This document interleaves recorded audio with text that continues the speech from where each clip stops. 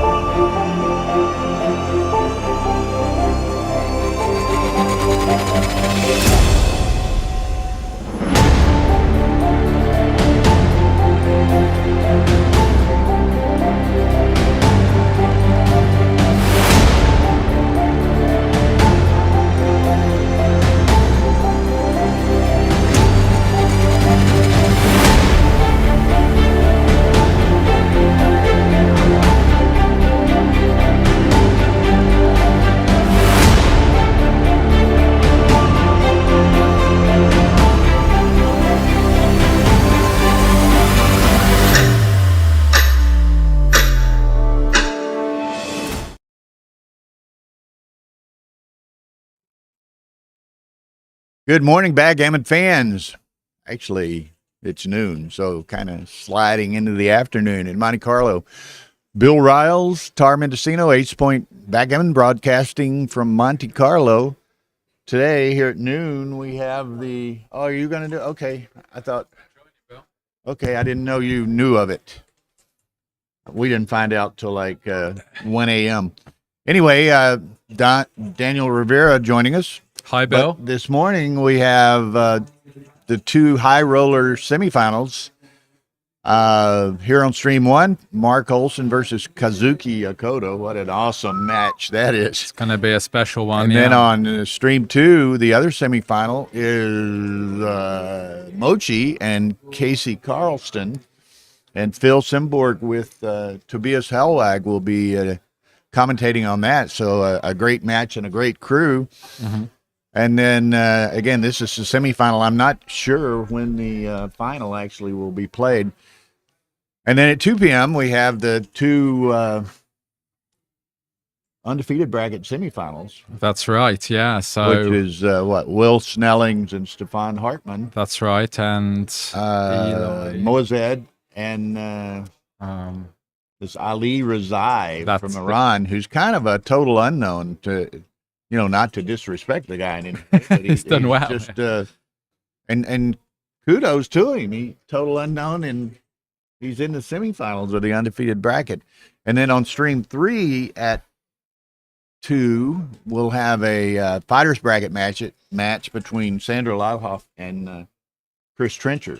Wow, so a big lineup today. Tom matches all throughout the day, and and now. Yeah, this match is pretty serious for the high roller because the winner gets into the money, right? Well, yeah. So it's wow, and this is some significant change.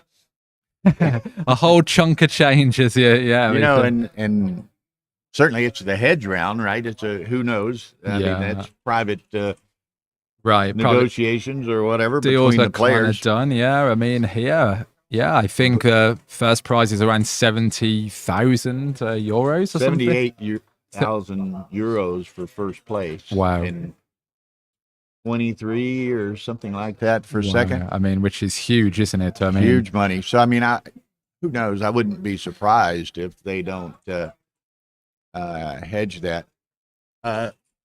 Keep them warm. So yeah, guys, you all know Mark well, of course, you know, the CEO of Galaxy. I mean, he's the guy behind the competition. And Kazuki Akoto is a super strong young Japanese player. You may have seen him play against Mochi in the UBC.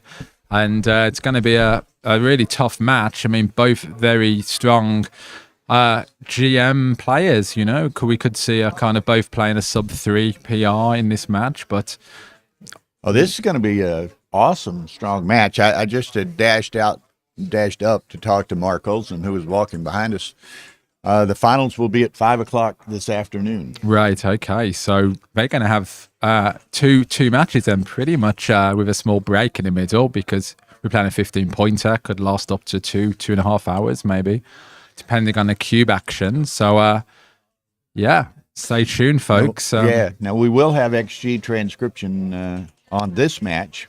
Okay, great. So that's kind of helpful for the audience. Helps us. Some of the audience likes it. Some don't like it. If you don't like it, don't look at it. Simple as that. Yeah. I mean, it's a great kind of learning tool, to see the correct plays. I mean, these are videos you can go back over after the match and, think about the plays and think about, which ones you might get wrong and, what the difference between the plays are. And certainly I took some pictures this morning, but I didn't. Kazuki and Olsen are pretty closely matched according to the bookmakers as well. Do you know what the odds are on this one, Bill? Is it? I don't recall. I thought I took a picture, but I didn't. Apparently, I mean it's all to play for, at this stage, and I've got some exciting. We're getting into the kind of the last stages of a tournament now, and I mean anything can happen. We've seen some really close calls, some DMP matches, some real swing rolls. Yeah, Mark minus 105, Kazuki minus 117. Carl James said he's looking at the odds. All right, so thank you. I think, Kazuki is one hell of a player, right? I don't know that Mark has a significant PR advantage on him. I mean, either could play approaching 2.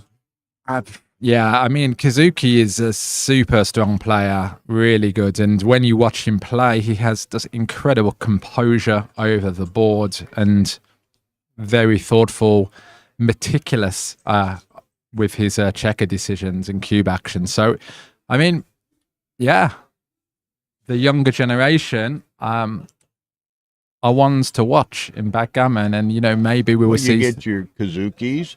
This guy that played in Stockholm, Kentaro Meisho, from Japan. Good. Yeah, I mean, Ollie's 21 years old. You got Ryan Ribello, 22. ZZ's 25. Ollie Squire. Reese Hodges. Hodges. Yeah, I mean, these are the future of backgammon. And who's to say we may see some more SGMs, coming up in the future. Certainly, the game's changing. People maybe are starting earlier. There's a whole new level of focus and a lot more resource. And everyone now, obviously, they play a lot online. They all study and play against and use XG in various fashions. Yeah. And, it's if you want. Just jump on if you want. Have we got 3 mics here? So we got Ryan who will come and join us as well. So triple threat. All right, the more the merrier. It's gonna be an exciting one.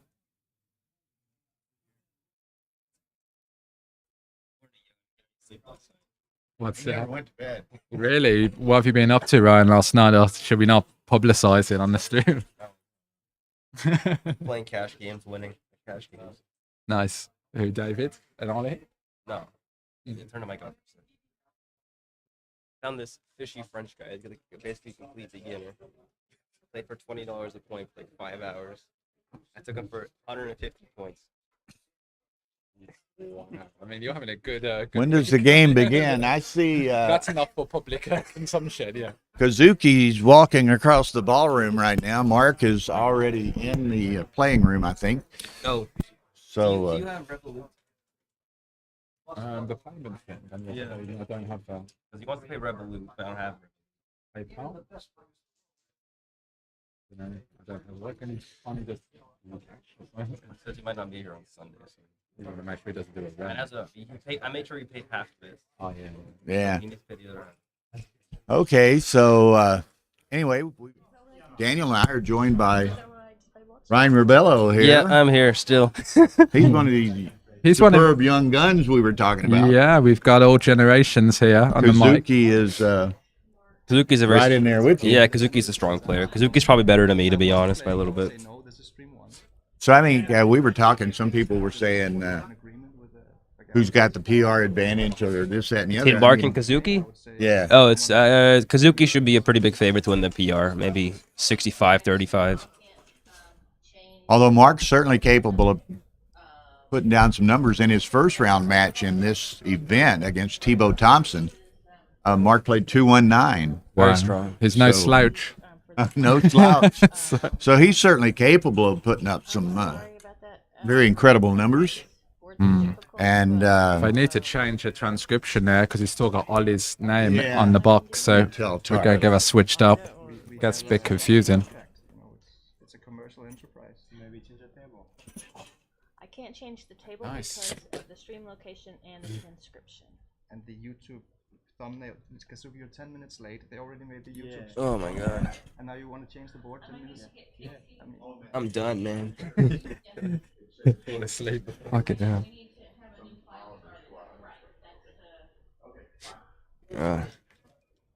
The cash games is much more profitable in these tournaments, to be honest. You found the right person. I mean, that's a good one. Has he run off now? He's gone into hiding. I think he's done for playing this. Probably. You didn't realise who you were. if in the tournament direction. Well, the guy did tell him. But I'm just saying, there's already a contract between the Rich guys, you know, far ways with their money. He's 10 minutes late and now he wants to change. I want to play in the sport, so the tournament director can make whatever decision. okay, she knows that. She says as soon as the transcriber sits down, they'll open a new file and they'll put We'll set it up. the correct names there. Olsen and Kazuki. So, Still waiting on this, the other match, Mochi and KC Carlston. No one's seen KC Carlston yet. I mean, yeah. Funny, Ardo was telling me last night in the first round of this tournament, the high roller, Carlston was considerably late, had 5 penalty points, and still yet won. So 5 penalty points. Wow, I don't that's know a who big he played. Let's see if disadvantage, I can yeah. Go back and find that. I don't know if I have. Quite a bit of equity loss, right? 5 points. Yeah, 20% 5 out of winning 15. It's pretty good. I don't know where I have that. Take so many So pictures the semi-final started at 2 p.m., right? Today. of the main. Of the main, yeah. And then they get a day off, don't they, before the final? I think it's like Yeah, a break. although the winner does. The loser drops back into the quarterfinals of the second chance. So to get back to the final, that person would have to play 3 matches on Saturday. So it's a huge, not only timing advantage to the winner, but the equity advantage is tremendous. Yeah, for sure. You know, one of them goes directly to the final, the other goes to the quarterfinals of the second chance. So they go back to the lot 8 lot. Yeah. Yeah. So, I mean, it's a huge swing. Wow. So if you win this, you're in the money, by the way. Yeah. That's In the, well, Will must be a big favourite against Stefan. Will's He's a pretty good favorite, and The main sponsor of the tournament. Mozet is a huge favorite against this Ryan. really, so we might see a like Wilcox Mozed final. Yeah, which would be pretty awesome. For the undefeated at least. And then you've yeah. got I mean, a number of. Now I do have this who's picture. in the fighters still? Who's coming That's through? what I do have that picture. We've still got Sander is alive. Kiko and Petco are alive. Yeah, I'm replacing Ada for Grandstedt, Riccone is in. Riccone, Sachs, DDA, Joe Russell. So I mean, there's a number of lot of top players still in the. a lot of strong players Still in the that hunt. made it. Just can't just be about luck, can it? Yeah. So, you know. Now they're talking about this board. This is a X22 commemorative type board. The pips and so forth are supposed to replicate the jacket cover of the original McGrill book. Yeah. You'll remember that was the design. Someone put up a picture of them side by side, I think in one of their forums, where you could see it's almost identical, you know, the checker color and everything. Yeah. So it's quite interesting. So all the commentators are in place and ready. Phil and Toby are chatting next door to us here, and Ryan and Daniel and myself are checking. At least our 2 players are here. There are 2 players. Olsen's here, but no one's seen Casey Carlston yet. And Kazuki is there. You can see wearing a t-shirt. It's at a Mickey Mouse T-shirt. All right. So Yeah. We got tickled at, Tanaka ended up winning the Swedish Open, and for several rounds, I don't know if he had multiple ones or just kept wearing the same T-shirt, but he had a green eggs and ham T-shirt that he wore to all of the matches. So we've got a good crowd awaiting. I saw Aviv, just the transcriber, just go into the room. So okay, he's getting that XG file ready. And once we kick off, it's a little bit unfortunate. They're starting a little late, and these undefeated semifinal matches are due to start at 2. So it's going to be it's going to be a bit of a knock-on because be a little tight. What's so surprising? We haven't seen any huge cubes, really, have we? In any, I mean, no. Have you seen an 8 cube yet in any? I don't match? think I've seen maybe I've seen a dropped 8, but it's pretty hard to get it to take the 8 cube in this game. Yeah. All right, let's get ready to go now. So let's. Is there going to be a XG transcription of this one, Phil? Yes. Okay. All right. So we're getting cranked up here. Mark's putting in his earplugs. They're playing in wants the the choir clock room up on the side. This is a Tempest clock, which is kind of a toggle thing using an iPhone with an app on it. And all right. And we're off. All right. Charges in.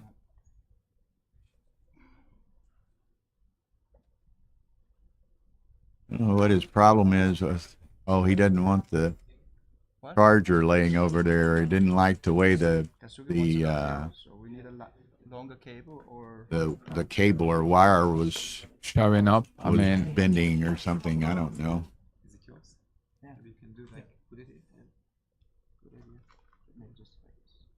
Okay, I guess he didn't want.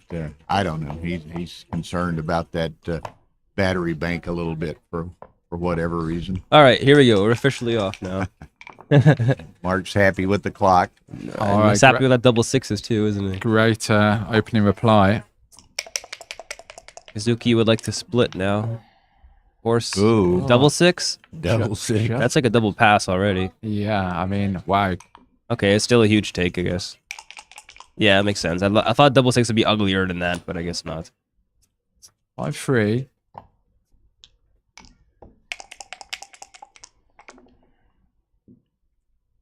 All right.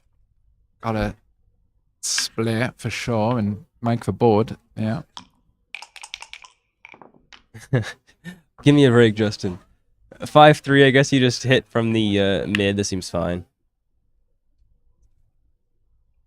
Yeah, hit on the 5, blotting boards. Man, you're getting stick already, Ryan. This give me a good one, folks. All right, so now we're going to see some cube action. Oh, he got him back. Nice. Not after the hit, yeah, and then, you just lift, right? Does he? No, I don't think he lifts, does he? 24, 23? I think you lift. No, XG wants him to lift, but... I mean, how else do you play the one? I mean, so the merits for a lift here is obviously you just don't want to get hit back. You better just let him come in naturally, and then you make the anchor without getting hit back, right? You're already ahead 20 pips in the race. You want to sort of consolidate that. 3-2. Wow, poor roll. 3-2. Must step up, and then where's the 2? That seems just fine. Down. Yeah, okay. 5-1 obviously hits off the 5. It's a good roll from Mark, actually.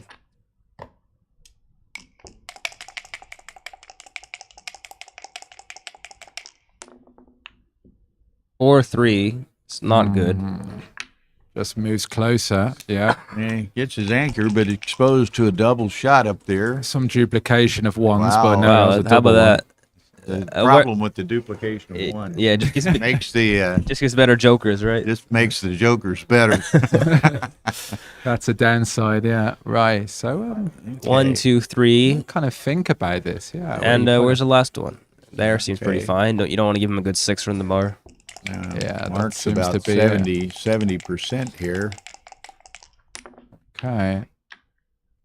And Okay. Yeah. I believe this will be a double now. yeah, I'd say Question is whether Kazuki can still take this.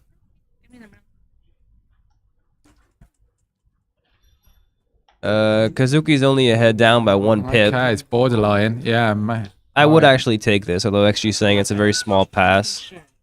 You still only down 1 pip. You have the 21 point. That's enough for me to try to play this out to just the having end. those checkers though pretty deep on the 2 and 3 point is not that favourable. I mean, The biggest problem here is Kazuki's going to be forced off his midpoint pretty soon if he can't enter with a 4 soon. right. So that's going yeah. to create some extra gammons, which was what makes this a pass. But let's see if Kazuki can see that and is willing to let this one go. Okay, I Mark's kinda would- pondering it long and hard here, but Man. there it comes. Good cube. Kazuki That was playing on an this. easier double than it is. The pass take Take decision, pass is decision. tough. Yeah. He Okay, takes he it. takes it in. He got the anchor, so Fair enough. He enters quickly. Well, Double six just brings a bunch of guys around, I do believe. Yeah, just. All right, to the 8 into a 5. 8. Yeah. Just tidies up a bit. That's better than just coming down with the last guy because you want to create some sort of contact with the midpoint, right? That's stripped. You don't want to let him just break it naturally. That's why this play is a slight mistake. The other play duplicates a 4 here. They just leave a 4. I think it's less about that and more about just keeping as much maximum contact from the Kazuki stripped midpoint as you Yeah. can. All right. 28, 20. 2, 7 to 1. I mean, you can make the board. It's not that far off. Yeah.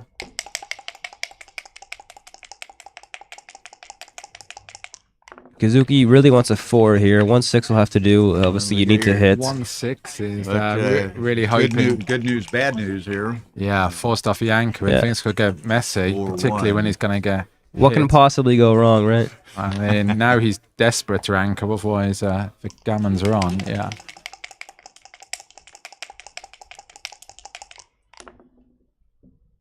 Two one. You need to hit this guy. You can't let him have his full roll to make the 4 point. Yeah.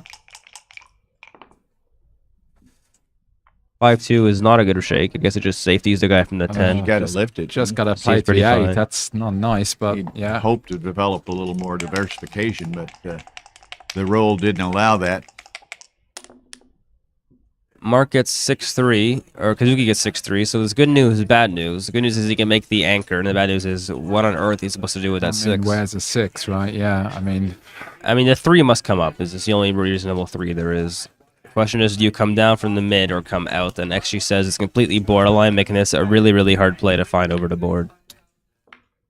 This is definitely a mistake, Code, because you need to step up at least with one guy. Oh, but XG likes it. No, it doesn't. It's saying it's about almost a blunder display. all right, 4-2. 4-2, Yeah. you're going to hit, and you're going to just come in. Get a bit of more covering numbers. Yeah. Played for 6. All There's right. a lot of pressure on Kazuki here to roll a 4, or else he's getting crushed.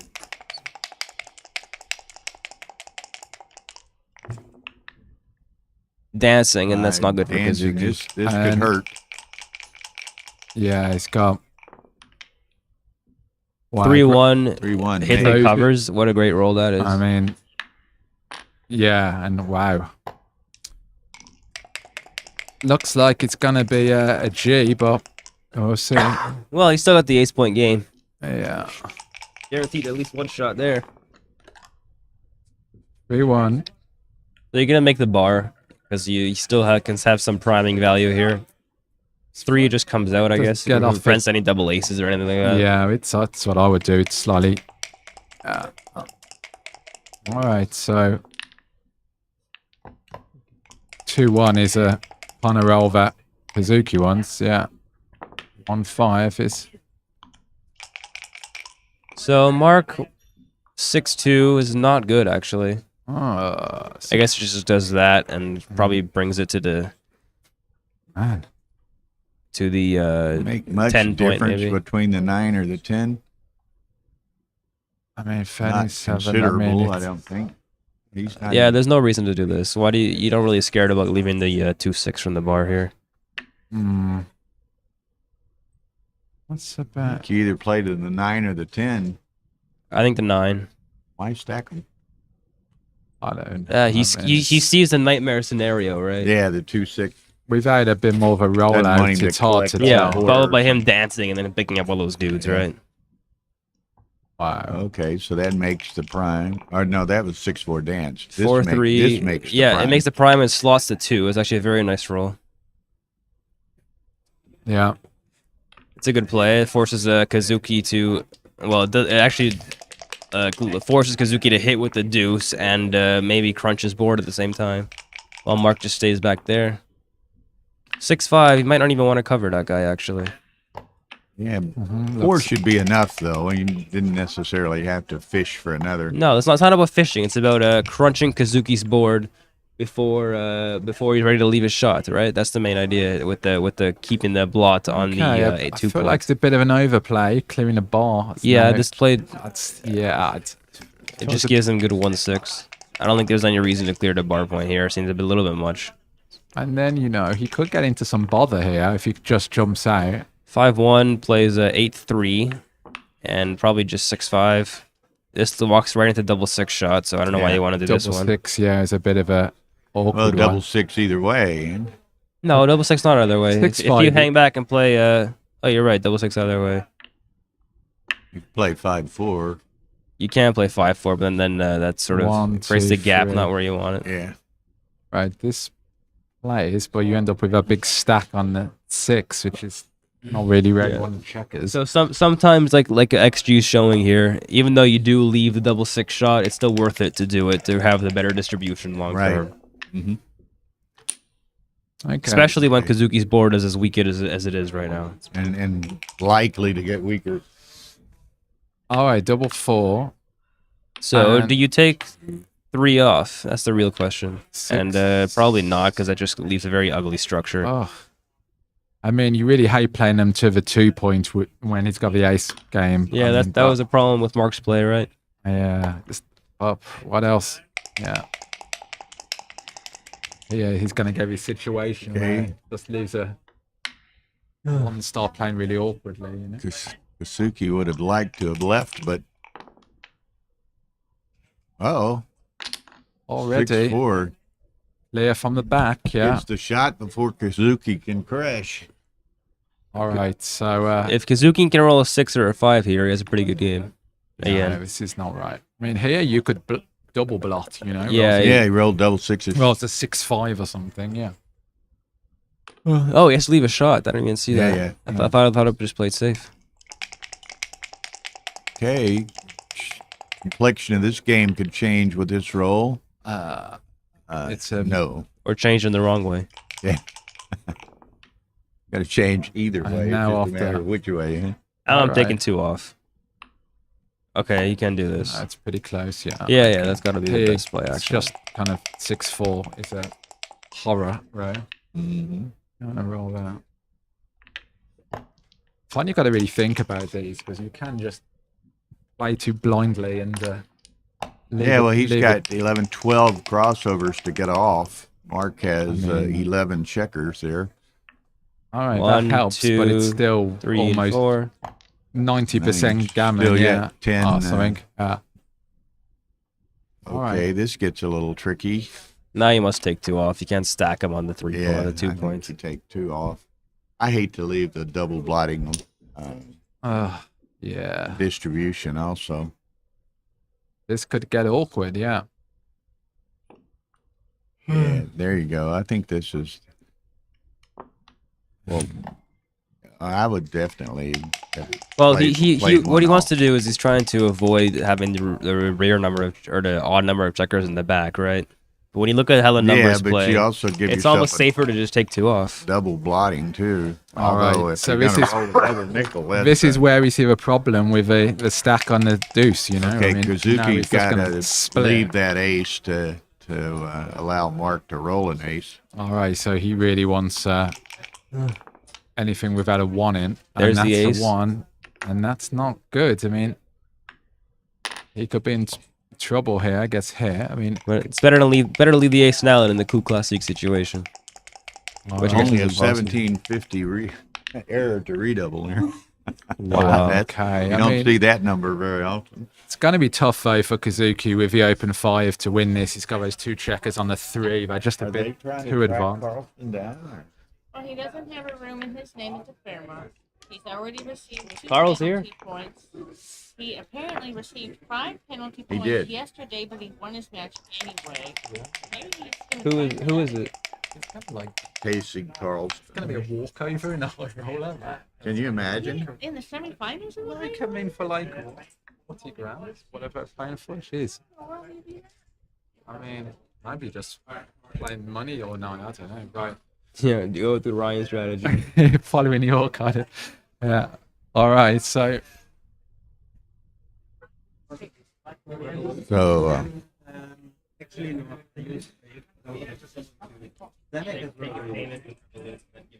okay, so to try to save the G, Kazuki buttons up those 2. 6-1 around. But I got half. Okay, that's 9 to hit. Gets the 9. Look at here. Nice shot.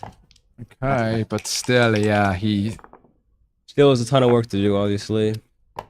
It's got to hit and remake for 5. I mean, it's not going to be easy. The Yeah. primary task is to beat the G. Not a single blunder from either player. Yeah. Yeah. Not yet. I mean, it's not Okay. yet. 16 to 14 seems fine here. Or 15 to 14, sorry. 13-8, 13-12. I mean, what Yeah, does that do? got to move that up to take away the double 5 hitter. Double 5. Oh, I that's mean, why you want to stay there, actually. I think you want to get hit by Maybe. double 5. Because it's so Maybe. good. Yeah.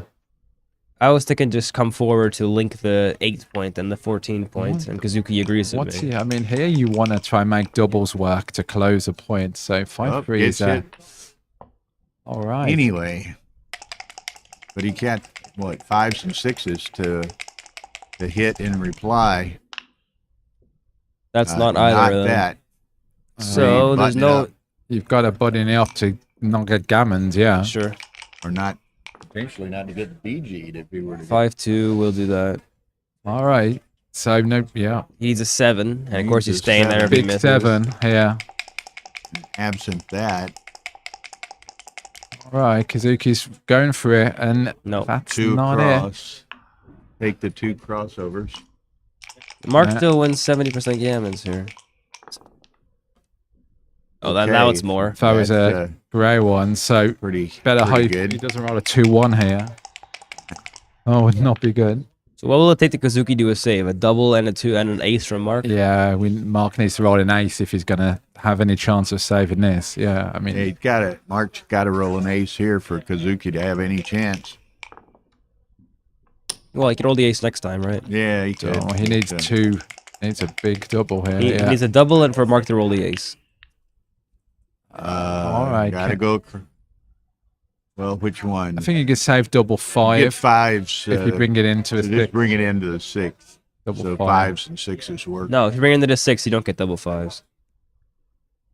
Well, Yeah, you do. How? yeah, 2. Oh, you're right. Sorry. Okay. So I think that's the play. I'm dreaming. 5s and 6s Guess work. sleep. Look. Oh, my. Wrong guy got the 6s from Kazuki's Yeah, perspective. that's a gammon for Mark. He's feeling So, good about this start. 15-point match. Happy with a 4-point lead for sure. Yeah, I just advised Arda that there was no Carlston. And Arthur's not happy. But, right. What's he playing in, Carlston? Huh? What's he playing in? The high roller semifinal. He's not there? No. Jesus. I wish he was my opponent. Be nice to get a walkover in the semis of the high roller. I mean, blimey, what a kind of buy that is, you know? I mean, like, You think Mochi's terribly upset sitting there by himself? yeah. I doubt it. I mean, in any edge, you know, like, God, wow. I mean, not that he needs one, but, you know, so. All right, just, oh, yeah, okay, it's fine, you know. It's pretty close, making a 9 over 4. I mean, Yeah, this play seems a reasonable idea. The 8-point has less value than the usually does with the 2-point made. yeah, the 8 and 2 together are pretty, not great combo.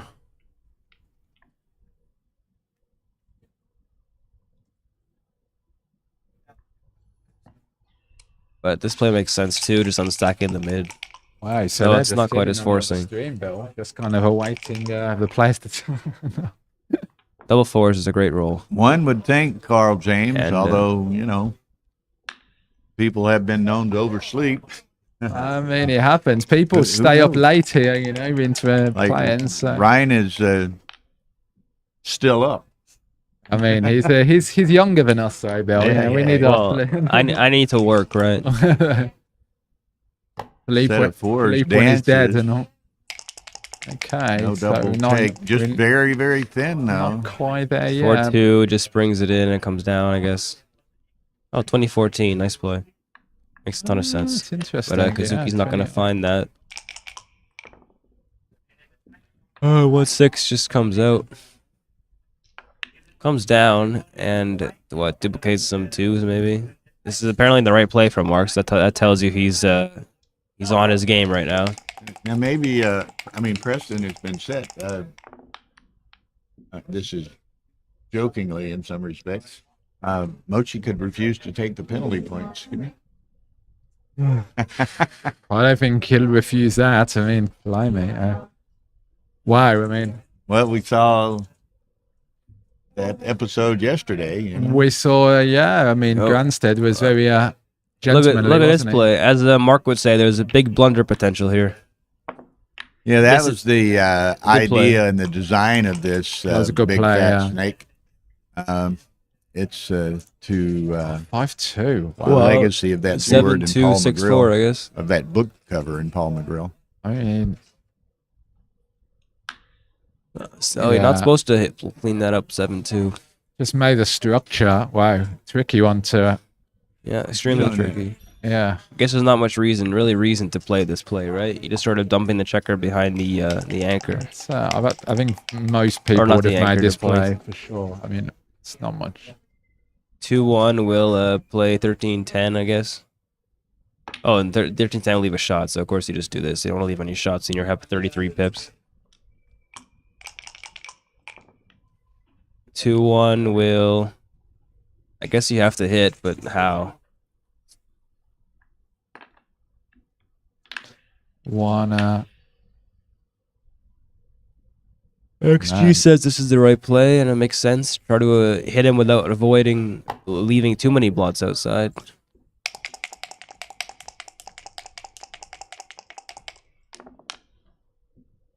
(5-3) will hit and come down, I guess. Lack of anything really better to do there. 10. Okay. 5-6 comes out to the... Oh, look at this play. That's not something I can find, although... Now...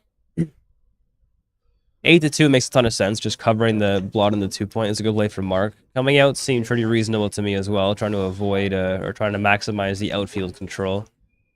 But XG says this is coming out would be a little bit too big and leave red too many hitting and pointing numbers. Well, not that, just sort of... If he attacks white on the ace point, he can pick up the checker very easily, whereas not so easily if he just covers the 2-point.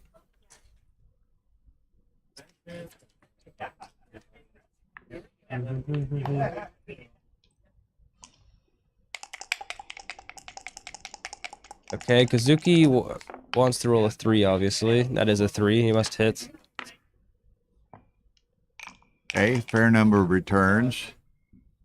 Not with a dancing pair of sixes, though. And the cube must come, and actually says this is just a big pass. Not Yeah. extremely thin, but it is a cube. That's Well, a good. it's a huge drop because it's almost too good. Yeah, it's. I mean, you're just too far down. I mean, yeah, 65 pips is a bit too much. Mark's tempted by the take here. The reason being he Well, still Mark, has the if anchor. nothing else, is thorough. You know, I he's not gonna mean, make a yeah. knee-jerk reaction. He's gonna. I think once you count it, you're going to realize you've got a match lead. You just let this one go. Yeah. So, I mean, that is a big pass. Yeah. I mean, just, how do you win? I mean, from here. I mean, I'm surprised you've even got 30%.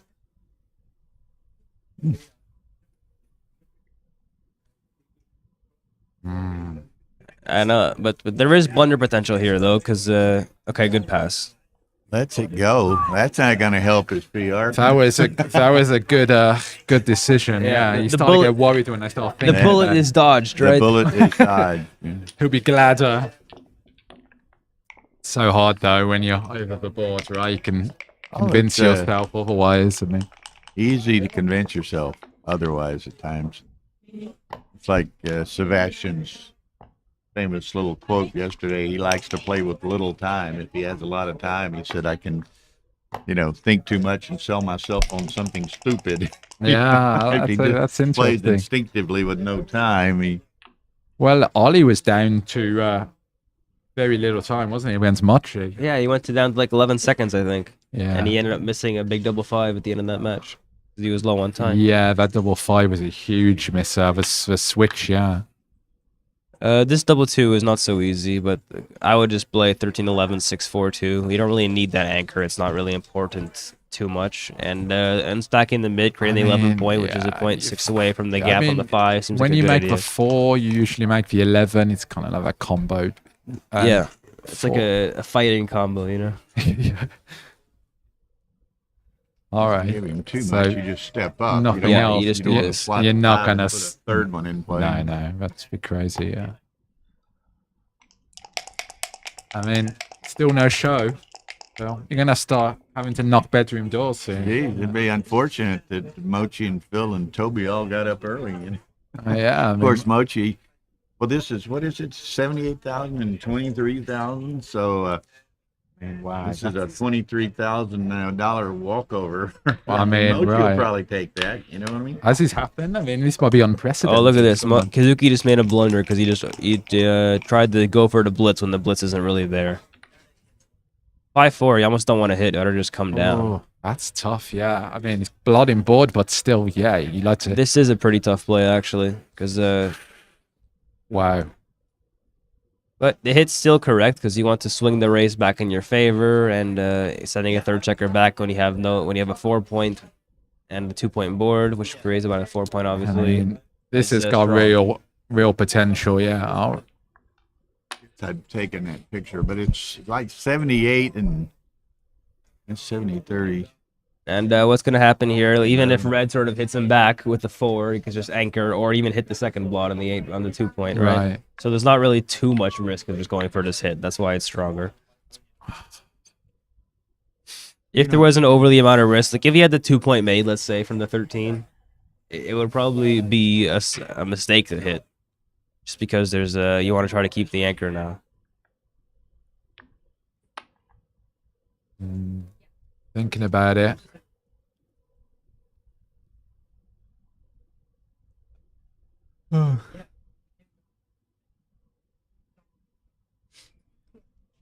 You're also not ahead enough in the score.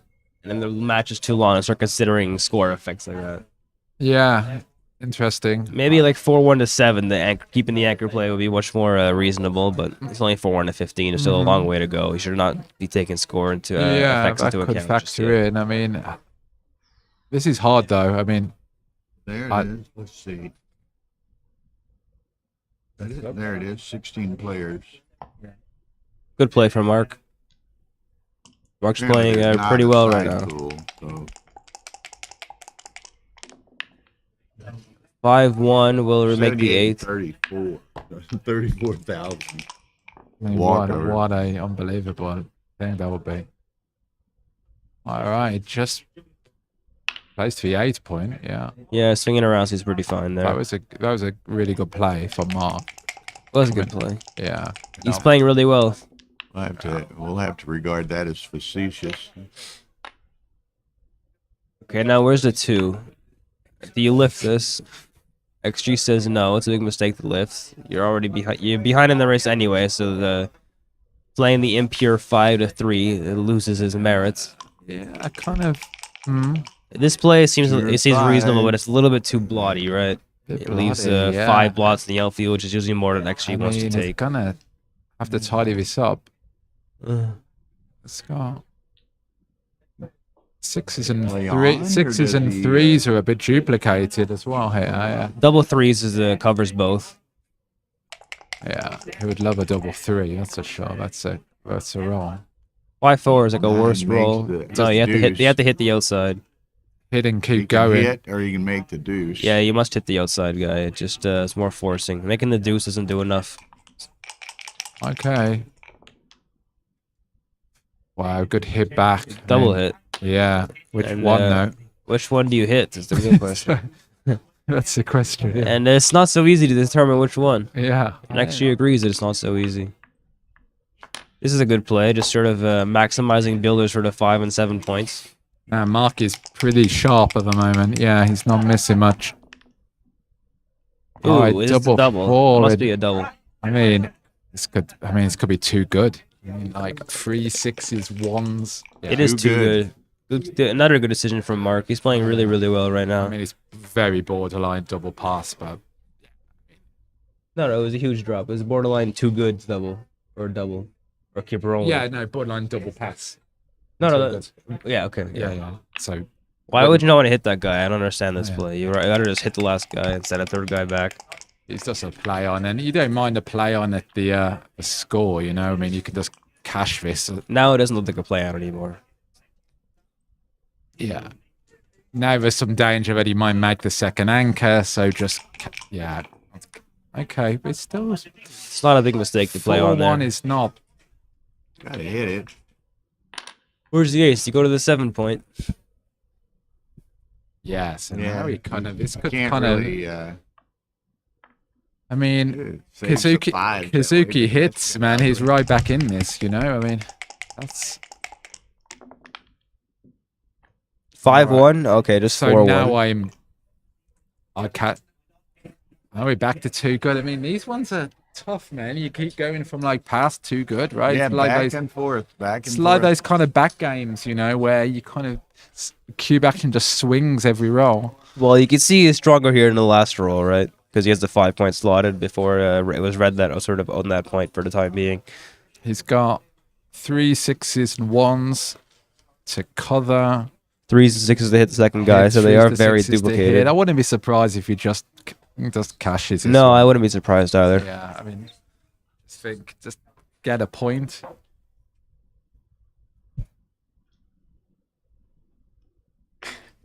Yeah, there you go. So I mean, Kazuki's not gonna No, there's no way. take this. Is Can't not I'd give him a 1% shot of taking this. yeah. If an alien Okay. sort of came At down. 5 minutes till Carlston will have forfeited.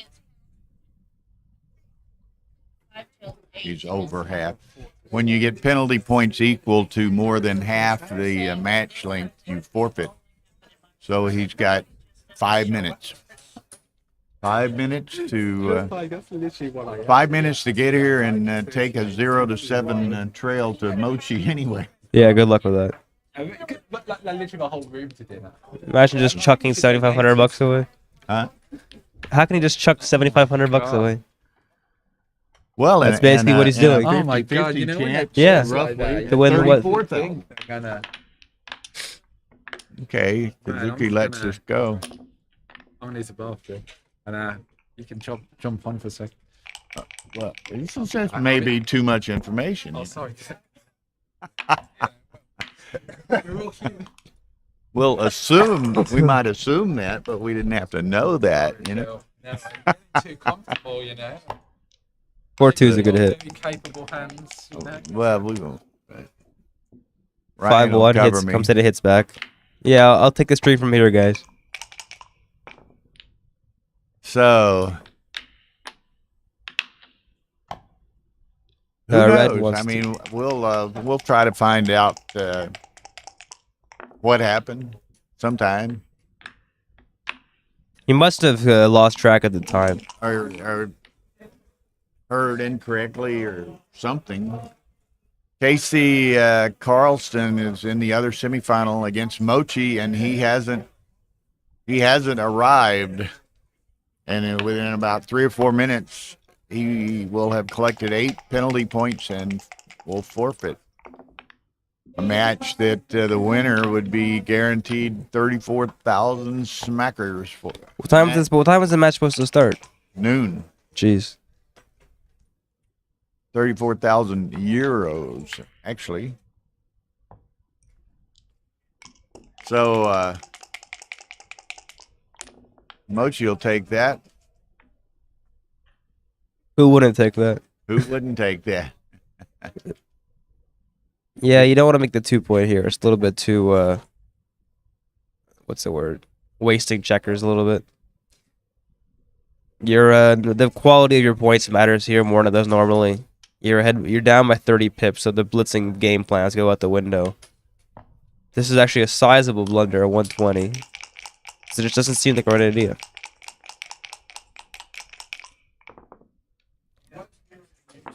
Five, 6, probably plays 13-7. You don't want to play 8-2, even though it leaves Peter more Jarvis, shots. hello. That is him, Big Fat Snake.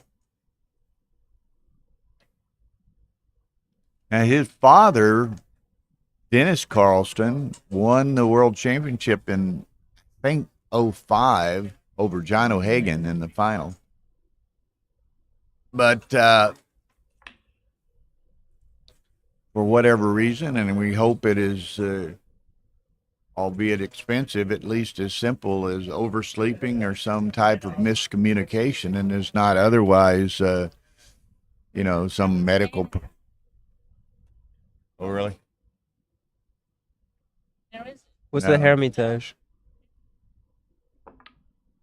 Yeah, Tara's telling me they've discovered that he's staying at the Hermitage, which apparently is considerably more expensive than the Fairmont, and the Fairmont is not a Motel 6.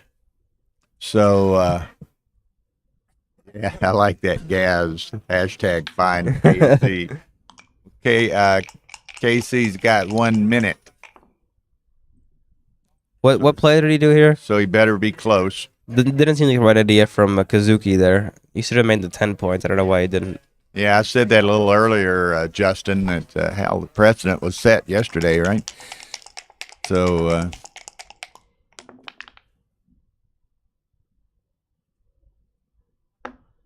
5 and just 2 comes in.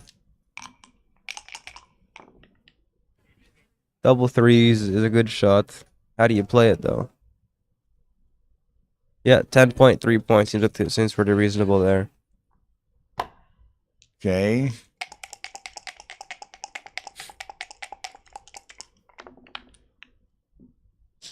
No ace from Kazuki.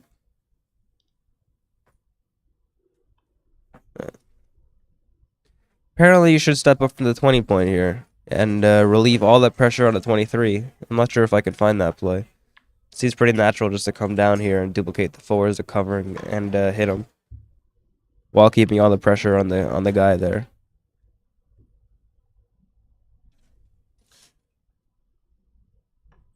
Okay. That's a good play from Kazuki. Yeah, that, like I said, that's a tough find. 4-3. Well, lack of anything better to do means he just play 8-4, 6-3. Or 8-1. This also seems pretty fine.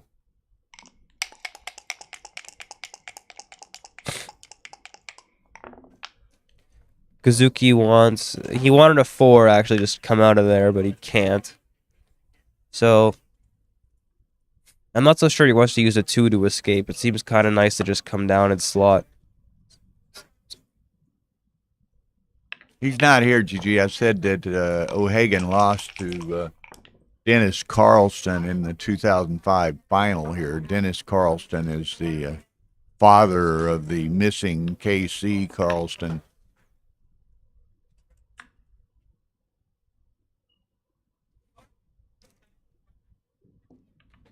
This clearing play was actually a nice play. Huh?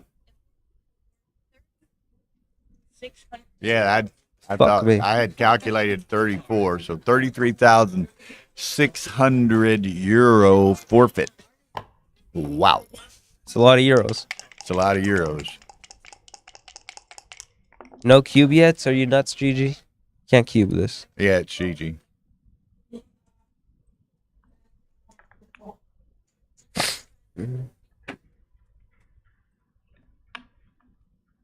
So Well, congratulations to Mochi. Might You had be the easiest match of his life. easiest win he's ever had, and for the most money. No kidding. Isn't it nice to be the Mochi man? Yeah, an official forfeit. How amazing is that? And that's after the guy was late to the first round and got 5 penalty points. And still won. And still won. You would think it would be, burned into his mind after that, but This is just not not the idea. You don't need to break the 20-point here, and I understand you're scared of getting trapped back there, but they have a better alternative of making a 3-point, creating some better board inside before you try to run out from the back. And if you do this play, why don't you just cover?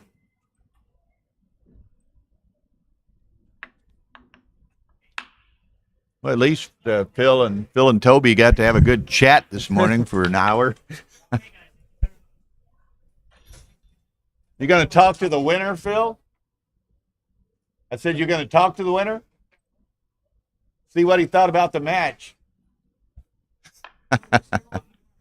0.00. Marin Pretty Rose. impressive. Mochi won his semifinal in the high roller on a forfeit. Casey Carlston didn't show. 33,600 euro. Okay, this is a fine play. Much better than running Semifinal. up from the 20s, by the way. That's According to just the bots. stunning. 4-2 must hit, of course, and probably just come out again.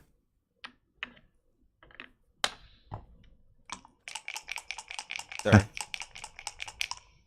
Yeah, the resign error must be a 1,000 million blunder. The biggest blunder I've ever seen. That resign error was. Yeah, I like that. That's funny, Justin.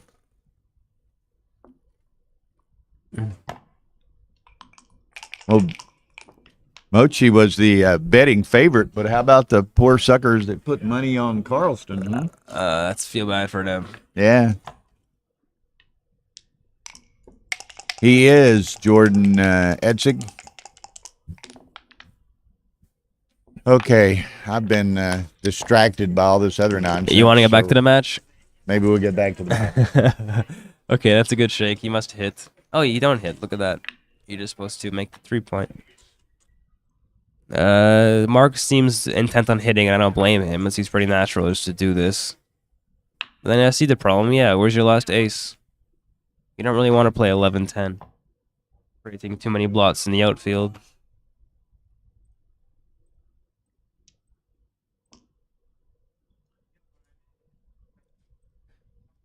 Kazuki is perfectly right for thinking about this cube, because it is actually a small double based on the volatility off this roll. And trailing 5-1. Yeah, if the scores are reversed, this can never be a cube. But because you're trailing, you're trying to sort of capitalize off a volatile position to get back into the match. Yes. 33 grand. 33,600 euro walkover. That must be a record. Phil's interviewing the winner. He'd be very pleased. Discussing the match. Mochi played 0.00. I think that's the first time a 15-point match has been played to a 0. Yeah. Good cube from Kazuki. Nice cube. Good cube. There's the take. Wow. Pretty easy. Yeah, Wow. pretty wild, though. I mean, This is that kind of happened before. has the that. potential of leaving a mark here. No pun intended.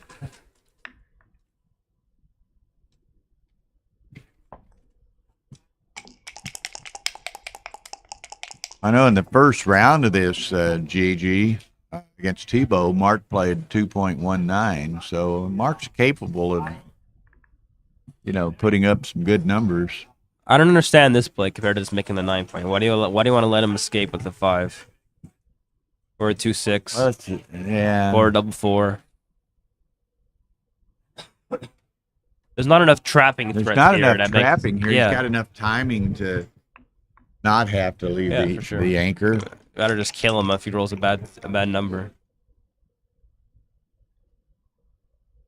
No, Mochi plays the winner of this match in the final.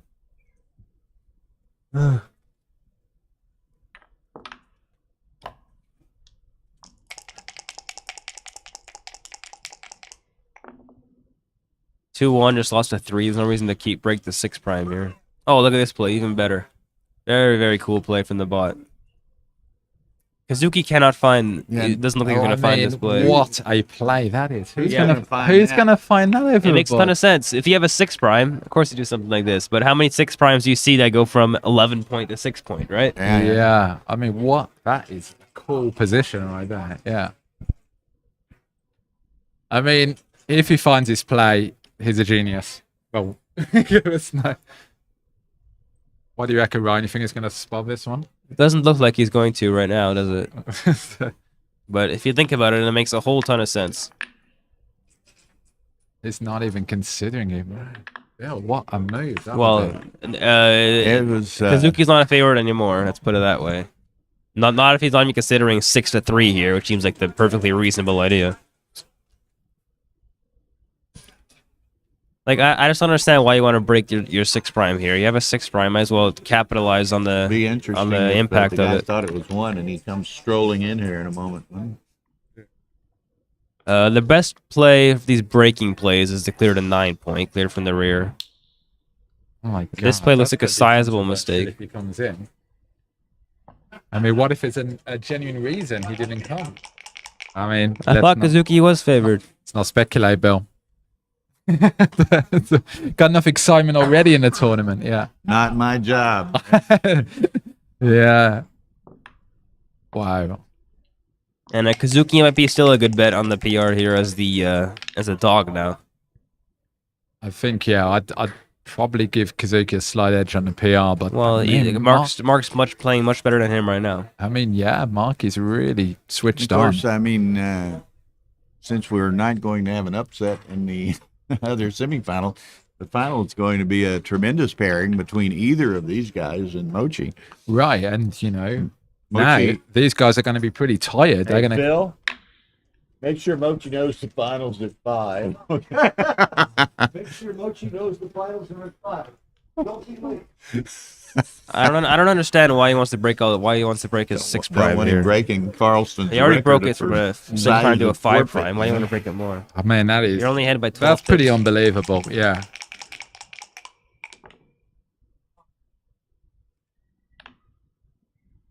Deuce, no real choice there. Wow. I'm just. Anyway, back to it. Double 3. I guess you make the 3 Make and the the 3. and the 4 maybe.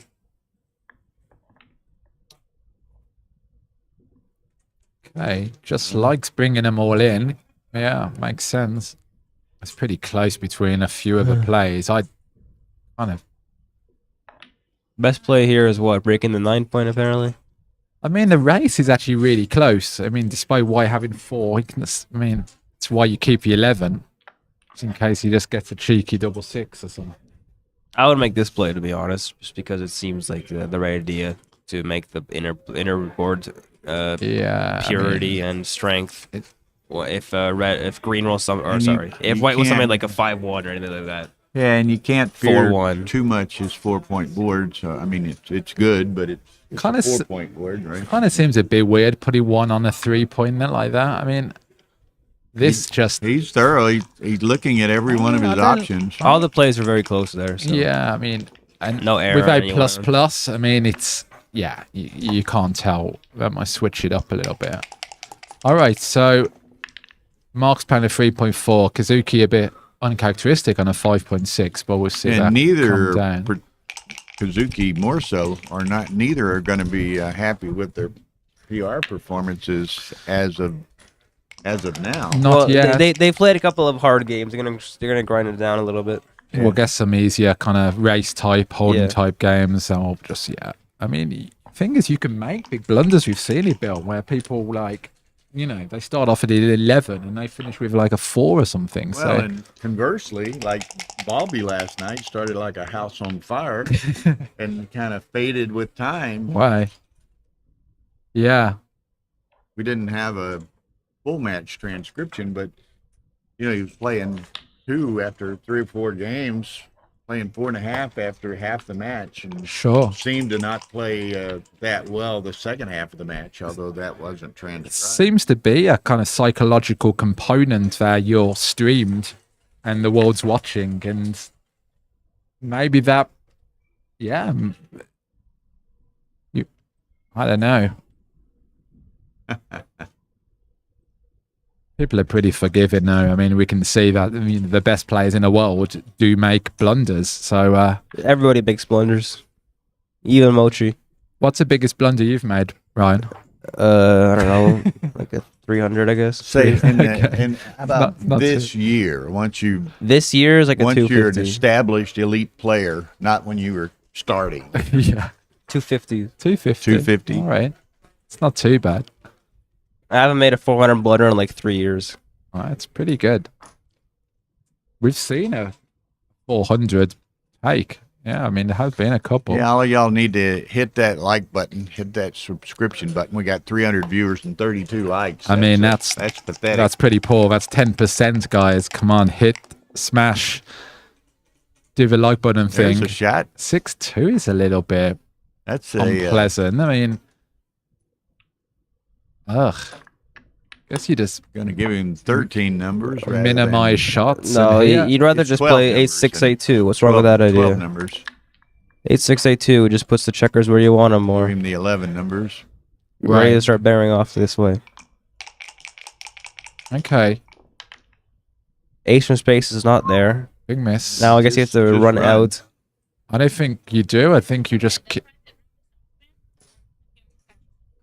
Thank you so much. I appreciate that. Anyway, I appreciate you. That's what I say, right? It's not a Canadian thing. thought he was supposed to be here at 5. He's on the way. Uh-oh. This might be some drama when he I don't want to miss this. Tara, get the camera on your shoulder and let's see this one. I mean, I understand. wow. I don't know if y'all could hear it. Tara said they finally Someone caught up protect. with What's much caught gonna up with do Casey with this? Carlston, and he understood that he was to play at 5. And Someone get some security around here, and they need to protect Rory and Arda. I feel scared for I them. feel like it's gonna blow in here, guys. We'll get back to you with any yeah, developments. might want to lay low when he I'll just go and put my, flak jacket on. yeah, that's it. got a Go kind of combat helmet. got a combat helmet. Yeah, I mean, Yeah, I had to make the play Mark's about to here. It seems like the wrong idea to do is bury more checkers when you're trying to win a race. Okay. yeah. So how do you play this? I think Take the cue I from just- Mike Horry. When was that? I just run. Oh yeah, that's right. Nice one, Carl. Oh, they want him to stay. I mean, like in a Not gonna serious get match, gammoned. not in joking around chouettes, but sure, if you want to call it that. I mean, I guess what's the benefit of staying? I guess things like fours. Yeah, it was and, pretty bad. Just some fours are kind of. But I've won that game, remember? Yeah, that's my play, but how big an error? 0-1. They were very thin either way. I don't know why you wouldn't do that. 5-2 makes the ace.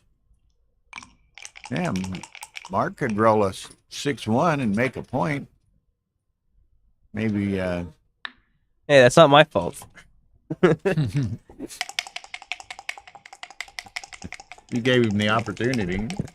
I gave him the opportunity to miss a triple shot, and you rolled to miss the triple shot. Okay, pick and pass by Kazuki. Comes in. That's not too. Can roll ace deuce or double aces We and got Gigi in the chat. have a little problem. Well, 5-1. I think Okay, your so- call I worked there, Bill. We got 64 likes now. That's doubled the initial Yeah.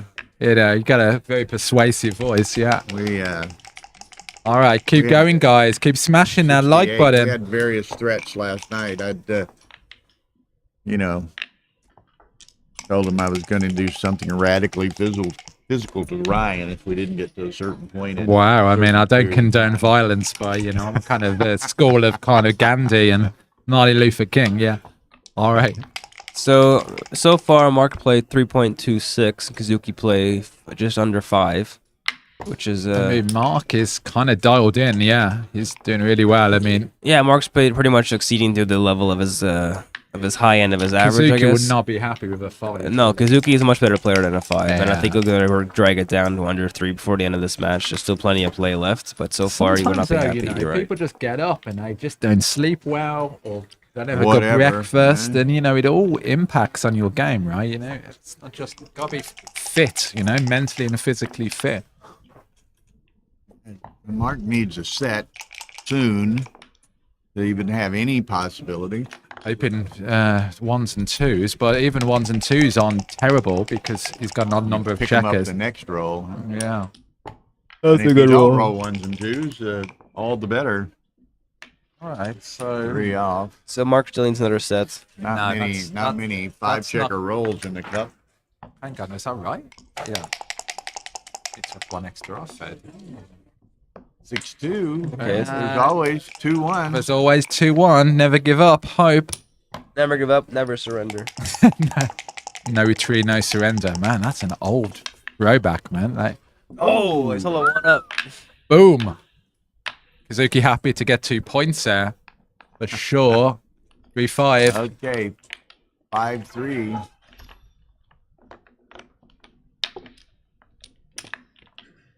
Okay. Oh, there he is there. Is that him? Yeah, he's there.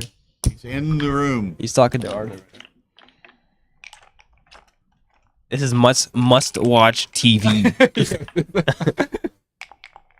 What is it's going down? Gotta behave ourselves. Wow, you just can't. This is, how do you even do in this situation? I mean, decisions have kind of been made. right? Okay. Yeah, but you feel for the guy. I thought it was at 5, right? Yeah, I mean, you got to feel for the guy. But, you know, Well, you know, you miss a train, then the train company doesn't refund you. You know, it's yeah, I mean, Yeah. Arta, there's nothing Arta can do. I mean, that is a real It's Tough up there on one. the bracket as plain as day. 1,200. And I mean, people made concerted efforts to get hold of him, right? I mean, Yeah, they were calling everywhere. I think so- it's reasonable to refund him the entry fee, I don't know. but it's not up, it's not up to me Who in do the you end. take the entry fee from? Yeah, and Mochi's not gonna reverse a decision. I doubt it, but wow, tough one. It's not up to me, right? Tell him happy. Only thing he knew is give him the points back and start again. I don't know whether. I mean, wow. That's a joke, obviously. You know, referring to yesterday, right? All right. So wait, you just out of luck because I mean, I'm not keeping up, Bill, this morning. he yeah. didn't realize the match is now and thought it was at 5. I don't know. I mean, like I Yeah. said, you got to feel for this guy. Oh, I mean, Jesus Christ. It's-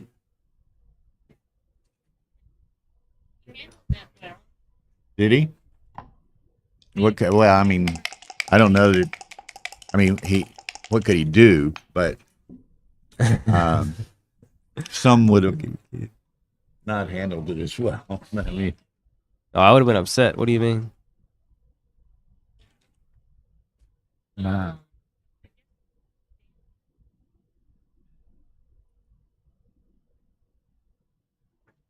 well, again, Wilcox and Hartman are supposed to be on stream 1. Stream 1 is currently busy. Are supposed to be on 1, and then You may just, Moazed and this Ali Razai guy are supposed to be on 2, and Sander and Trencher are supposed to be on 3. Undefeated. They started 2, yes. Now it's a question of, is this match going to be finished? I mean, that's pretty unlikely. And also, Mark tells me that the final of the high roller is at 5 p.m. Sorry. Yeah, what's happening here? We're so distracted. No one knows what's going on in the match. She did not say that. Apparently, for whatever reason, Casey Carlston thought the match was at 5 p.m. Man, So he didn't- reporting live. He didn't oversleep.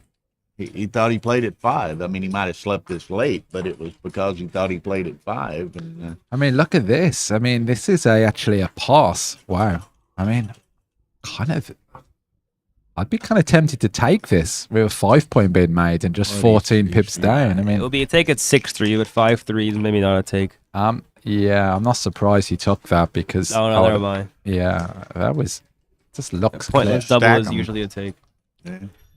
I guess because you're not seeing daylight, right? You're kind of a bit Yeah. too stuck back. And by the way, Kazuki made a blunder before that cube action with the 4-1. If he made the best play, it would actually be a very easy take. 4-2 makes a point. Get out of there. Who drew the flies? Did you? Who brought the flies in? Yeah, Lord of the Flies. Lord of the Flies. I mean, it's pretty. Yeah, borderline. Doesn't really make much difference. True. Maybe he thought he was already in the finals considering he was playing Mochi.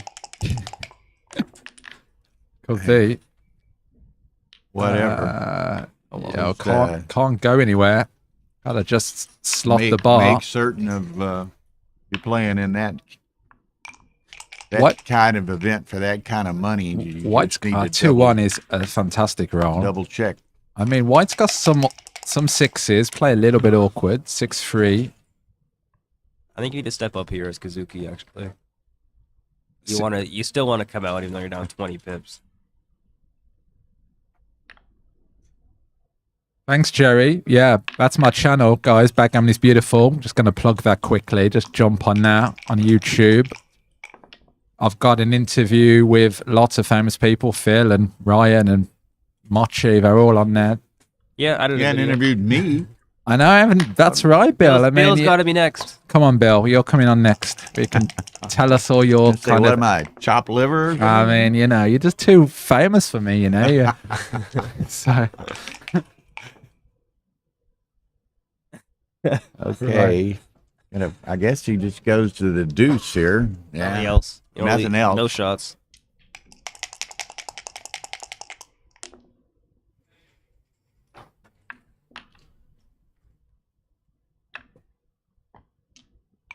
Uh, 6-2, he can come down. No exposure. Okay, so Kazuki's playing 6 now? Jeez. Yeah, that's Must have been a very sizable mistake of that 4-1. so uncharacteristic for Kazuki. I mean, Kazuki is 6-5. I mean, this is He's pretty regarded as one of awkward. the- I yeah, mean, but what else are you going to do, very you know? best players, and I mean, that is so yucky playing for 2-point. But yeah, you're definitely not leaving any shots here. I mean, wow. But yeah, you can't leave a shot you- against a 6 prime, so Right. you just have to. you hate it, but it's not a beauty contest. Exactly right. I mean, still, I mean, what's going to blot here? Have you got some And there are 6-4? some ugly rolls in the 6-4 is cup, quite good, actually. For the next roll. 6-5. 6-5. Stacks him up again. Yeah, I mean, Stack him. Stack them up high, it'll Stack look like it away. the Burj Khalifa on the 2-point. I mean, you see some funny old structures in this, yeah, but I mean, Mark's all about that, isn't he? The kind of his concepts and purity and robustness and safety. It's all there. Well, safety is the first priority here. That's I mean, he'll don't- take and only that. priority. I mean, double 4 He'll take arguably is Wow, what a the joker that best is. roll. I think Absolutely. that must be the best roll, That's, right? that's a huge joker. And now he can just unload the 2-point, maybe. I mean, You still got to be wary about leaving shots. this is just what? Yeah. I mean, this is a kind of No, it's just- clear there's play, No, you just no make- option here. I mean, what a roll that was. I mean, But talk about super jokers, eh? yeah, that. And I mean, yeah, I mean, would you hit off a front with aces here and potentially get counter primed? I mean, no. All right, so.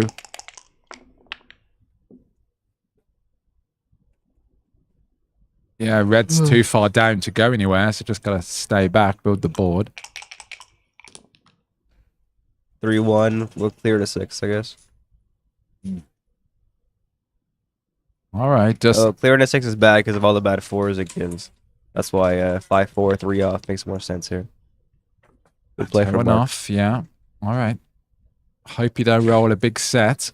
These better off decisions can sometimes be very tricky. But this play I would not do just because I don't want to put 5 checkers in a 2-point. Doesn't seem like the right idea. Rarely is. Going for the numbers. 370 people. That's not bad, Bill. Up to 98, but we ought to be at least to 200 by 130. So all you people hit the like button. Keep us happy. Keep Bill happy. He's working hard here. Yeah, look how many bad 4s this leaves. Gotta see the That's why that's the mistake. Performance incentives in my contract. Too many shots. Exactly. You get. Right. 6-4 gets rewarded for not doing the clear to 6-point play. 6-4 works, yeah, and makes a board and 2-1. Must take the checker off the 2 points. 5 checkers there, you must take at least one. And just to the 4. Yeah, that's it. Some vulnerability, but you can't avoid it. No, you can't avoid it. And if Kazuki rolls a 6, he has to leave anyway.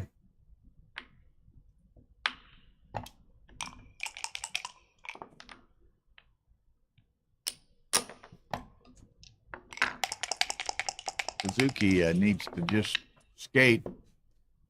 Skate he does. So gonna Boom, be boom, boom, boom. And now he's single got game 2-pointer. less than 1% winning chances.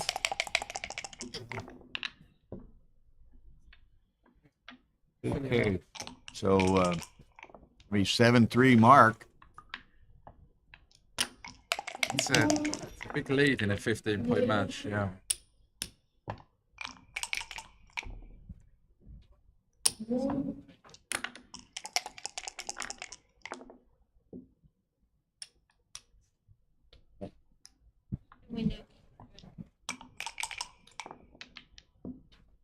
We're taking a break now. No, okay. All right, nothing much to say here. Looks really clear. The mark's gonna go to 7-3. Okay, nice. 8 away, 12 away. Mark's must be feeling pretty good about himself. Nice. She's that PR. Yeah, Mark seems to, playing better. Under pressure. Under pressure, making the right decisions, but maintaining a lead. Kazuki on the back foot. All right, so double 3. And double 1. Do any BG? I'm sure some BG players tilt. Yeah, definitely. All right, splitting it from the back. Raising the 8-point. Yeah, Kazuki wants to hit that guy. 2-2 is a great roll, and you do not switch. This is not a switch. This is the 11 and 4, and then start thinking about the cube. The switch is where he comes out after this with the 6-2 from the 5-3. 2-6, and is this this a cube? Yes, it is a cube. You're on 7-3. Okay. I think you've just got a Phil Hellmuth of BG. I mean, this looks like a cube, yeah. Score. Is there, Phil? I mean, there's not really. I mean, I know some, but not at the elite level. All right, look at that. Borderline pass already. I mean, at the score, it becomes a pretty, pass. And what do you do here? Are you going to overplay your position and go for 13-2? You're just going to run. Running must win him far more games. I mean, this must be because the cube's turned. I mean, you send to the cube, and then it's going to be something different. Petco did not play in this high roller event. He's playing in the main event, obviously, and he's playing in the Super Jackpot, which begins at 10 p.m. tonight. He's playing in the he's still alive in the main tournament. He's in the second chance, plays Kiko Yozawa at 2 p.m. in the second chance. So looks like a take now with 5-point Oh, made. it's a huge take. Might not Yeah. even be a double now. 6-1, maybe hits twice. Yeah, I love that. Yeah, that's a great play. Yeah, activate the gammon. No, why do you want to make the bar? What does the bar point accomplish to you that the 8-2, Just 2-1 whack does not? whack. I mean, this is just too passive. Yeah, that's Kazuki's making some really uncharacteristic I'm mistakes. kinda right surprised now. by Yeah, me that. too. I That mean, that seemed yeah. like not a very hard play to find. And look what would have happened. Double I 4, mean- and the guy's done. I mean, Kazuki, Yeah. I think needs to take a break and just Regroup. regroup. You know, come and We have seen this from Kazuki before, by the way, where sometimes he's like sick or he's not feeling his best, and he ends up playing this level of play. yeah. Last time I've seen it was the final of the Marbella UBC a couple of years ago in 2021 or 2020, when he played really, really well the entire tournament. Suddenly, in the last final day, he just didn't have it anymore and couldn't have keep any up. more steam. He ran out. Yeah. I mean, you know, they're all human. You know. I don't understand why you don't want to make the 2-point here. 2-point here is the way to go for sure. I understand you're leaving 4 blots, but what are you gonna do? Clean up and step up? That can't be right. This just looks like so passive. I mean, yeah, if it's just. I mean, like, I don't know. It just looks a bit awkward. I mean,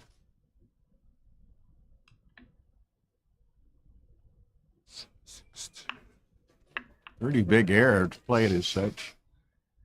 Yeah, it's too stiff. You just want to create the best board you can right now. he's kind of got that kind of You wanna instinct. create the best board and dissuade Kazuki from,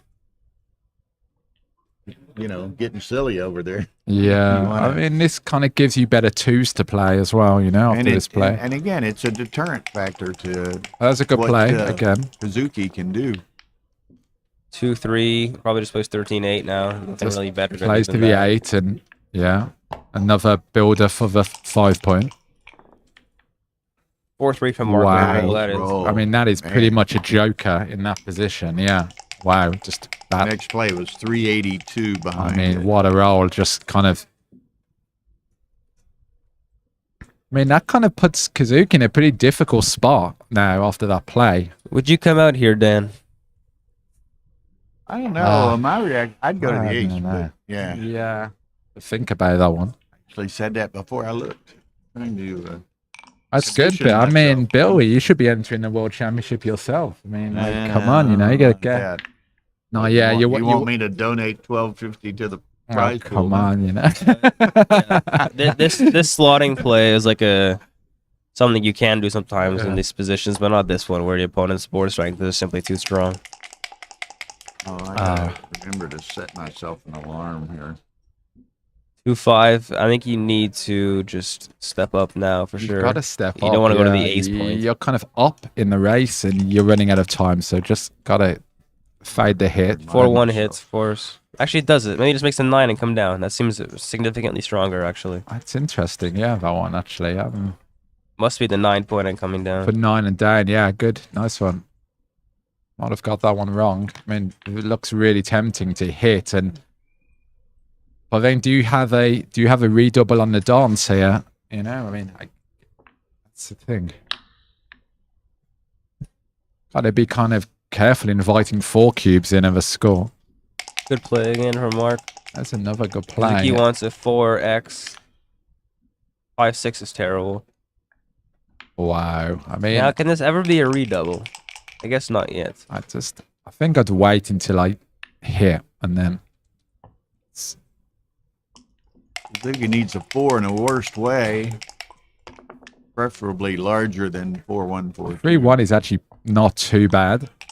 Well, he uses his last spare, so things are going to get sticky. Wow, what a roll. And double 3, and then You got him. Just got real sticky. I mean, and fact, now it- he might enter with a 1-4 or 1-5 or Went something, you beyond know. sticky, it's solidified, actually. Oh, look at that! That is a terrible entry, and now Ugh. you just play on for 2 good, right? I don't know. Could be a redouble. I think I would send it Oh, here. There's not too okay, many gammons yeah. involved. Is it right to redouble? It's very close. Okay. Get a touch of Mark's mindset here, what he wants to I play mean, on. or I know it's a redouble, but man, I do not like, getting into a situation where the 4 cubes involved. And I understand. We got such a huge favorite here. Every ace is a market loser. Double aces hits, that makes guess he's the never 5 gonna prime, or take it as even better well. switches. And 7s just hit loose. Everything else brings 2 in, and if red doesn't roll a 6, he's in trouble. 80%. There you go. That's pretty much it, isn't it? 80% too good. Almost like a kind of reference. 80 and 28. 80-20 rule, yeah. So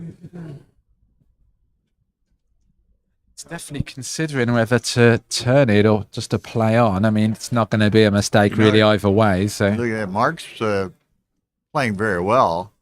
And Really? Kazuki is way over Kazuki standards. and double 6 is a bit poor, you know. I mean, And if he rolls a 6 here, he's right back in the contest. I know it's it's probably a take. Yeah. After that.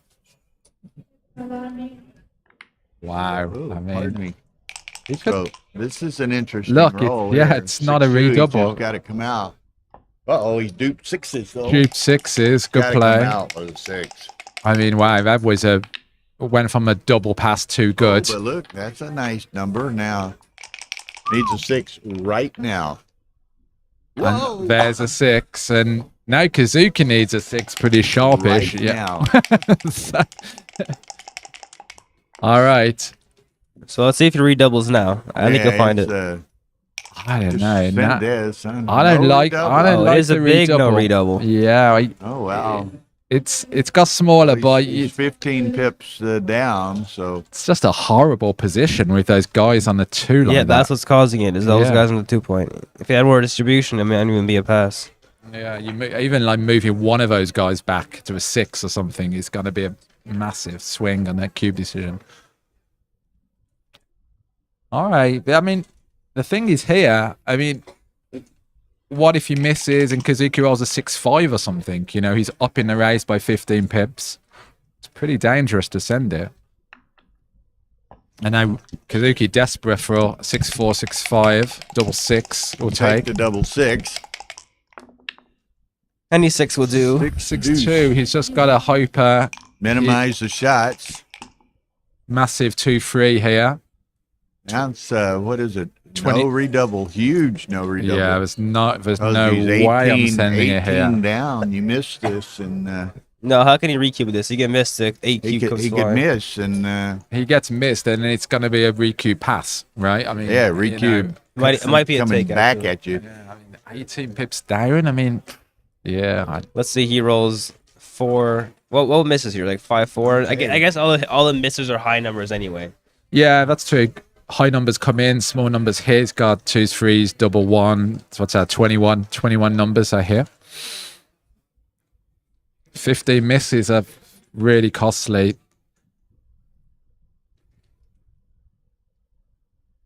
And here, you know, what if he rolls something like a 6-1? You know, it's pretty bad. Yeah, he got some numbers that just blot and don't really do Yeah, much. I mean, it's, I mean, there's no way I'd send you it just here don't with want the to put that. You don't want to put the snowman in play. As it Put the is. snowman in. That's a nice expression, Bill. You're kind of full of these, you know, wise sayings. Just hang with me; it'll rub off on you.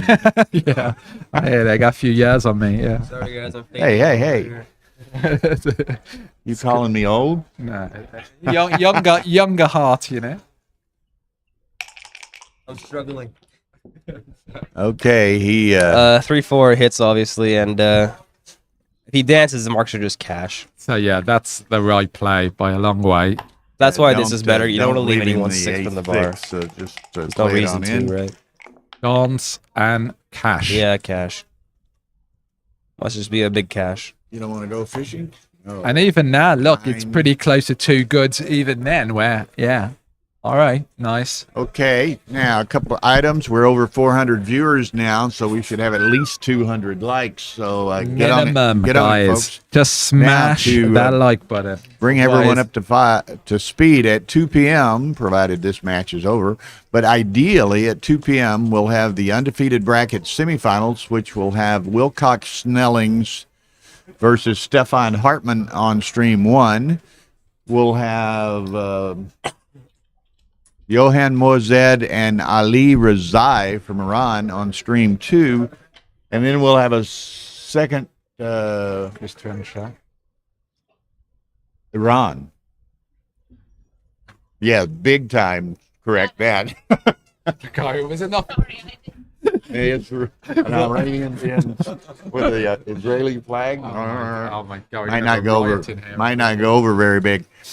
And All right. stream 3 is a second chance round of 32 match between Sander Laloff and Chris Trenchard. So they're taking a little break now, guys. Seems like a good time. Regroup. All right, Bill. I'll see you in a bit. Are you going to take a walkabout, are you? I take a walk. I'm gonna stretch my legs.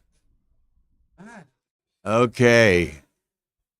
So, Ryan. Grabs my stuff there, will you? Okay, Ryan and Daniel are going to stretch their legs as well. So we'll see y'all in a moment.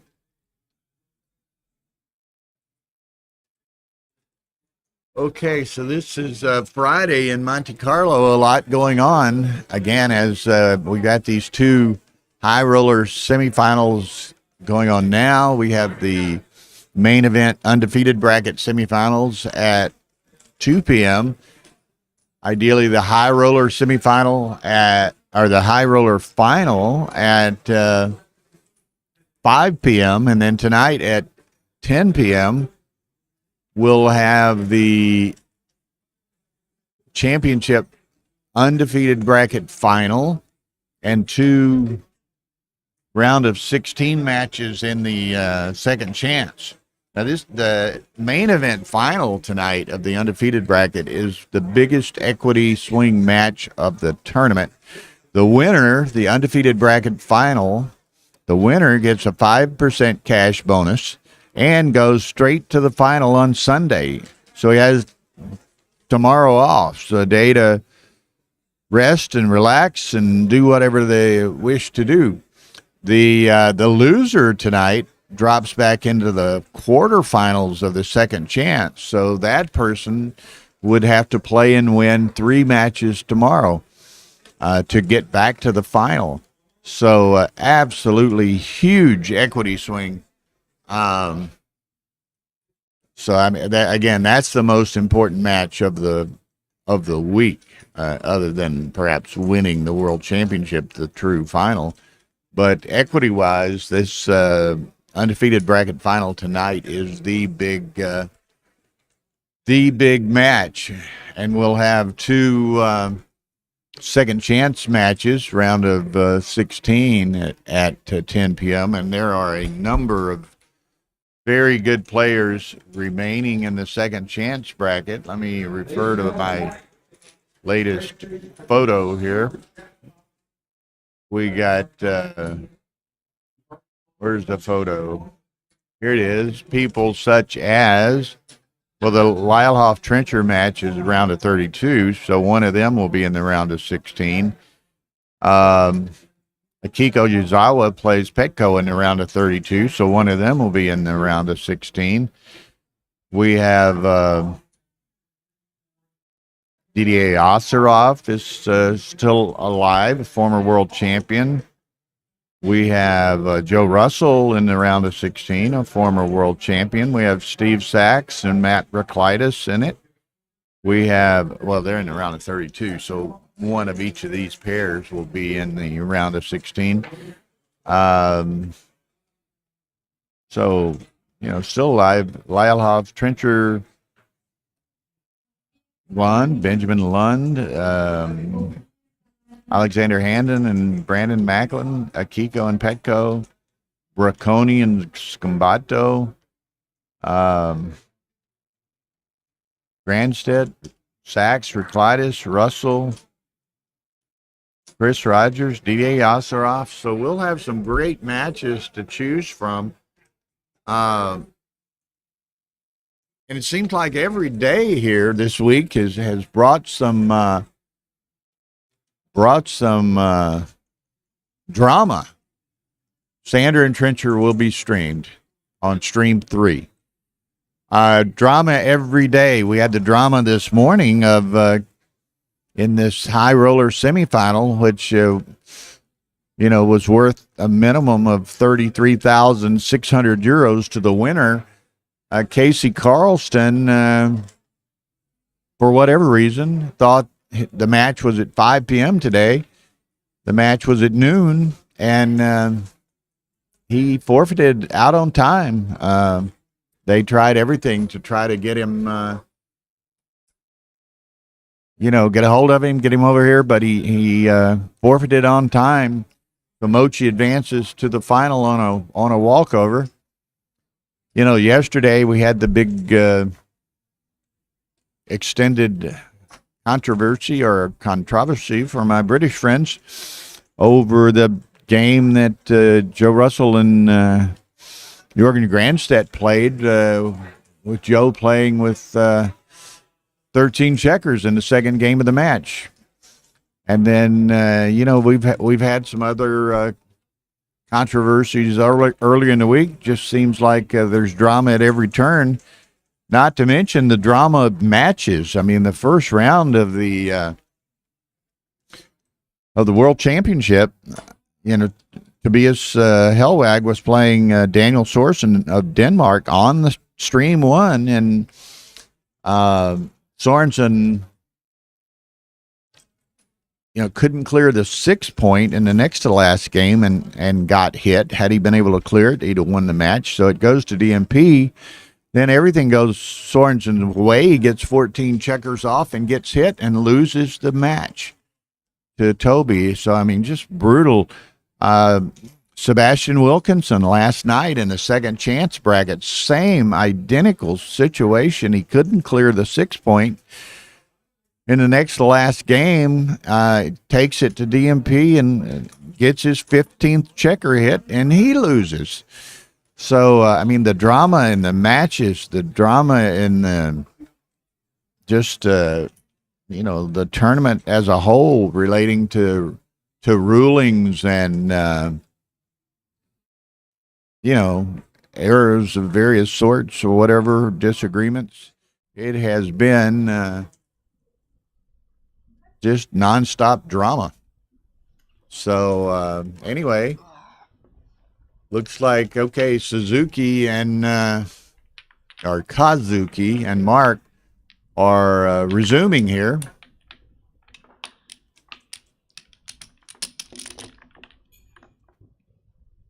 Okay, so 9-3 Mark.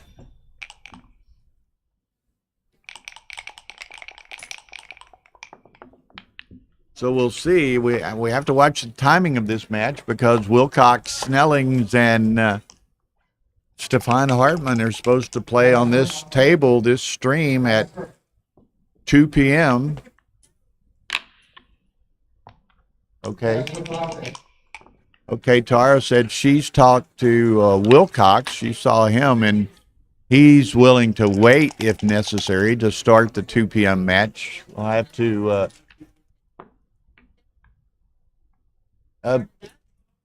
we'll just have to look at it with respect to timing.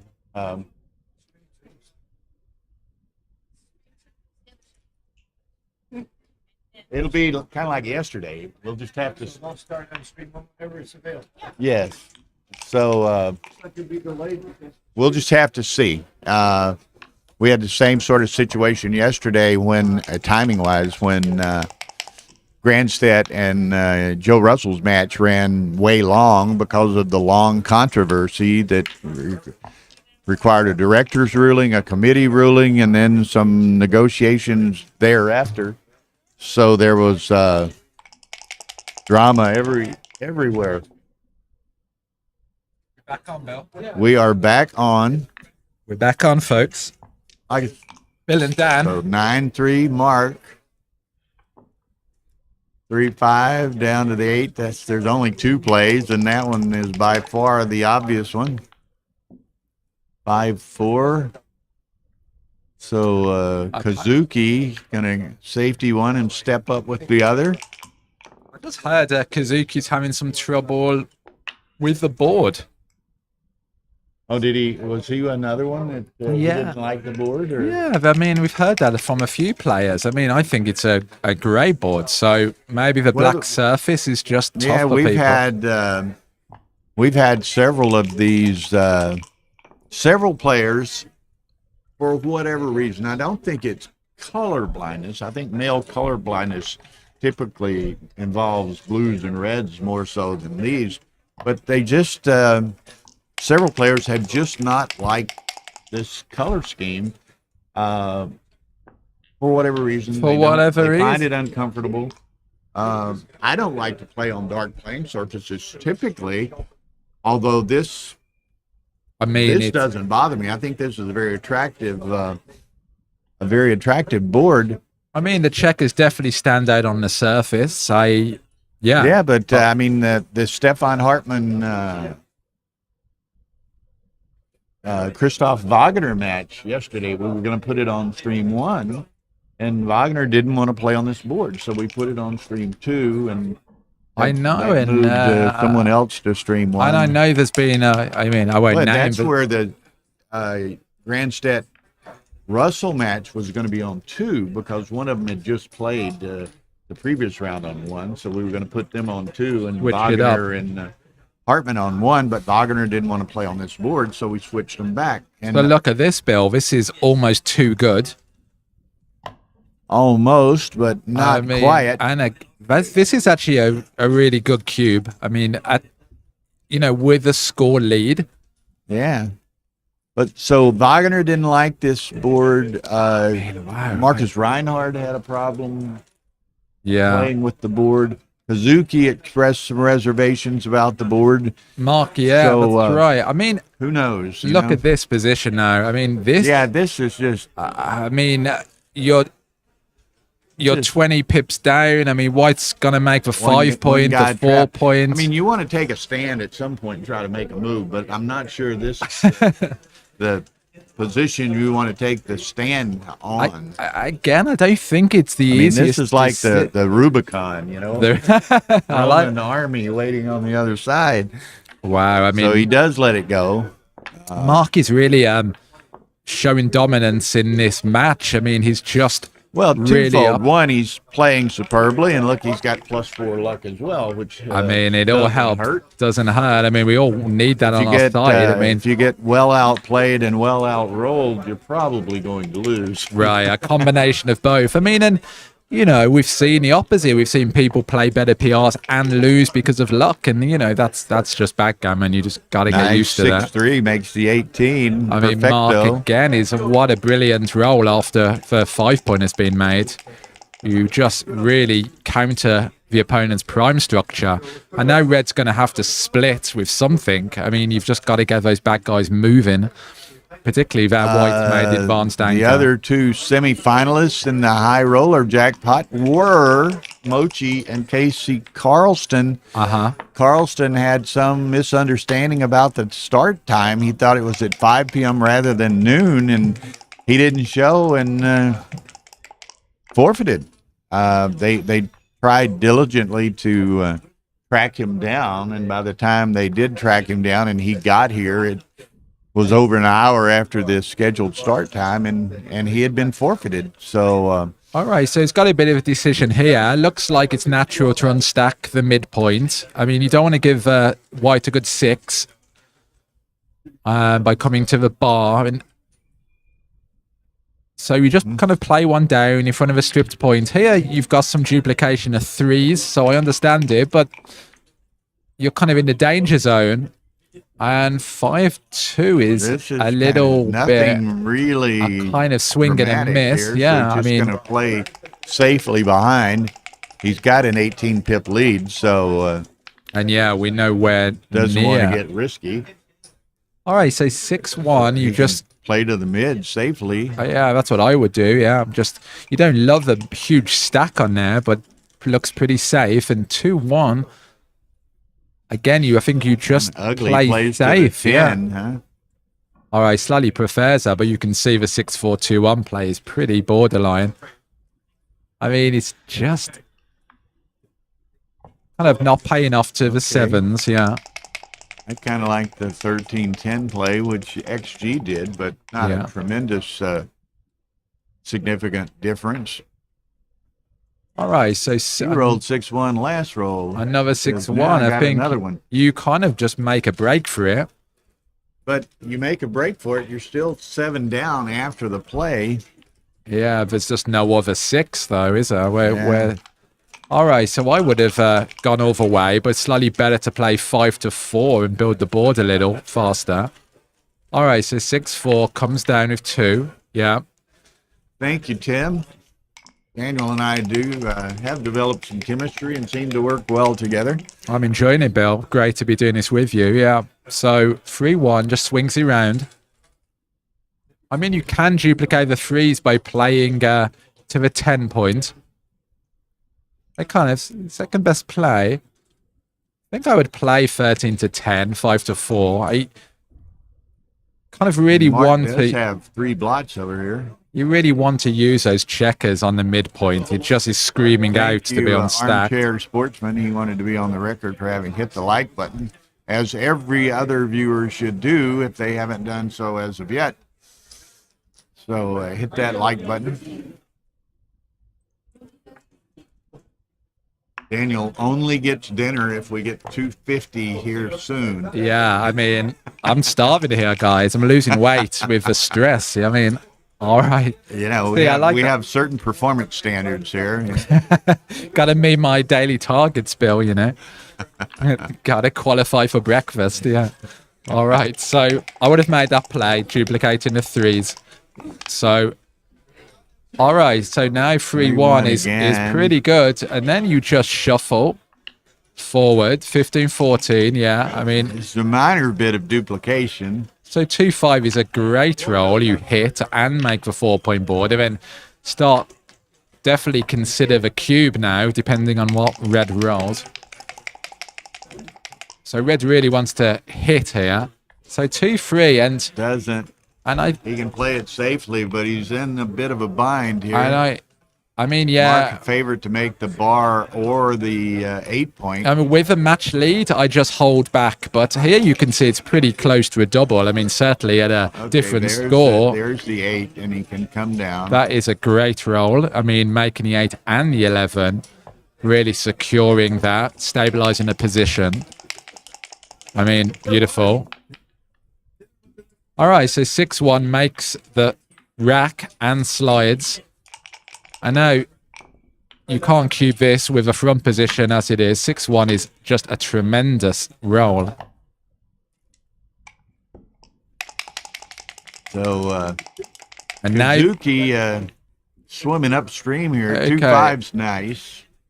and then You guys got it under control.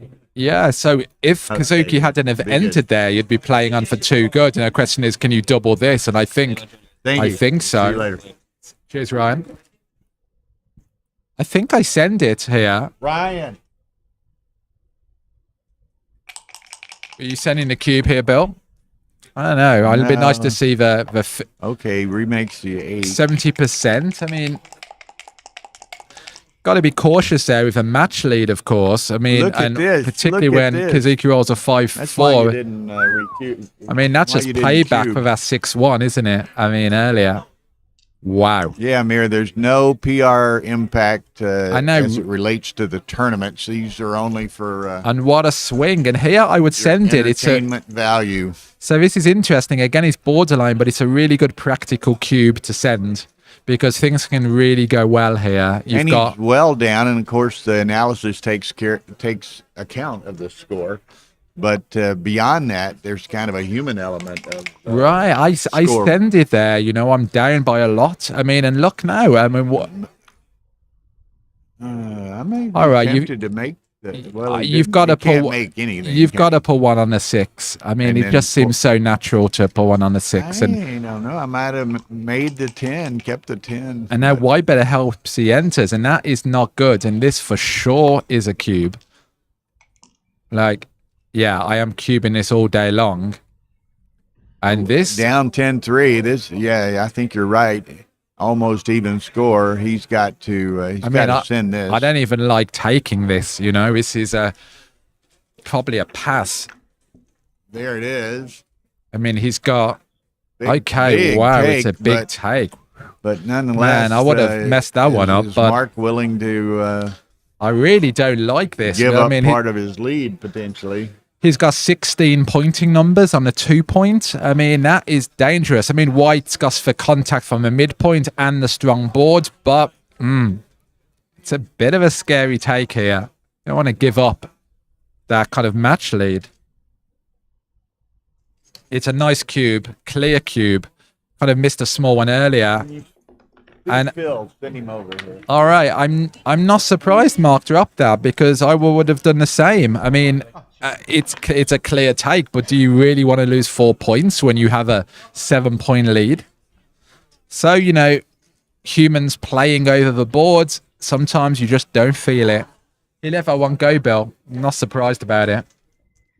Yeah, and it was a big take, huh? Yeah, but would you have felt comfortable taking that cube? I mean,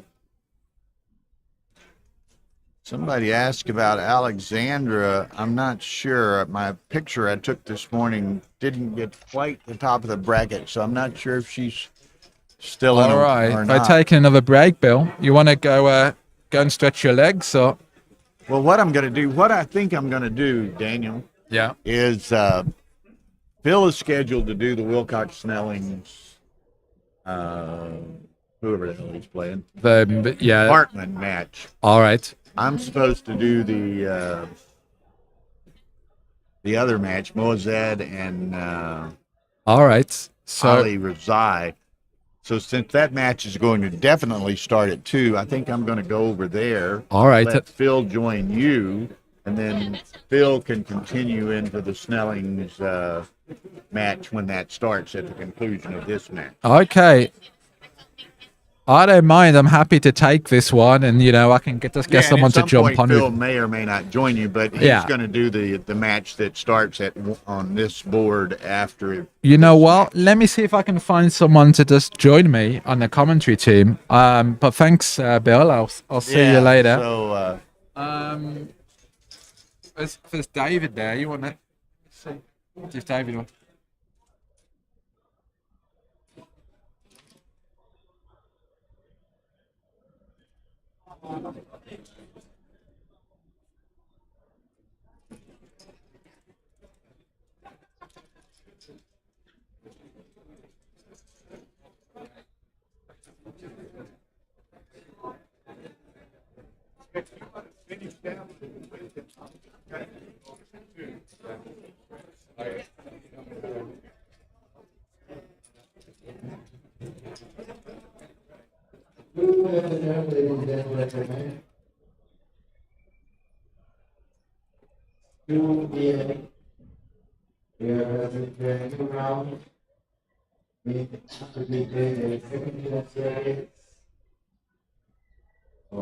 The World Championship and Intermediate also. World Championship Undefeated in the United States.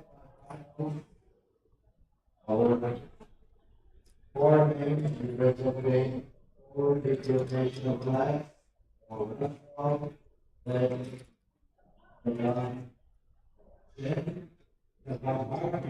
Germany.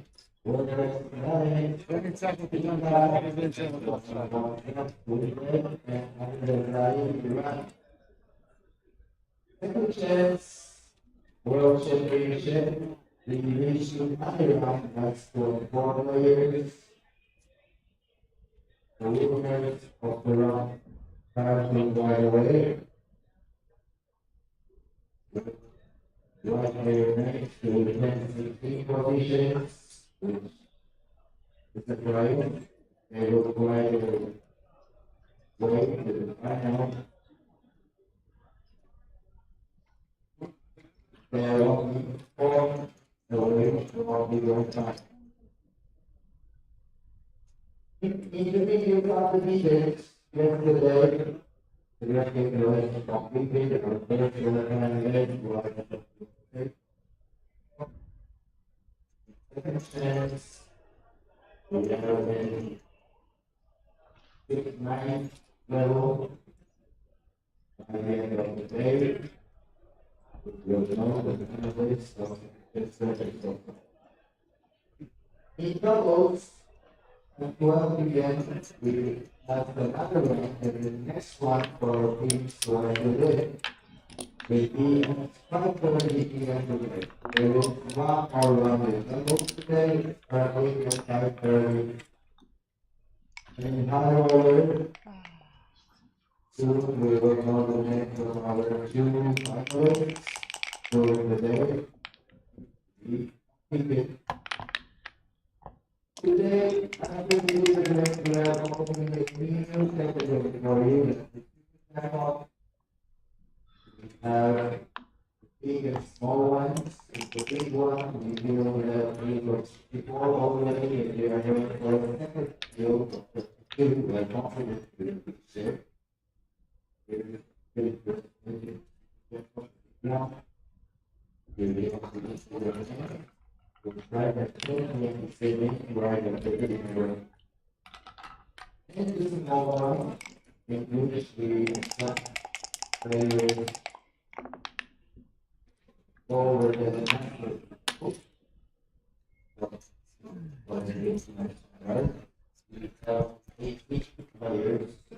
Okay, there's David. Okay. I'll sit here till Phil comes and then I'll go over there. But 10 for Mark to 15. This is the high roller semifinal. And you may be aware the other semifinal, Casey Carlson didn't show up and Mochi got a forfeit. I got a text from Mochi. He let me know. It's very a bit shocking, you know. Yeah, they're, maybe the most. The winner was going to get 33,000. I guaranteed a minimum of 33,600. I've never heard of such an expensive forfeit before. Now apparently he. All right, go ahead. I'm sorry. So here we have Kazuki doubling. Kazuki's up a lot of pips. Mark's in the blender. It's very tempting to take these because the guy doesn't have a point in his board. Nice pass by Mark. Malcolm nice Davis double told by me, Kazuki. one time there was a second Jacoby rule. Jacoby's wife, I forget her name, said that you shouldn't double without having made a point in your home board. But okay, why don't I'm going to go to 2. You stay here. Daniel should be coming back, and Phil will be here for the Wilcox-Snellings match after that. Okay. Thank you. Yeah, and there's a chance I will have to go, but I will let you know if I have to. Great. Thank you. All right, this is very exciting. Uncharacteristically high error rate for Kazuki. 5-2.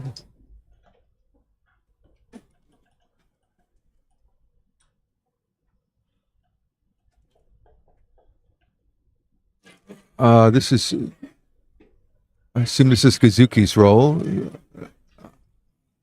Tough play. I'm inclined to. Oh, yeah, the slot play. Nice play, Kazuki.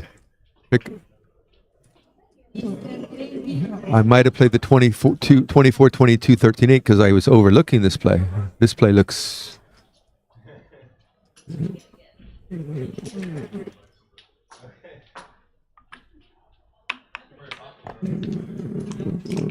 A lot of pressure on Mark to roll a 4. Oh, he did. Great shot. Plays itself.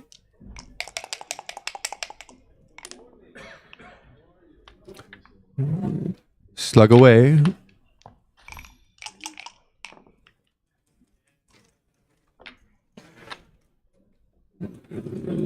So you can strip your mid or you can come out. I like coming out here. Kazuki's very stripped, so he can't attack easily. And here he's going to make the 20 because the 11 point has no spares. There's nothing to think about here.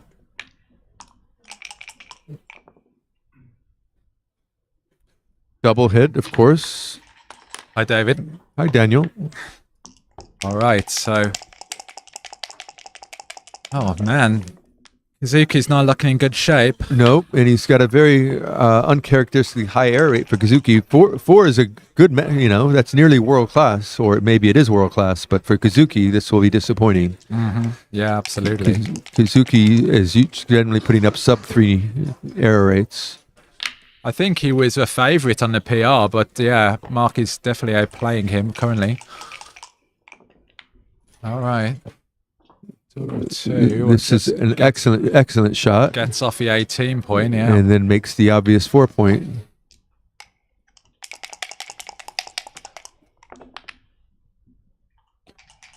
Blocked. Wow. So here you just need to make your 5. That blot on the ace is an argument for, at least it's not as scary as normal. I mean, 22 to 16, that's pretty interesting. Oh, yeah. is that right? 22 to 16 was right? Yeah, wow. All right. Don't think I would have found that one, but yeah, I would have overlooked that one. That was definitely a bot play. 3-1, you just forego the hit and just, yeah, this is again a bit of a tricky one. Well, Mark is up a ton in the race. Kazuki's got good structure. You just really want to play a holding game. This is an overplay. Yeah, I mean, there's double hits with 1-6 and 1-4. Just so many shots, and he's getting sent back behind that structure is the wrong idea. Yeah. Mark will see this one and realize. All right, that's a pretty unlucky miss. Lots of 4 point, yeah. I like. Was that the right play? I didn't get a chance to see it. I mean, it was the natural play. Makes in the a ace sense. point, yeah. Usually right to make the ace once you started it. Oh, he missed. Oh, I was thinking he hit the shot. Yeah, that was clearly the right play. Yeah, Mark, that was the wrong idea from Mark. It wasn't a big mistake, but you're just up a lot in the race. You just want to play, you don't want to let the guy make 2 anchors, and that's right, yeah. And you don't want to give multiple shots against that structure. Kind of got reasonable timing as well, holding those points. I mean, 50 pips. Nice shot by Kazuki. He's got it now. If he can make the 7, he's. I mean, and this is pretty interesting on the dance. Yeah, so now with 4 back, probably not, shouldn't. I don't think it's a double. It's just too easy to take. Yeah, it's a bit shy, a lot shy. Yeah, but look at this. Now on the other hand, okay, Mark needs a 3. Well, all right, no cube coming. Yeah, well, that was a good 3 for sure. That was, yeah, and now it's back to anyone's game. To some extent, almost red is only a 55% favorite. Yeah, I mean, medium no double, but this is not enough market losers. This, on the other hand, 6-4 is a grey roll, and now we're gonna without a 3, it would be interesting to see what's going to happen here, and we're not going to see anything interesting. A 3 and a 5 just plays down. No, he doesn't. It's 7 I was thinking 7-2 is right. It looks somehow natural because of those. You like that 16 point is like a bridge. Right. It's nice to hold it. This is an I mean, it's a tough play. You're thinking that's an interesting one. I like it. Yeah, but you're giving the guy good 6s, and now it's going to be a big double and a huge take. Yeah, and Mark just scoops it up as he should. Good double, yeah. I'm glad if Mark overthought this, he could have done something silly. But I mean, yeah, he let one go earlier. This might open the door for Kazuki to catch up. One bad roll, and that's 1-4 is not. Kazuki's got some gammons here. Yep, absolutely. All right. Okay, so makes the anchor and plays it to 11. Yep. Okay, white looking for a 2 or a 6 is pretty nice as well. That was quite an excellent roll. He's very happy with that roll. The gammons went way down and the wins went up. All right, 4-3. Yeah, you've got to get off that anchor. With the blot on the ace, you can come off the anchor liberally. Yeah. So you must come out. Anything else is a big blunder. I mean, yeah, you duplicate the 2s for him to step up. Yeah, well. Right. He's got. You got to. It's pretty huge, and most 3s aren't even going to be able to hit that comfortably. I mean, some of them will.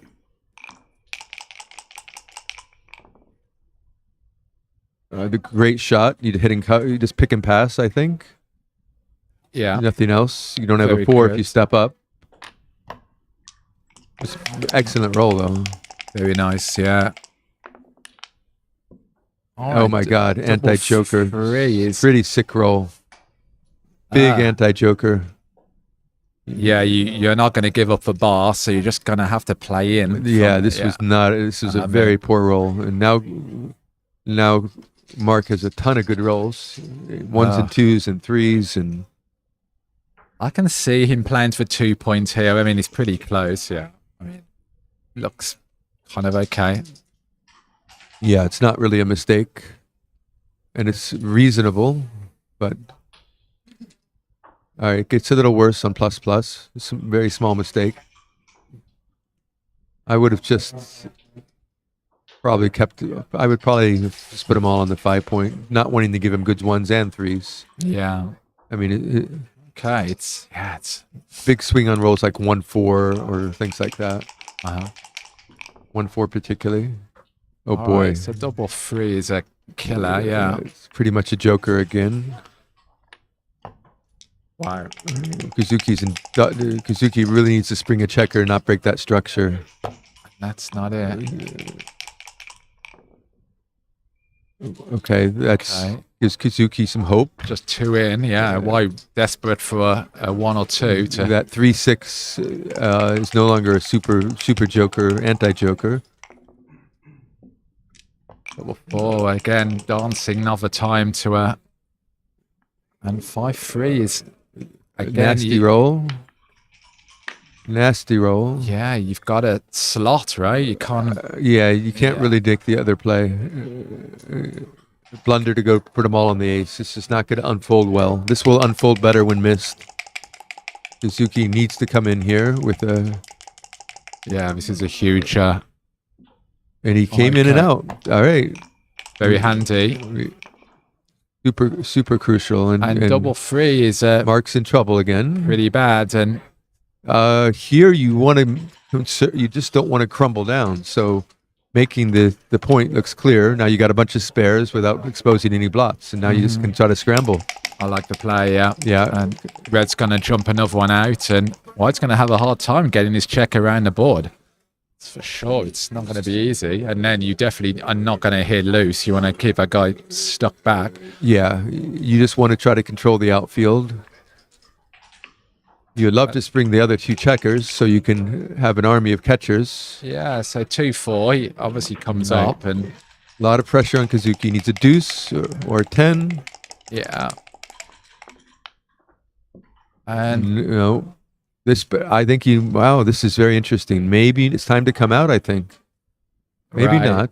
I mean- I guess not. I guess no. The bot doesn't like coming out. well, 5-4 looks clear with The the one ace. looks clear, right? And then it's a 6, yeah, where This is a tough play. Yeah, The one just seems mandatory with 5 on that point. And then you got to think about the 6. You don't really like making the 16 point. It's just not a good point. right. I mean, 13-7's great if you know the next roll. You know, Yeah, he's not going to jump off it. Well, you're doing much. That's the play for playing for those 16 non-leaping numbers. That's what Yeah. position you want. So Yeah, I right. think you're trying to optimize that branch. Is the right idea here. and then you're- 16-15. I mean, You don't want to, and you're paying off to set like a lot of shots if you make the other play, right? You're playing off to set. If you play them down, you're playing off to 5-2, 6-1, 6-4, where you're pretty sick. you come off the back, you give good aces as well. I mean, it's Yeah. it's tough though. I mean, I can see, something like that happening. It might be more seductive to come off the back if you could get out to the 15 point, for example, where you're controlling some of the action. But here, you end up giving good aces, 5s and 6s. But notice if you come out, you do go to the 15, because the other play is just too. Oh no, plus it's about the same. But they have a plus the other one. 22. Yeah. They have a plus 22, 16, 5, 4. So it's pretty much the same equity. It's very similar. I mean, tough one. I would yeah. like Kazuki to find this play. How's he doing on time? He's got plenty of time. Should It's give it really, some thought. This is a hard play. It is, yeah. I need to sit. All right, the one. You move a 1 and then, think about the 6. What? I feel like when you play that 1 to 13-7 becomes a little clearer. because you just don't want to make the 16 point. This is seductive, but it's only a tiny error. You're gaining on like 5-1. Not many rolls. Not many. Not many rolls. That might be it. In fact, yeah. You're losing, and you're losing on 5-2 and 6-1. So yeah. And this 13-7. Yeah, just gotta hope he doesn't jump off. I think that's the key. In that way, you have plenty of builders. Yeah. Great play, Kazuki. Really good. He found it. Big roll. And he did not get out. Yeah. Kazuki's swung back to Kazuki here. Oh my goodness. 6-6. But it does make the... Oh, it hits. Oh, no, it doesn't. No, Sorry. It doesn't. Yeah. Ouch. This is terrible. The worst roll, probably. I mean, 60 pips behind, and you're kind of forced to go. I don't know if there was a worse roll than this. Everything else was at least created diversity, and this doesn't even allow you to put the checkers in unique spots. Yeah, I mean, that's hey, the right play. Now you're really hoping White doesn't go. If he goes, you're on life support here. Mark's praying to get out. He did not. Wow. And he's crashing his board. Now Mark's in deep trouble. Kazuki doesn't roll something really silly here again. He rolled good. Okay, that's right. Got to hit with everything. And you do not want another man on the 5 point. 4 is enough. All right. Gives you more. Oh no. 3-6 is a great roll. Super joker there. That was Kazuki's got 8 numbers to get back in this game, or it's pretty much game over. He did it. Wow. Great entry. Wow. Sigh of relief, and with some outfield control. And yeah. So. Oh, this is interesting. Don't step up. Yeah, just. Yeah, you don't want to step under the other builder. If he makes the 2 point, you can come on the 3 point and still get out. God, he's considering something bold, but that looks a bit much. That looks a little rich, I think. I don't think that would have been a 500 mistake, but maybe he was just toying around. Oh, all right. You're forced to make the deuce point. Make the 2 and then just control the outfield in case he rolls a 3-5 or something, like 3-4. 1-6, 1-6, 3-4, 3-5. Yeah. 21. All right, it's very, very understandable to want to keep that checker on the 22 point, but it's the wrong idea here. I mean, what do you force here? 3-2. You kind of get it. But there's not much, right? Yeah. I think Kazuki good. Was a small error, I think. Not quite the. All right, so he's got a ton of builders for. All right. Interesting. I think ace, just make the ace. It unstacks naturally. Mark hoping for 3-6, and that's not it.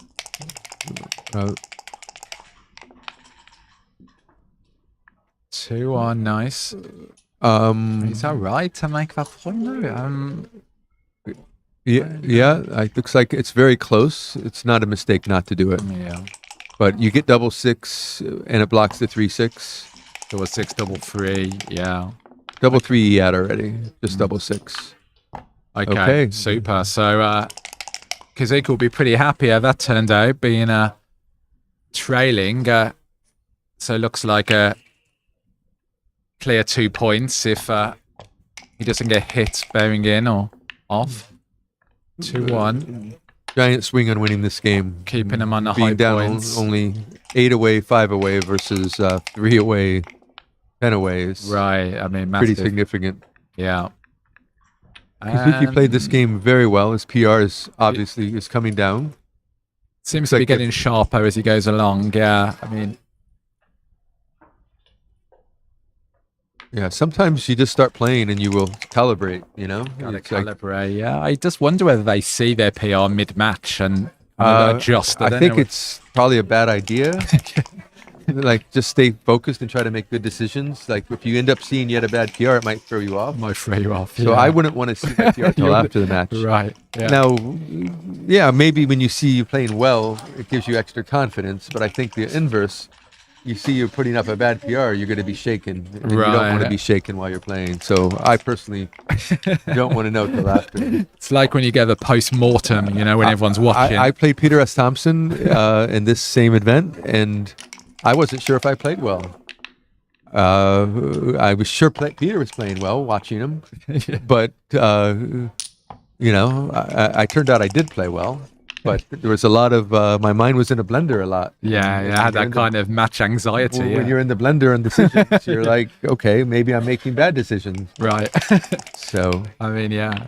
now it turned out I should have checked in the PRs then, because I would have been at least reasonably happy with my play, and I probably would have been more relaxed as opposed to like, well, maybe I'm playing bad. So Yeah. All right, so pretty even PR now. but it would have been Mark. devastating to check the PR and realize I was playing fishy. And Yeah, whatever. Kind of, what's that kind of self-fulfilling prophecy or something? Exactly. Yeah, right. so I don't know if people like checking their PRs. Maybe there's certain people who do. All right, so 8 away, 5 away. Interesting score.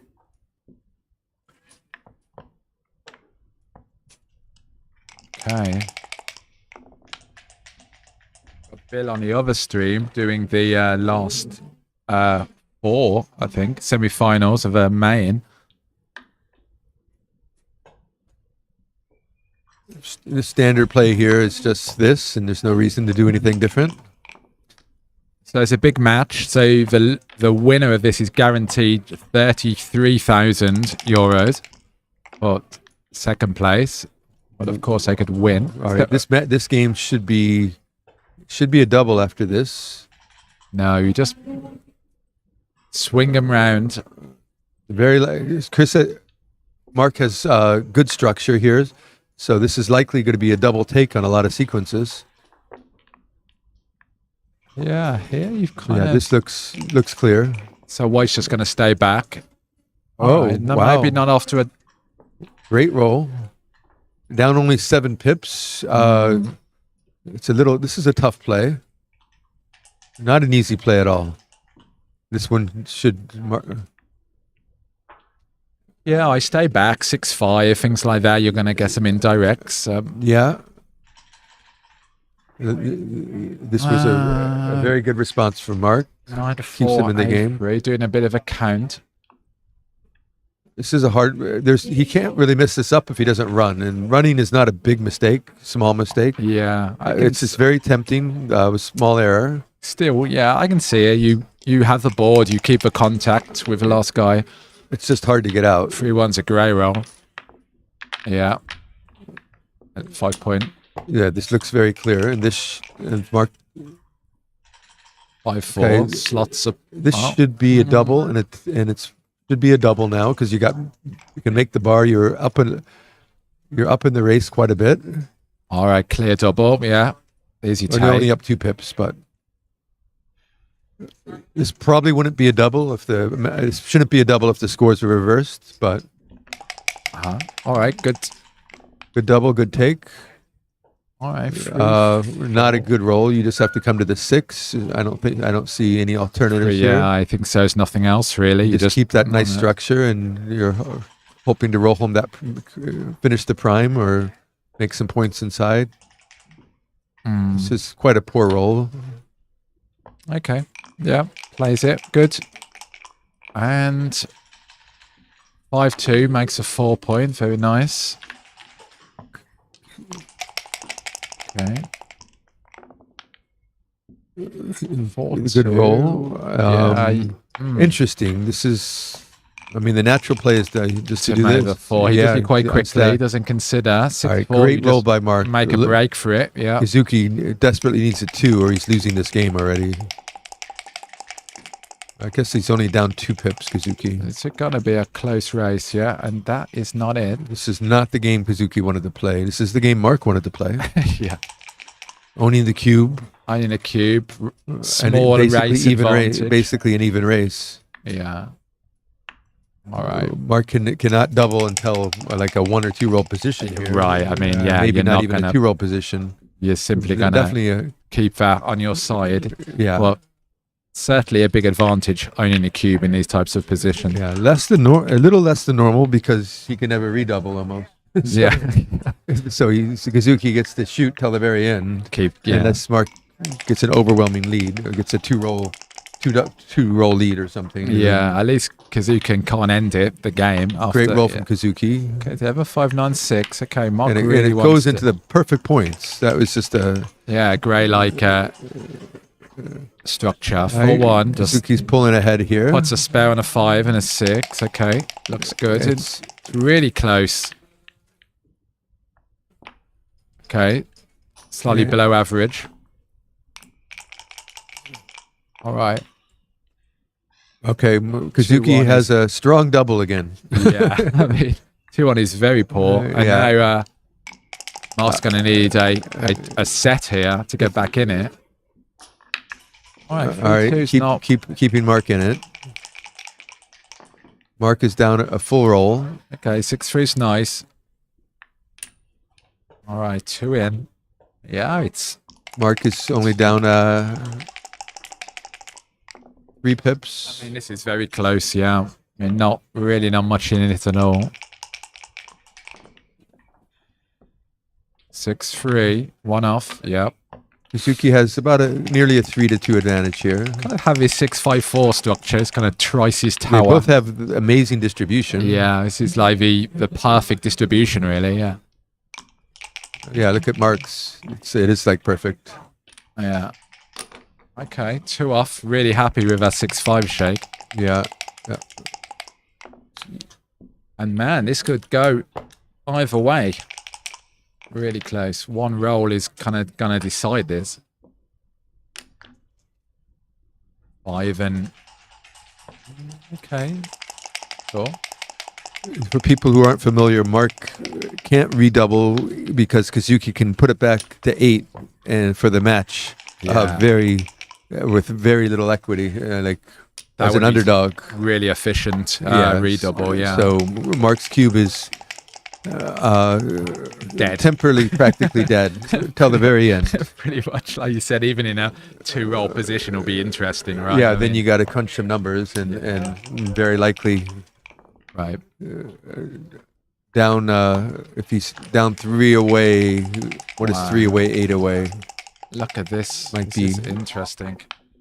It's kind of like a 5-roll, 5-roll. Or no, it's less like than. Kazuki's up 6 pips. Oh no, more than that. 8 pips. Yeah, small favorite, Kazuki. Becoming sizable now. Yeah, after very 2-1, sizable it's now. probably about... Mark is down to 18%. So yeah, Kazuki's in a really good spot. This 6-5 might be your seal without deal. without a large double, like particularly 6s. I think it might be sealed. That's All not right, double 4 is... puts him within a double range. And still slot everything. Okay. It's still that drove Mark up a bit. Kazuki, any big roll, and Mark is forced into a big double. Okay, Jin. All right, there we go. All right, wow. That's a comeback from Kazuki. I mean, now it's pretty even. 9-10. 6 away, 5 away. Interesting score, even away, odd away. Some kind of cube adjustment. Notice that Kazuki's PR has come way down. He's played the last 2 games perfectly. Yeah, I mean, Mark was playing around a 2, so his has kind of gone up. And Kazuki's has come down, and they've met in the middle. All right, so... So, 5-3 is great. Makes a point on his head.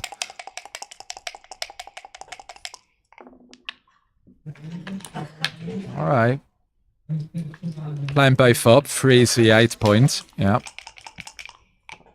Very nice. Good. Clear double tiger here. Wow, great play. Kazuki doesn't have any points. Doesn't even blink. Just nope. Makes it felt so good. Sometimes they feel good to do it. Okay. I don't know. This should be no double. It's just it's a tad too early. Maybe another one on the 8 point. It's going, but yeah. If you had another builder, perhaps on like the 10 or the 9, you could find that double. But this here, is just 8 in a zone. It's not there. Here you just knock. There's likely going to be something hanging still at the end of this roll. In these positions, a 9th checker really makes a difference in these cube decisions. You just don't have enough ammunition It's that kind of send It'd be interesting if the score was 4 away from Mark. It might be. Yeah, that might. It could be a double. That could be. Yeah, it's This is interesting. So this kind of plays itself. Nothing. Not really any choice here. There was not any alternative plays that were reasonable. A lot of pressure. Kazuki needs to perform or the game is over. Okay, well that. All right. Well, static enough. I think this is. You can't blitz him now. 5-3 and 6 out. Yeah. Looks good. Mark is in the driver's seat in this game. The game is over if Mark rolls a 4. It should be a double pass. Okay, 3-1 is a great roll, actually. He makes a point and hits. Mark has... Still in there, or 6 is a killer. And that should end the game, curtains, yeah. Unless Kazuki rolls something very good here. Double 2 might save you, but... 2-3. Now this is probably you can probably take the cube. The structure's good. Mark has got 2. This is here we go. It's an easy take and it's a borderline double. Or borderline no double, whatever you prefer. And I think it's a score thing as well here. I mean, you're not going to be able to bluff Kazuki, so there's no bluff equity here. Kind of pausing to. So look at that. That is kind of great. That's against the weaker player, this would be a blunder not to double. Yeah, because they might pass. Against Kazuki, he can't make a mistake. No, doubling or not doubling.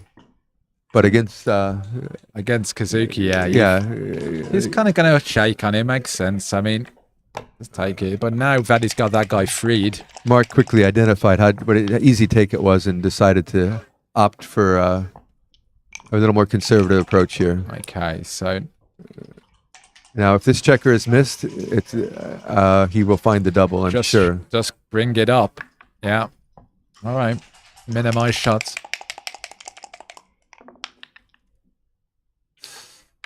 Okay, so now this looks like a double pass now. Looks like it's become a pass. Yeah, he's down 30 pips, and it's still pretty borderline. The take look pass, at that. It's really close. The double is not so close. The take, it's a very small error if Kazuki found a take here. I would probably just shrug and pass this. Yeah, I mean, Suzuki did. By the way, lower take points. You don't mind Mark getting to 3 away, but yeah, happy to let that one go. Yeah. Had Kazuki had his 4 point, that would have been a take. Yeah. Just to add the little bit of extra structure there so he can hit a shot right away. That's it. The small adjustments and yeah. All right, here we see Mark's on that 4 away score. Looking for something kind of gammonish to have a cube action. Right. Okay, so it's still all to play for. 3-1. Makes a 5, of course.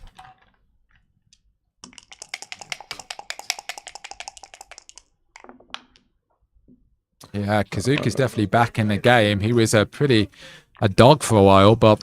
All right, this was a small error. Very, very small. He's kind of disconnected there, and 5-4 is great. Staying connected was the right idea with the stripped 8 point. Had the 8 point not been stripped, this would have been right. But with the stripped 8 points, you want to stay connected. Okay, so 6-2 is... And sadly, the rolls weren't kind to him. You've just got to jump out here. You have nothing else. You just got to fight for... It creates pressure on Mark, even though it creates pressure on Kazuki as well. And this is just making the 4 point. This is not what Mark wanted, but we'll take it. Happy to take it, yeah. I mean, Red's really hoping to roll a 5 here. And 5 is pretty crucial. And his 5s are... The good news is if he doesn't, his 6s, 3s, and 1s develop on the other side. Yeah, that's a nice roll, and actually. Here you just button up. Oh, actually, no, 18-15. You do not want to get hit, and you do not want to get double hit. This looks right. Okay. Great roll by Mark. Hit and... Equalizes the game. Brings in, and... Suzuki would have been thinking about doubling if he missed the 3 there. I mean, Mark's not going to think about doubling anytime soon with those 2 back. 13-8 looks clear. You're trying to make the 7. That's a builder for it. Good. That was a great roll, actually. Really good coming in. And yeah, that was. We're not going to call it a joker, but it was an excellent roll. It's jokerish. This is a joker. Double 6 is... That was... and then we're going to... this is definitely going to be a double. Yeah, incoming cube. And the question is, can Suzuki take? This looks Doesn't look as it looks really bad, but it's not as bad as it looks because No, you've got the anchor, the 23 point. I right. mean, so Mark can't just run off that 18 point safely because Right. he can counter prime, and he can't develop that easily because he's only got 2 builders. Yeah, and there's some pretty bad sixes here. I mean, 6-5. I love that Mark just whipped it quickly because he obviously. Yeah. You will often get passes from opponents. I don't think Kazuki will find this pass. These I are love it. Assertive. Yeah. These are deceptively not as strong as they look, these positions. We can see Kazuki's winning nearly 30% here. I mean, if you were back on a 24, I'd be passing it. But the 23, right? Exactly. I'm not taking it, Good point there. Yeah, because if you're on the 24, he's going to be able to make that prime in front of you much easier. Yeah. Well, still, yeah, you don't love it. No, for sure. The score. You would prefer not to be doubled, So, but pressure cube. I think Kazuki will understand this position. Yeah, as he does. Okay, very good take there. Yeah. Oh, that was just what a roll. That was another. a joker. That was another joker. So- yeah. And now Kazuki there's is not gammons, loving it. Here, yeah. Now Mark can take the chance and go. Yeah, particularly with a blotting board. Now, so what do we do here? I think you just make a break for it, yeah. I think you have to break for it because you have break cracker numbers otherwise. I think you come 2 off. I don't think you do this. I like that, actually, yeah. There's just way less hitting covers, I think. Here, there's going to be more, but not here. All right, Kazuki is just trying. Wow. This game is, Kazuki's got a poorly timed 2-point game now. 2-6. Yeah. Did you see the equity on that 2-3? Was it wrong what he did? I don't see it. I didn't see it. Oh, yeah. Small. Wow. I mean, wow. Unbelievable. So, yeah, Kazuki's in trouble again. Sorry.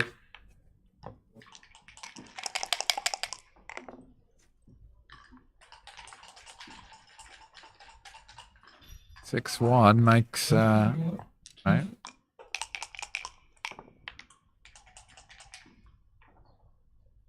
Slots are back, yeah. No, you want to keep those spares, so when you bring in, you don't create some flexibility on coming in. Yeah. You want to keep the spares in front and go for, try not to optimize not leaving a shot here. So Really important, yeah, here not to. Kazuki's not really going to. I mean, Mark's hoping he rolls something and crunches, of course. Yeah, Mark would loving for some big rolls here, so he has to break a 6-point. But Kazuki's probably going to retain a 5-point board anyhow most of the time. But Mark just wants to play against anti-jokers and bad rolls where he doesn't expose 2 blots or something. Okay, so 6-1. So yeah, Mark would have liked to have kept it for Yeah, a little longer. But no, it's not a bad roll though, because it's no chance of that. okay, well, it's not What's the race here? 10, Down 10 pips. Yeah, double 2 is. So you shift for sure, and you make the ace. You just I don't know about this play. No, I think you're supposed to make the deuce and make the ace. So yeah, the race is pretty close. Yeah, I don't want a guy just leaving with a No, double. exactly. The race is it's not that close, but one big double, and Yeah, Kazuki would you're be gonna regret it, even yeah. money again. Here, you just want to put him up. The wrong idea was it. How big was it? It was only a small mistake. 33. Yeah. Okay, so Kazuki could get back in this race with that play. 5-3. I think you just run. You've just. I mean, White's not going to be leaving a shot anytime soon. So just. I'm surprised. I feel like Mark just overlooked that. He didn't even consider making the No, ace he point. didn't see it, did he? And he has plenty of time. All right. Yeah, you've got reasonable race equity. I mean, Kazuki has about. Well, he had 15% before that roll. got about 9%. So yeah, he's desperate for something big here. Yeah, he's not in great shape here. Mark will be very happy about the way this is turning out. Kazuki's down to about 10%. And Well, that that's is now. probably about 5% after that. Yeah. And it's looking pretty hopeless. Looking very grim. All right, Mark is taking a sizable lead. Kazuki will double with any advantage, trying to kill Mark's gammons next game. Mark is going to be 2 away. And if Kazuki's will want to make sure that Mark can't get any advantage in gammons, and Yeah, that's right. I mean, wow. game over, Jen. All right, 2a6 away. So yeah, early cube and right. All right. Go. Well, Kazuki is seemed to have found his stride. Played that like a champ. Yeah. So both players playing very well. I would have bet that Kazuki would have played under 3 this match, and it looks like I will be right. Yeah. I mean, just okay. So this could be it. 2-1. Yep. I need to slot there.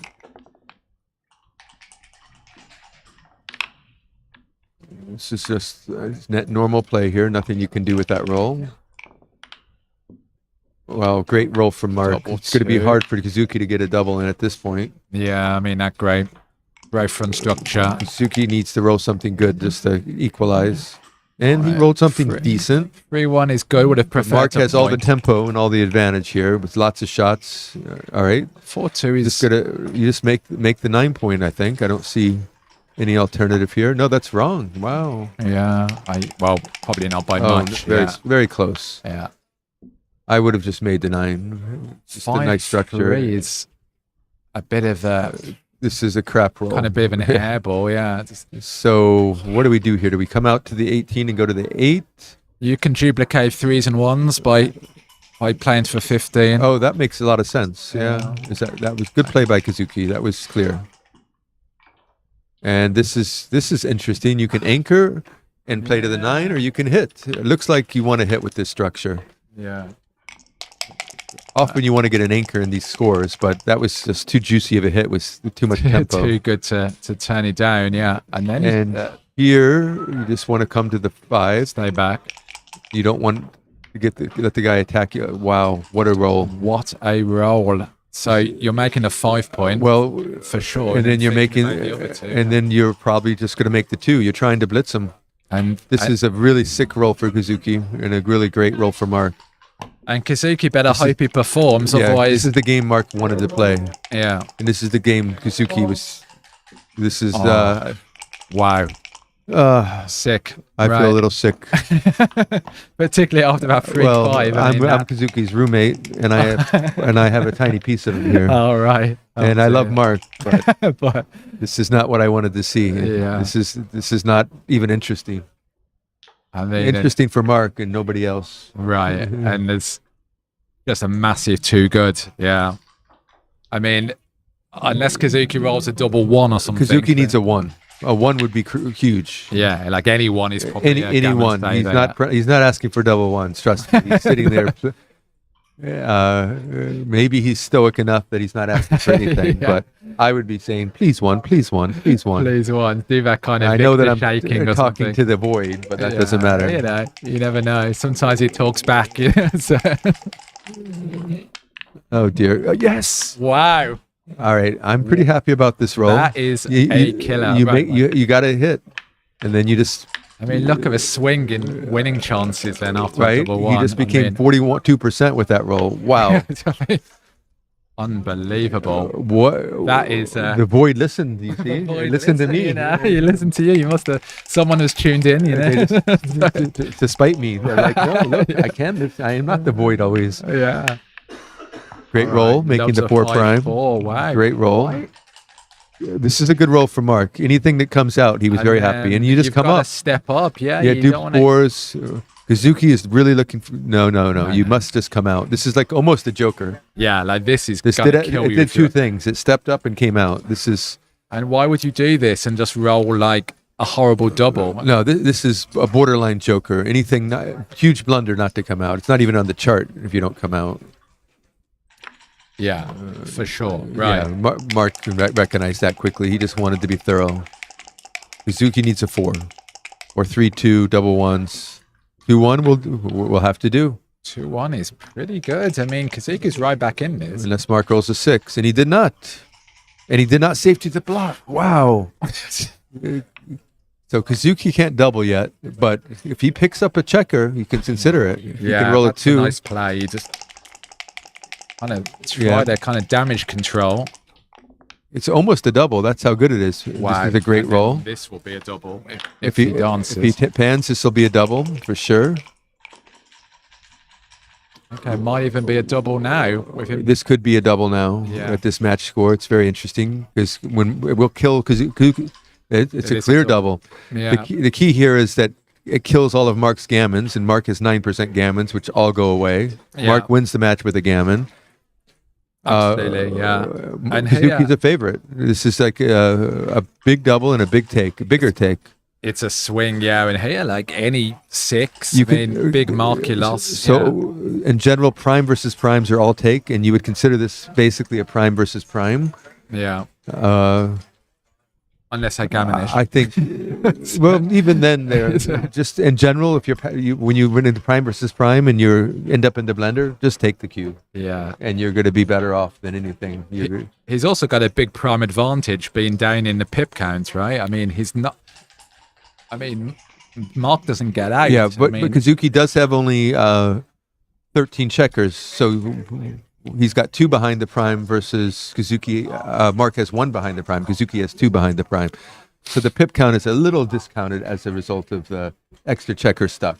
makes sense. Yeah. I mean, hey, Mark might even let this one go. I mean, Yeah, this would be a giant blunder to pass. he did pass a take earlier, similar sort of setup. He did pass. That's gonna.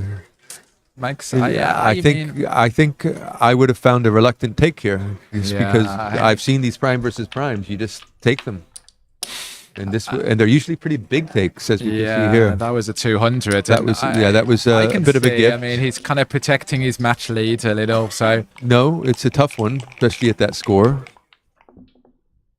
But okay, I would have loved to see a take there. so that's 2 passes our takes, which accounts for Mark's higher PR. But you know, not so easy over the board. Yeah, your imagination starts getting the best of you better if you look at all the bad stuff that can happen instead of Much of easier. the whole picture. Yeah, right. Easy to do. Okay, you got a split. Oh, it's close, yeah, but I'm kind of. Yeah, it is close. You kind of white's a bit blitzy with a 2 Well, points. So, I think he's thinking that he doesn't want to give him open the door for the gammon, and that's why he made that play, which is very reasonable. You're 5 scared of to- Mark rolling some blitzing numbers. a double 5. So I was good. probably would have found this play as well, even though it was tiny error only. Yeah. Very, very small. Suzuki doesn't really want double 5s. That wasn't a very good roll. 6-2 is much better than double 5s. And Mark's going to have to split now. Now, probably a double split. You just want to, oh no, that's just wrong. Wow. Blunder. Yeah, you don't open the door to that because Tell you Suzuki will that. just double that. It's interesting one. The split was the wrong idea. Freeze one. So for money, I think it's a split, but maybe at this match score, So there, that's yes, he's Great opened a double. door and a double there. I mean, and this is an easy take. the other play maybe wasn't a double. No, after- the other play wouldn't be a double. Yeah. But just not enough market losers. And wow, Wow. the best roll. Oh my gosh, what a killer. I mean, okay, very happy to, Yeah, to have that come anchor. in. I mean, very. That's now Mark's equity went way up with that anchor. Kazuki has to tiptoe a bit. I mean, Here you just come all the way out. You can't step under all those builders. Sure. Seems pretty easy. all right, 2 down. Decent roll from Mark. Puts the builders in play and puts a man back. Yeah, that split was probably a normal money split, maybe the double split for money, but at this match score, I'd be curious to see the equities. Okay, slightly prefers splitting from the back there. 13 to 11, actually a blunder there. I mean, that's kind of surprising, but Well, Kazuki can't get gammon, so you just want to play fluid and Yeah. not get primed. And it's a match score play, yeah. but that was Wow. Unless Mark rolls something good, that's might seal it. Well, that's a pretty good roll for 5-1 Mark. It's a pretty nice one. Counter priming. All right, that was Kazuki needs a 6, and he'll happily take a 2. This is not a good roll. 5 is really awkward. Not a good roll. You can make the 3-point, which is probably wrong because you don't want Mark to be able to spring. So you just play natural. This looks natural. You keep the prime. Yeah. And keep the builders. And you have 6s and 2s working on one side. Now this is got to be hold on. Is this right? Slotting is very close. Yeah. Kind of quite like this. I would probably go with the slot here over the board because it just put the checkers where you want them. Yeah. Very But close decision. Mark made the technically right play. The slot was barely a mistake. Yeah. Oh my goodness. Oh, an anti-joker from Kazuki. Kazuki's worst roll. Very sick. Oh, Okay, Mark 5-3 is rolled also a very bad roll. Pretty bad, and wow. Kazuki puts Kazuki back in the game. Just got to play for 2-point. I mean, nothing else really. Yeah, keeping that 8-point blocks things like 2-5, I guess, is nice. You don't want to get... Okay, small mistake, I think. And you get here with 1 and you dance. And then he's you can got pick another up that guy to checker, pick yeah. up, you know, and lose here some it's gammons. really scary, don't it? And another double 5, not very good. Not can't cover. He's really hoping his prime holds, and his prime does hold. Wow. Double 4. What a bad... Wow. Almighty. All right, This Kazuki... players getting some really bad rolls here. Yeah. Well, wow, I mean, honestly. There we go. That should... now Mark is in deep trouble. Yeah, I mean... That's a great roll for Mark. What is...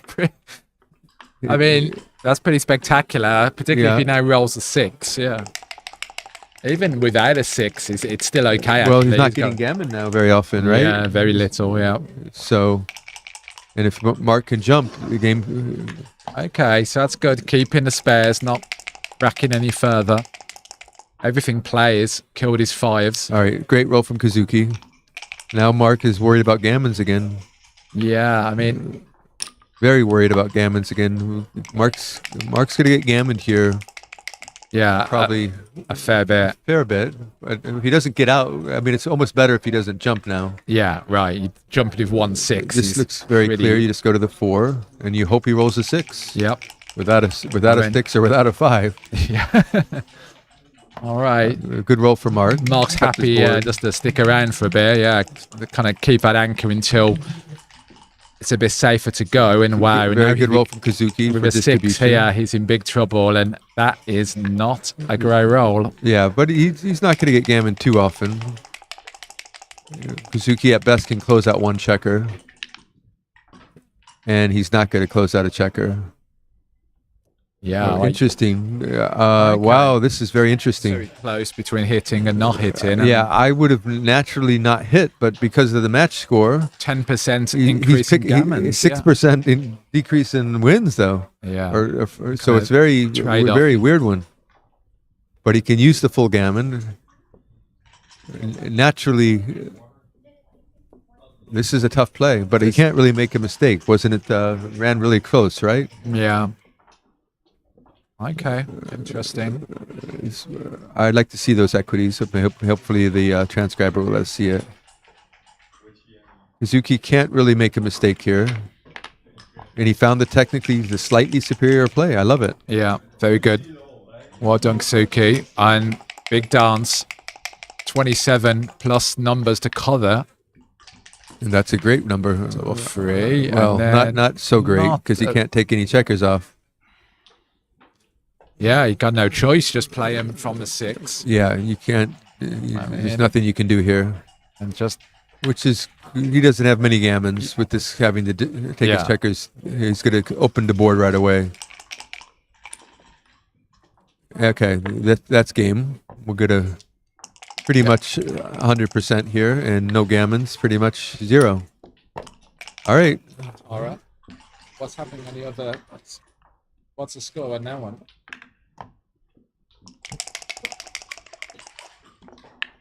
Johan 4-1 against...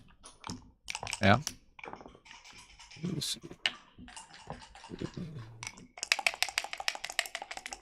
And it's... all right, not much to Well, no, I don't. It's I going to think be it's- on the short of 2-1 twice. There won't be any gammons. Hey, game All right, over. so 2-way, 3-way. Again, we're going to see Kazuki get the early double in. Kill the gammons. Mark's going to be a quicker to drop. They're both putting up good PRs. Kazuki is playing very, very well now after struggling a little early in the match. Okay, wow. What's a clock time? Both Mark's about 2.5 minutes. All right. Always Okay. feels good to start off with your 5 point when you're in a tight spot I mean, here. Kind of it's a bit of a boost. Yeah. 4-3 goes to the edge. Yeah. Yeah. Must split. Well, before Mark can bring you down any builders. And this looks like you just run all the way. You're just trying. Yeah, bit of nothing an really. overplay to hit. There's nothing and else to do. Yeah. Yeah. You can't just let the break it the all hang eights out. to hits never correct. Suki's looking for 3s and 2s. All right, that's a good Three's roll. Good and solid makes a roll. 9. Pretty solid, yeah. That's why you want to do against a prime formation. Just anchor up. Especially, and you love anchoring up at this score. It makes it very hard for Mark to get a gammon. Yeah. Good roll. 6-2 is also nice. Makes a bar. Yeah, played itself. Wow, what a shot from Mark. That was Wow. what he wanted, short of double 4s. That was his second best roll. And 5-1, just, yep. All right. Nothing else.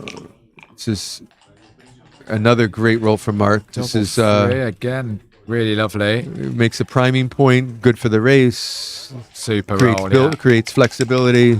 That was like Does a lot. basically a small joker as well. Slots of 6, yeah.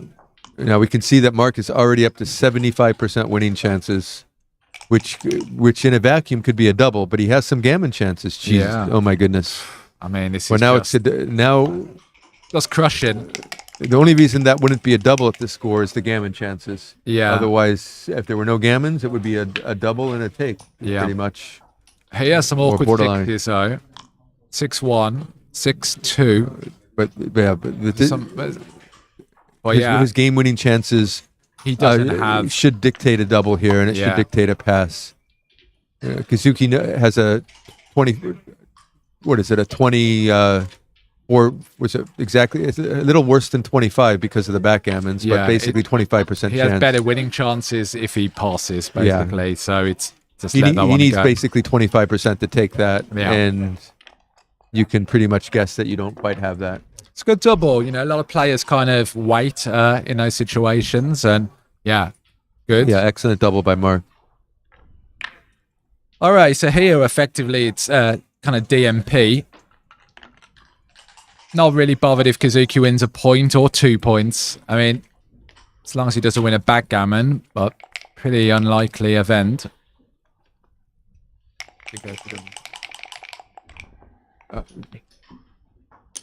I've got to go, everybody. Thank you, Daniel. Thanks, David. And, See you soon. I'm sorry that I can't watch the very end of this. Very Yeah, exciting yeah. match. No, thanks for your input. David, I was sorry you're doing the commentary. You make me look bad. You're terrific. Have a seat, sir. We appreciate the help very much. So Great job. we're at the thin end here, Phil. What an exciting match I've been watching. It's really Yeah. something. Crawford game. Daniel, you're doing a great job too. Thank you. Love to have you here with You us. too, Phil. All right. Right after this match, we'll have Wilcox Snelling's match. As soon as this is done, in the main championship semifinals of the Undefeated. I love that you pointed out that gammons don't matter in this at this score. You play it like DMP, try and win a race.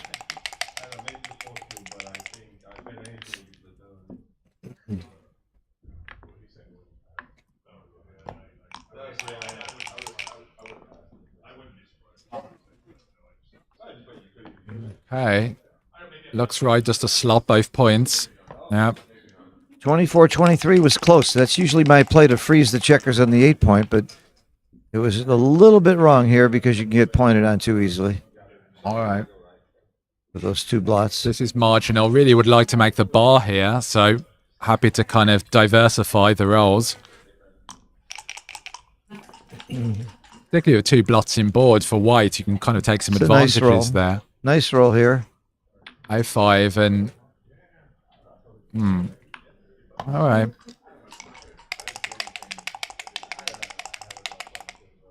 The Wilcox match should be coming on after this draws to a close. All right, 4-2, 2 down. You really want to make the bar here, so 2 down just allows you to make that. It's not the right idea.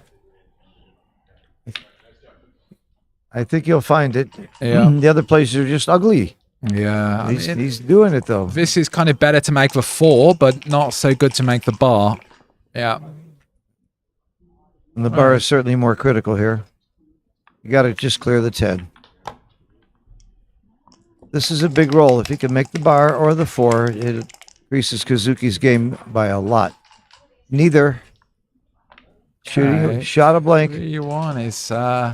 Oh, 13-9 is right. I mean, even a Leaving hit in play is not that far off It's a here. more pure I play. mean, it's interesting. Well, I'll share the mic with you, we can David. stay together. I have Kazuki is my roommate and my very close friend, and Mark is a great guy, but I got to. We've got another mic. I've got 5% of Yeah, we Kazuki. got another mic. Go ahead. Oh, Yeah. I'll just sit here Okay. quiet by you, That's fine. unless you want to go swimming after this, but we can't. I'm doing the Wilcox match after this. Okay, I had a game. slight mistake there. I did pick up some money. Attaboy. 4-2. Gotta make a run for it, duplicate the 4s. Hope you It's missed. in the center, obviously. Race lead. It's Crawford. Oh, it's Crawford. Oh, dear. That's a real good reason for the cube to be in the center, Dan. But it isn't always in my game, Big Crawford. Wow. Big joke. Hits and vacates the 18 This points. is a big roll here. A 2 is a monster roll. 2 is the game over. It dance. Wow. It dance. This is very big for Kazuki. Only 9 dancers. Mark's feeling a bit sick. Okay, this is plays itself. 18-14. Just don't get hit. Yeah. Wow, what a swing. That could be the swing roll of the match, actually. That could be it. Yeah. Kazuki's 75% favorite. Yep. Okay, this is 6-5 is meh. I don't. You don't want That's to leave it direct. No, pretty you don't leave it direct. rubbish. I mean, But 8 to 4. It's good for the race. 11 pips. Yeah. okay. Well, With 3 to 7 is what he wants, but not the right 7. It's Yeah. always the wrong 7, don't you know that? The dice god's the meanest god in the world.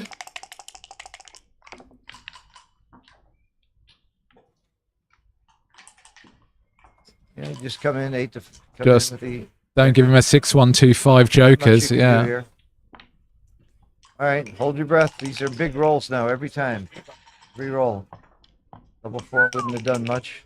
Oh, to help the race. Double 2, does he step up? Yeah, you must. I mean, he's not worried about losing a gammon, Yeah, so you want to it's step up because it covers the outfield more. Wow. you step up, give I would have yourself. been afraid to step up. Well, you give yourself a good Well, double 4. It's no difference. You're under the same amount of builders, right? Ah, I see. And if he doesn't, Things like 5-4, 5-3 are no longer. I guess those were if he crushed. rolls any 6, 5, or 4, you're pretty good stepping up. So I Well, can see it now. Some, I see it. Some 6s are pretty painful as well. You got to consider the race as well. The race isn't even 10, right? Yeah. He's only up 11 pips. Yeah. Is it 11 after the roll? I don't know if it's 11 after the roll. No, or that's before. before. Oh, so the race is close. So Yeah. that's I mean- really argues to step up, right? Pretty much every 6 is going to blot here. So for red, it's just really. So Is that Mochi in the background watching? He gets to play the winner, by the way. it's He kind can play of. his roommate, Kazuki, who lives with him. What a roll. Oh, big roll. Wow, we're getting to DMP. Huh? Big roll. Going down for wire, guys. Both players playing for 33,000 minimum. It'll be like DMP because after this game, Kazuki can double on the first roll, and he will.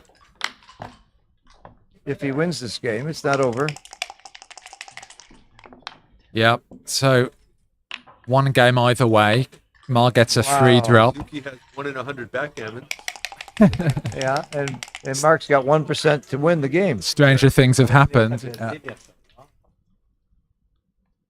Wow. Being backgammon at this score. That One would checker back. Boy, you have a dirty mind. That is really a dirty thought, David. Share with him what I said. He said it might be a backgammon. I think I could hear you. It's a 1 in 100 chance of a backgammon. That would be very exciting. Well, that's not the word Mark Olson would use.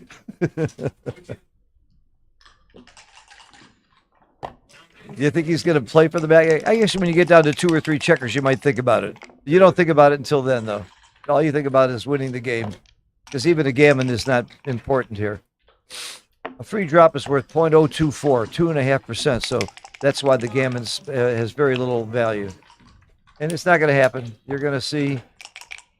Now, the free drop means that if Kazuki gets a good opening, Mark can drop without any cost. He can just drop the cube and they start again. But of course, if Mark gets a good opening, he'll take the cube and they'll play for the match. So either way, we're going to be playing for this match very, very soon. What an exciting finish. I mean, you know, Kazuki deserves to come back. Look how he's played.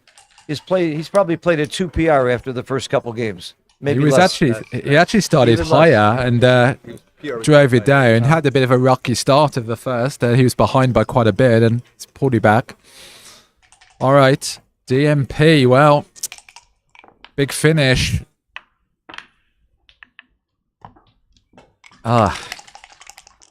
Just that kind of nauseating feeling at DMP, because, I mean, can be decided pretty early.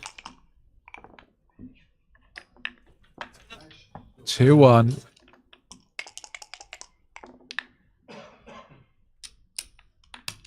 Okay, we're going to see. It's really a 50-50 match.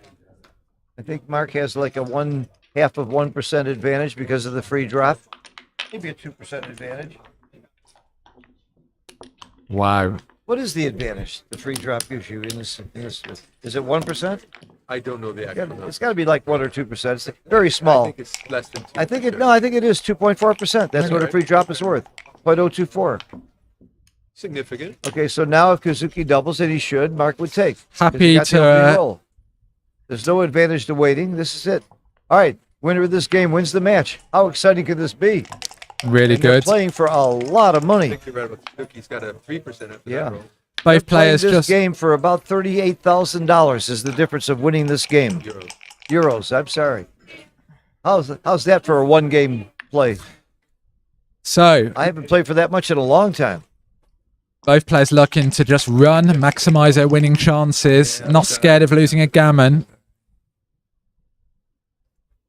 30,000. All right, hard to call. Yeah, all right. Makes a run. All right, so White wants to hit that guy. Double 4 is a great roll. roll. Big roll for Mark. Good for the race. Huge equity Any swing. points? Yeah. This is the kind of position you want to be in a DMP with a race point. 5-man. 32%. Good play from Kazuki. Has to hit. Can't play passive in. Wow. Hits back and just jumps out. I mean, Suzuki needs to come in and hit. And 1s and 6s hit, and he blew it. 5-4 he didn't doesn't do it. do it. And It ain't over. It ain't over. He's still got a 25%. That's a very nice roll. You make the bar. That's a very key point right now. okay, so really needs to hit here. Must hit. Got 24 numbers that hit and 12 that miss.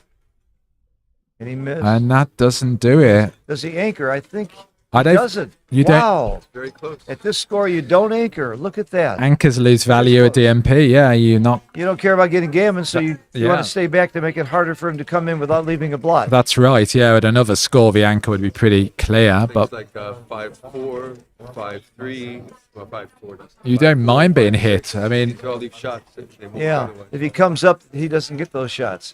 It's close, though. It is close. There's some advantage to anchoring. You don't get blitzed. And you might, well, the race is dead. So after I count the race, I stay back, then I know it's right to stay back. think Kazuki will find this. I think Kazuki will find this play. It's close, but a player like Kazuki, you would bet on getting the right play. And he did. He did. He made the right play. Kazuki is certainly proving that he's one of the best in the world. You don't need to hit, yeah. Just bring you around. Sort of like a 6. Trying to fade the 6, I think yeah. he'd like a 6. This is big.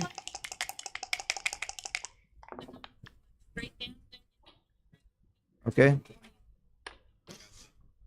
Big roll for Kazuki. Wow. That hit was really crucial. That was a monster roll. 2 6s are awkward. Has to play for 2. Yeah. Kazuki is back in this game. He was looking really bad 2 rolls ago. And you just run. Yeah. It's DMP. Just get out. It's easy for you to say. Just made stripped midpoint. Nice play, Blood Kazuki. board. Wow, is he a great player. I mean, Mark better hope he hits. He hits and covers. And it's Wow, right. that is actually Hit a really and cover good is a roll. lovely tune. No. Hit and cover. That's got to be a blunder. That's a big blunder. You don't want to make blunders at DMP. I think they should count double. Wow. Wow. Big roll for Kazuki. I mean, Big. And Mark's going to regret that play he made but last time. Mark's still up by a considerable margin, so just one good escaping roll. And 5-1 is not great. I mean, Kazuki's got to split those back checkers around and be ready to make the bar or catch him if he comes out. really need outfield control here. Yeah. Yeah, really hoping. He should spread them all over the place in the outfield. If he gets hit, it's not the end of the world. If he doesn't get hit, he needs those builders desperately for the bar point and the 5 point. Excellent play. You make Yep. Oh my god. That Big is, big roll for Mark. And that is covers. absolutely devastating. Got That's up a $38,000 roll if I ever saw one. his winning chances have got up to 90% plus, and Wow. unless he rolls something awkward like a double 6. And look at Kazuki. He's still keeping his focus. He's really, for a young man, he's playing very, very strongly and maturely. Wow. I didn't see any emotion out of him at all. I'd be on the table crying. He hasn't lost yet, though. Let's not stop. Still got 8%. It's just too strong. All in. You bring them all in. Yeah, not too many bad things can happen now to Mark. Wow. Boy, they both played so tough this match. This is pretty much gin. Yeah. One roll swung the whole thing. That double 5 was... Kazuki's going to have nightmares about double 5s for a while. It's just too strong, yeah. Even a 4-2 afterwards, wow. And I mean, Kazuki's only chance The here good is news is Kazuki's a young man, but he's not thinking right now, yeah, I've got many years to, but he's got a hell of a future in front of him. And so does Mark. Mark's not so old either. From where I sit, they're both kids. Well, and that's not good enough. what a match. Mark Olsen is going to be playing Mochi for the 78,000 euro first prize in the high roller. I'm sure it'll be tomorrow. No, it's today. It's today? 5 p.m. Wow, it's today? Wow. And right after this match, we're going to see the semifinals of the Monte Carlo Championship. I want to thank David Wells and Bill Riles and Dan Rivera for their great job of doing commentary on this match, and we'll see more of all of them in the future. I'm going to be doing the Wilcox match with Tobias Hellwig, my good buddy, and the genius from Germany. Well, let's see what the final PRs are. Both played very well. Kazuki just under a 3 as expected. Mark played at 3.7. That's about what you'd expected. Mark maybe a little better. Kazuki's right at under 3 PR, which is what anybody would have bet on. What a great match. Thank you, guys. Thank you very much, Phil. See you later.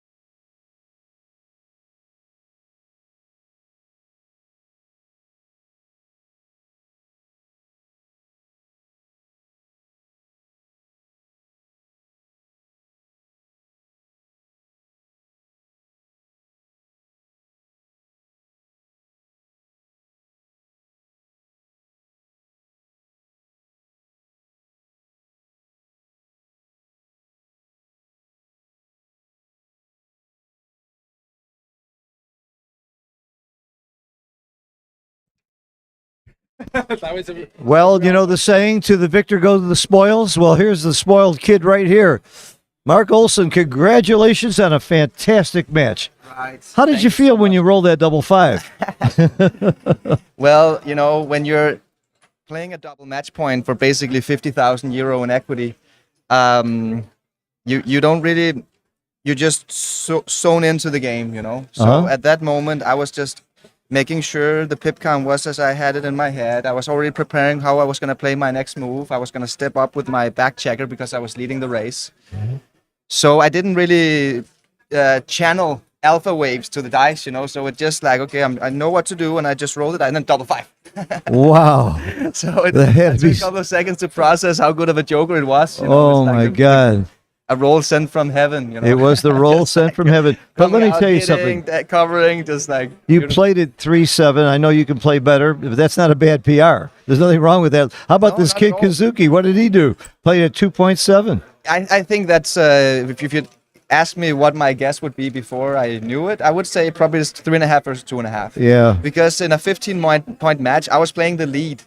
So I had some very difficult doubling decisions. You and did. Doubling decisions. You did. So I might have missed a cube or two when I was like 9-3 or 10-5 or something like that. Because the doubling window is so narrow. It goes from being no double take to being double pass, sometimes even so good. At 6 away, 2 away, you did blunder the drop there, the pass there. Okay, again. It was a tough one, though. I would have passed. It looked gammonish. I would have been scared and passed it myself. Right, so 6 away, 2 away. It's tough. It's one of those gammon go light scores, you know. So you're going to play Mochi this afternoon, later Mochi today? okay. Have you ever heard of that guy? Yeah, I think I got to go take a little nap. Yeah, well, you know. I'm probably going to go through my mistakes here. In this You really will go through. That's going to. You won't just take a nap and sleep? I'm going to go through my mistakes, and then I'm going to take a little nap, and then we play for... Wow, I can't wait for that match. That's going to be exciting. I wish you a lot of luck. You deserve it. Thank you. I can't believe, with all the work you have to do in coordinating everything that's going on in this tournament and running everything and then playing this well, too. I don't know how you do it. I don't know how you do it. It's amazing. People have no idea how much work there is behind the scenes in this thing. And the buck stops right here. Mark's in charge of everything. It's really terrific. My heart goes out to you, and I envy you, and I'm proud of you. Thank you very much. I'm very happy for you. Good luck in the finals. Well, I mean, I was supposed to play in the doubles as well. That was my 2-turn high, Yeah. but now I can't play doubles. I'll play doubles for you. Who's your partner in the doubles? Casper Basse. Casper. And I heard he kept winning, so he can do it without you. He has to play solo. That's right. Good luck next in the match. We really look forward to it. Yeah. 5 o'clock, I believe, right? You know what the prize pool is? 78,000 euro to the winner, and I think half of that for the loser. Not bad. I think you should hedge 10 euro. Great to see you in the finals. That's fantastic. Good luck. Thanks for playing. See you guys. Thanks for the support on YouTube. Tune in. What time is it? 5 o'clock? I think it's 5 o'clock, but that's everything's in, running late. Okay. Because your match took so late. I'm Right. about to do the Wilcox match now. Okay. So Be probably do excited. that one after. Probably Tune right in, after. guys. Yeah. High stakes. Relax. Right. Yep. Okay. Thank you. Bye-bye. Stay tuned. Very shortly, we are going to have the semifinals of the Monte Carlo Undefeated semifinals. Wilcox Snelling and Stefan Hartmann. So it should be a great, great match here as well. Wilcox is the favorite. He may have been he was certainly one of the favorites before the whole tournament started, because he's clearly one of the best top picks for one of the best players in the world. He has not won the world championship before. This may be his time. He's had some great matches to get here. So is Stephen Hartmann. I don't know Stephen Hartmann that well. I know he's a seasoned player and he knows what he's doing, and he certainly is showing his mettle so far. I'll be back with Tobias Hellwig from Germany as my co-commentator very shortly. Stay tuned.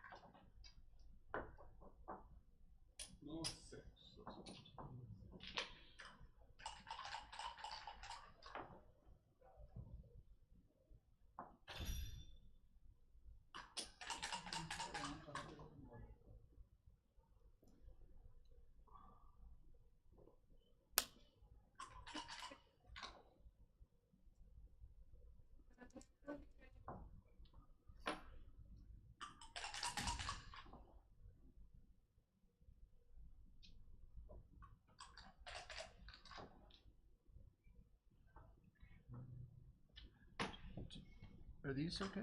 I think this is better. Ah, there you are. Okay. Got it. They're starting right now. Keep this off. Hello? Okay, fantastic. Is this also loud for the room here, or is this just for... It's you. Ah, yeah, okay. So, have a nice day, everybody. We are here for the semifinals of the undefeated bracket Monte Carlo 2024. My name is Tobias Hellwag, and I'm commenting with, thank you, Tara. I'm commenting together with Phil Simborg, who's just getting a cappuccino for himself. We are right in the middle of a game. Wilcock Snellings is sitting at the bottom with the marble checkers, and red is for Stefan Hartmann, a countryman from me, from Germany. 3-1. White is a favorite in this position. White has a checker escaped, is leading in the race, and has a very constructive structure. And now with a 2-1, even pushed his lead, and I didn't have a chance to introduce you. Everybody know my buddy Tobias Hellwig from Germany. Bill Simborg here. We just saw an exciting match in the high roller, and we're about to see that. We'll see the finals again later this afternoon. This is the semifinals of the undefeated. I don't know anything about Stephen Hartmann, but he's from Germany, so you must know something. Stefan is a very passionate player. He reduced his working hours to attend more tournaments. So he's really serious about the game. He is very serious. It means a lot for him, backgammon, and he did have some success. For example, he won the doubles at the Merit Open, one of the biggest tournaments all over the world. Yes. We all know about Wilcox Snelling, one of the greatest players in the '90s. Then he took off for years because he was involved in sports betting, and now he's coming back. And he told me the main reason he's coming back to backgammon is he started to coach his son, and he got the bug again and loves the game. And in the last couple of years, he's proven to be one of the top in the world. He's a contender for the best in the world. He's really very close. So this is a great shake for Wilcox. Stefan had a little bit trouble before. I think he moved the right play. Oh, that's a great roll. He moved the. That's a great roll. Yes, I think we're going to see a cube very quickly. Maximum Bildung. I don't think so at all. Too I good? think this is Too good? This is way too good. It depends, of course, on the response, but this is like It is too good to double. 13 checkers active, 13 checkers in the zone. Tremendous racing lead. So even if he gets hit, yeah. By too good, we mean he's going to win too many gammons. Why should he just double and win 1 point when his opponent would pass? The good news for Stefan is that Wilcox missed a double before. He missed a double earlier. And he probably only wins 2 points on this. And maybe 1 point. Maybe 1 point. Maybe 1 point, now that he's got the anchor. So Wilcox missed a double before, huh? Yeah. That's not... It's the saying Wilcox missed is not something you're going to hear a lot. He's so good. I think this is a stage where everybody, with no exemptions, gets excitement. And also, when you feel as a stronger player, and I would say Wilcox is on the paper, you just, you kind of want to preserve. This is like a natural, this is like an emotional decision. You want to preserve your advantage, and you tend to be a little bit more conservative. It's not always right, but this is how people act over the board, and you see with almost every player. This is not a PR event. This is for real. Toby, that's a great insight. The bigger the event, the more conservative you tend to get. You don't see people making the big play and the wild play that much, except for really top players, and only when they're really right.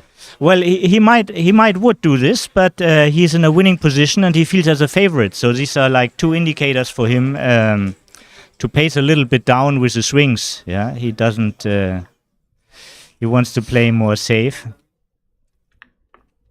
Wow, that I had the feeling it was a little bit too conservative. But we have a feed on the side, so if you're interested on the bottom right, you always see the suggestions of the machine.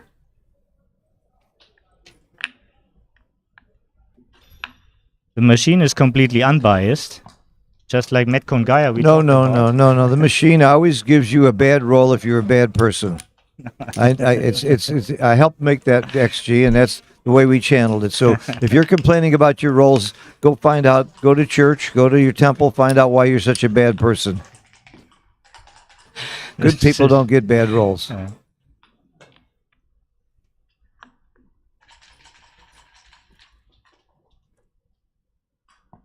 We're really getting close to that point where Wilcox might just take cash, because the gammons are not that many. Right, but so far there's no losing sequence. There's no losing, of course. If there are more sequences, he can leave a shot, but right now he can't leave a shot. He leads clearly. He's winning like 86% of the games, around 25% gammons. Well, even if it was 1% gammons, as long as he can't leave a shot, and there's not a way that his opponent could take after the roll. Right, we had this before. It's like a technical play on. Yeah. Yes, it's always a play on if you don't have what's called a market gainer, a sequence where your opponent could end up having a take. Means But this is going to get awkward right now. Whenever you can cash any time, the 5 is He moved the 5 already, Yeah. I see. Yeah. Yeah. See, now he's got rolls that leave shots. 6-5, double 6, double 5 will all leave shots next time and could cost him the game. He might decide to cash here and just take his money and run.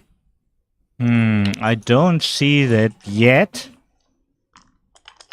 I don't see that yet. You're right, Toby. I would have cashed. Oh, there's a shot. And this is, by the way, an extra shot he was giving by that play. He was seeing other merits. But now again, once he survived that, all the high doubles again leave a shot, but he shouldn't double. Yeah, this is forced. Yes.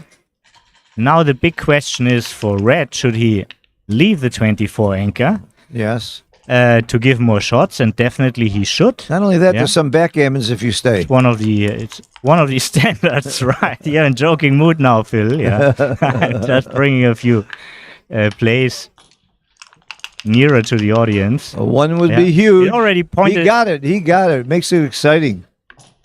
They did that for me. I want this to be more exciting. That makes the game very exciting. Now he could win the game. And we got a new favorite here already. Yes. Because easily win. some entering numbers leave additional shots. I told you he shouldn't play on. That's a very bad shake. That's a very bad shake. One of his That's worst. A very bad shake. Yeah. Yeah.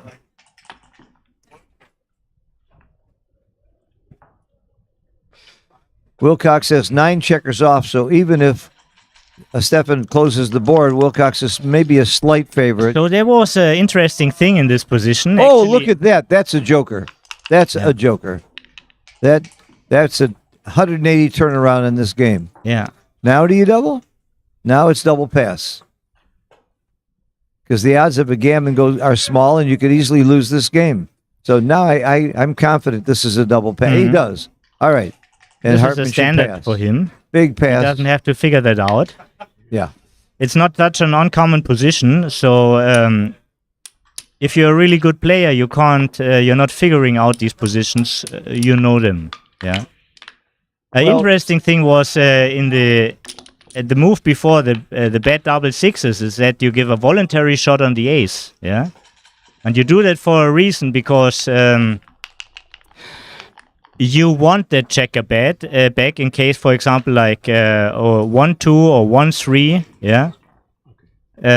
First of all, with 2-1 you don't get hit, but with 1-3, like you get like a triple or quadruple or whatever shot. You get like he needs to hit you, and you get blots in the opponent's board, and you can hit him in your board with almost every number. Very, very nice insights. Thank you.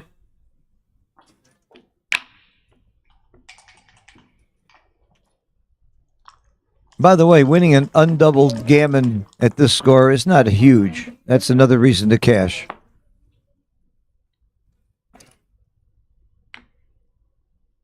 He's supposed to come in on the 24. This is a good concept, because you want to create a position, and you can't create a position when the opponent points on you. I love that. But it's a good, the way your checkers are distributed. By the way, this is a small mistake. You make the 4-point for better distribution. Go ahead, Toby. I'm sorry. Right, because it activates the build on the 11, and now it's not active. And you also take a checker off the 6. You in stack. Very, very fine roll for Stefan. Making the bar was huge there. This is a great roll also.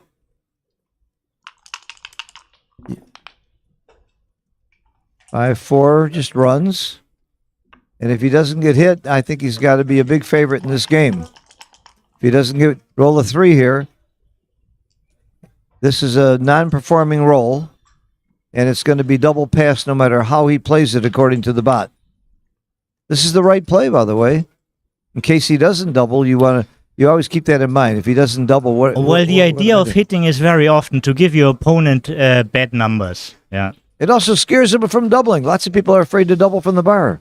Oh, well, that can be a side effect if you know your opponent. Yeah, but first of all, he will ask himself, what does the position require? Let's see, I know my opponent. I know they're all better than me, so I do that play to scare them. Well, how do you scare them when they're all better than you? Yeah, it's real easy. I know them all. They're all better. This is a big pass. And he did. He found it. He found it. I think it wasn't hard for him to find, but he wants to get him. He wants to set himself up in the right rhythm, you know, not just passing too quick. This is a lot of time they get here, 34 minutes. So you want to use this time in a good manner. And if you use too quick, you might somewhere overlook something. And another point is, that I think one of the most important places to use your time is on doubles. Because you can make a monster, you can make a big checker play error, and it won't be anywhere near as much of an equity loss as if you make a mistake in a doubling cube. Very well said, Phil. Is very well said the same as very well said? Yes, it is. Well, in my case, it is. Thank you. In my Thank case, you very it much. is. You're welcome. So hitting was going on. Hitting was going on, and it was a very, very close decision between coming out and hitting. And Toby, does Hartmann live in Berlin or Munich or where? he's thinking about to move to Berlin because this is a German city with the most backgammon action. Uh-huh. But I think he lives Frankfurt Mannheim area. I'm not that sure, but this is where I locate him. Isn't Dirk near that area? He is a little bit more up north. Oh, okay. A little bit more up north, west north. Yes. Yeah. Border to Netherlands. The top good players you have in Germany is really impressive. You're easily in the top 40 countries. Yeah, thank you. Thank you for that.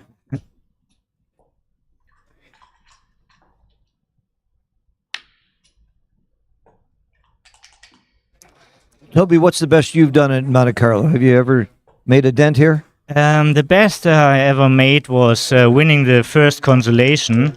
Oh, wow. That took me like 15 or 16 matches. Wow. A couple of years ago. That's very impressive. I remember that now. Other That's than great. that, I... First consolation in Monte Carlo is like winning any other tournament. It's amazing. That's a lot of money, too. Why am I buying you the Coke?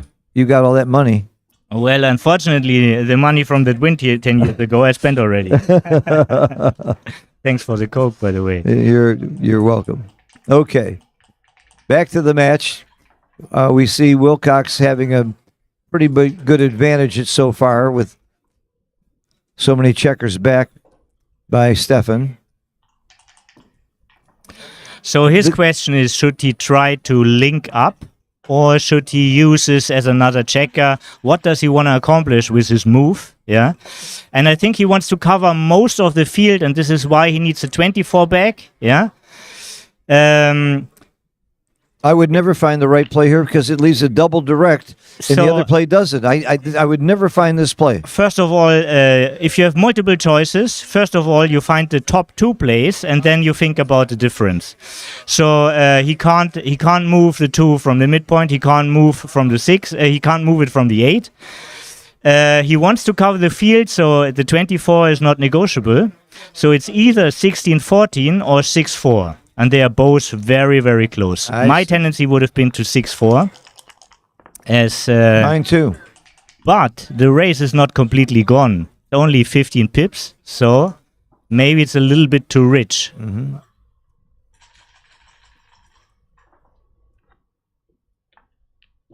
Wow. This is very close. Not right, but not wrong. It's close. I wouldn't have thought to break the 7-point myself. I'm in love with my 7-point. This is the best play. This is the best play by far. There are a lot of plays in the same range. Not by far. There are a lot of plays in the same range. So basically what you want to do is you're leading in the race. So you want to leave yourself in a position where you can play your checker safe in the future and maybe attack.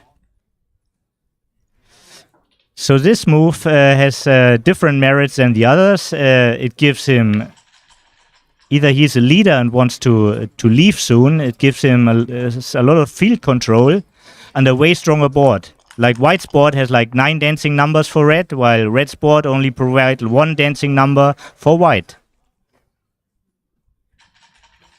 Well, when you're up 22 pips in the race, you don't want to leave more blots, so this play becomes fairly easy. You either have to move from the back or bring the checker into the 4, and they're both fairly close, but into the 4 is right.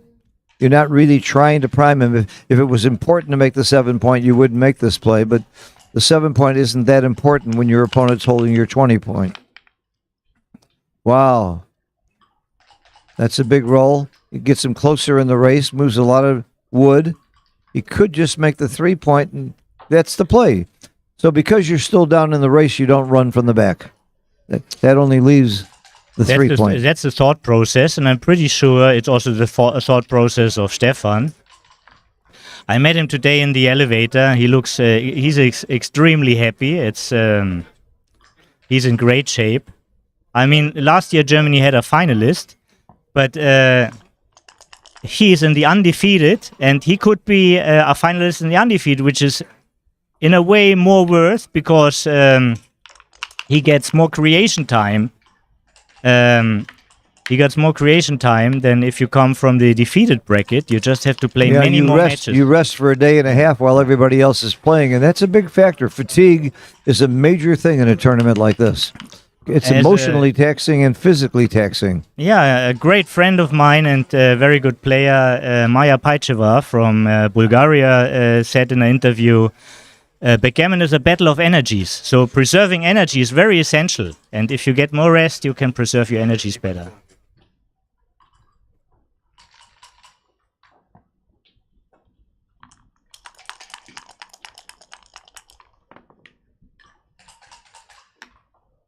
From the other play. David? Germany? Yes. You know him? Yes. A good player? Yeah.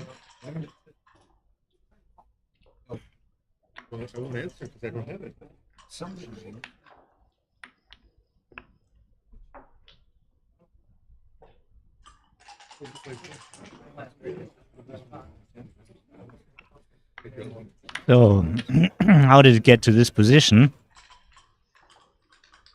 Yes, you can't really play safe, and there's only one constructive move, which is making a strong board and building a prime.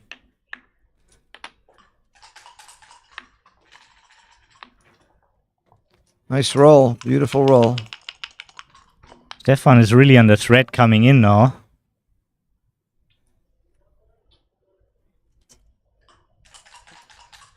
Absolutely. His tactic should be to flood the outfield field as soon as possible.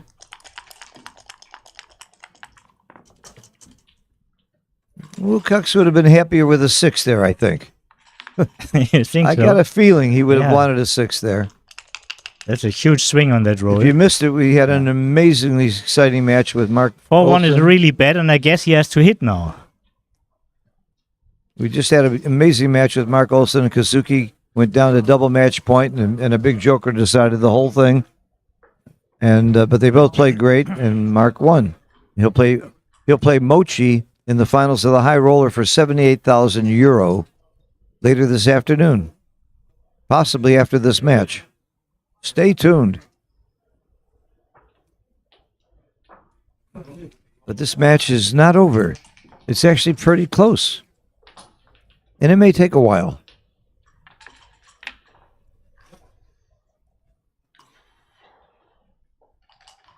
So people watching these matches are seeing great top players playing very, very well. But also, you notice you'll see a lot of blunders. Yeah. Even the very best players make some really big mistakes. So nobody has solved backgammon yet.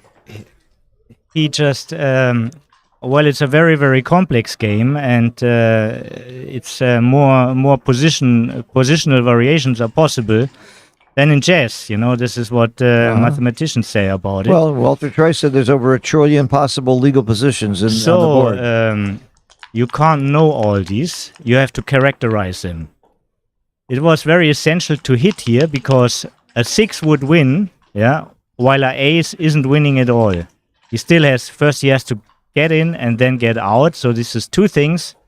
And this, for that he needs more time. And this extra time helps Stefan. This is what's behind this move. Dancing is not the right idea for Wilcox. Gives your opponent more time to start bringing some ammunition around and maybe even make the ace point soon. This is not an easy move. I would spend time on that one. I was thinking about 2014. This is not the right play. Also, you're giving him a 2-6, and what if he just comes in with the 2? Wouldn't you love to have your 8-point made to block the 6s? So that's why this play is wrong. Although he's thinking, maybe I can cover the ace now. But it's not worth it to give up that 8-point. I think he just moved the 4, and the 4 could be a part of the right move, actually. So the suggestion of extreme is like 15-9. He moved like 15-11 now. Yeah. And he has a 2 left, so he eventually picks the right... he should continue. The right... Oh, no, he moved the 2. He moved the 2 from 8 to 6. I see this. Yeah. So what's wrong about that, I can explain. It's because... oh, double take. He missed a big double there. I would have missed it too, I think. It was double take. That's a hard double to find. I can fully understand why he would miss that cube. But he didn't think very long, though. He rolled quickly. You said something about this earlier about yeah, the earlier about it, like when he gave up his 8-point, while he kept his 8-point, he just missed 1 point to make a full prime, the 7-point, yeah? Now he gave it up. It means like he has to make 2 points now to make a 6 prime. Yeah, this is why it was wrong to... However, he also wasn't thinking about the cube. That was the big error. I understand, and I think actually what happens psychologically is like he still sees himself in defense and sees the bad things in his position, like being down in the race, but it didn't evaluate the recent development, which was really strong for him. Yeah, now it's definitely not a double. Now you make 2 points and cover. Here, I'll fix it. Give me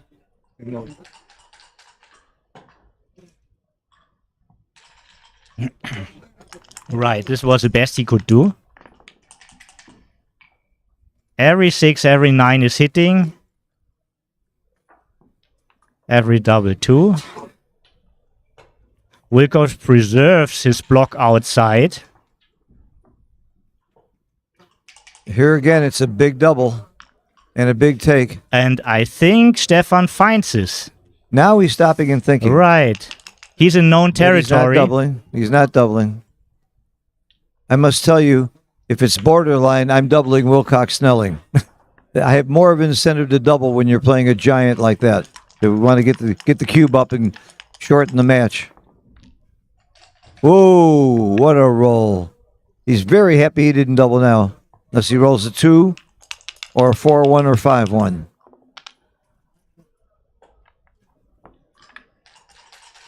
Needs to come out, definitely. You have to go where the action is. You need to see your opponent. Getting hit is not dramatic because there's also a blot on the 2.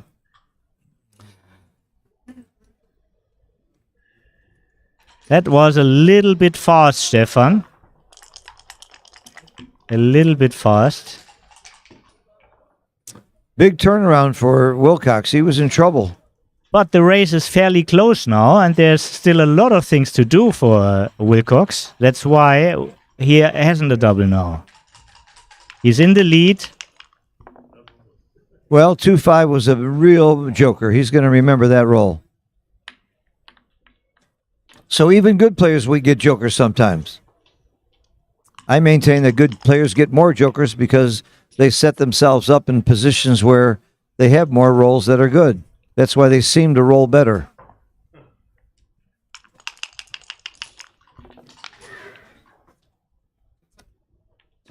What? Oh, I thought he had a 2-5. Yeah. This play is forced. Double take now, but a very, very small double. right on the edge because the race is close. But this is you got to discount the pip count because of wastage and crossovers. So Wilcox is leading this race a lot more than the pip count shows. Yeah, one thing speaks for the double is, for example, rolls like this of your opponent, and second of all, Wilcox doesn't have any bad numbers right away. Now he lost his market, but you can't fault him for not doubling last time. It was like 0.05 or something. It's close. This is a big pass. No, not a big pass. It's a pass. So first thought of Stefan is probably, do I lose gammons in this position? He doesn't, but how many games will I win? And after he crushed his board, it's just not enough games. One thing I don't see from Stefan, he's not playing the gambling game. Lots of people, when they're playing one of the best players in the world, they start taking and giving the cube more aggressively to gamble, and I don't see him doing that so far. So he's a very smart guy. He works in management, software business. So he's smarter than me, is what you're saying? Well, you're probably right, by the way. But I got you. I got your drift. He's smarter than me, so he doesn't have to do that.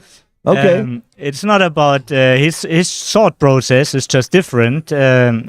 He might know he is an underdog on the paper, but the only way to overcome this is to make good decisions. Yeah. I don't think he might know that. Who doesn't know they're an underdog when they play Wilcox, Snelling, or Mochi? Or well, you know, they have to. The other side has to perform also. Yeah. As we talked about, it's about energies, and there are days where you lack of energy. Absolutely. We've seen some very bad matches from some very good players once in a while. The good player is only a good player if he performs. Well said.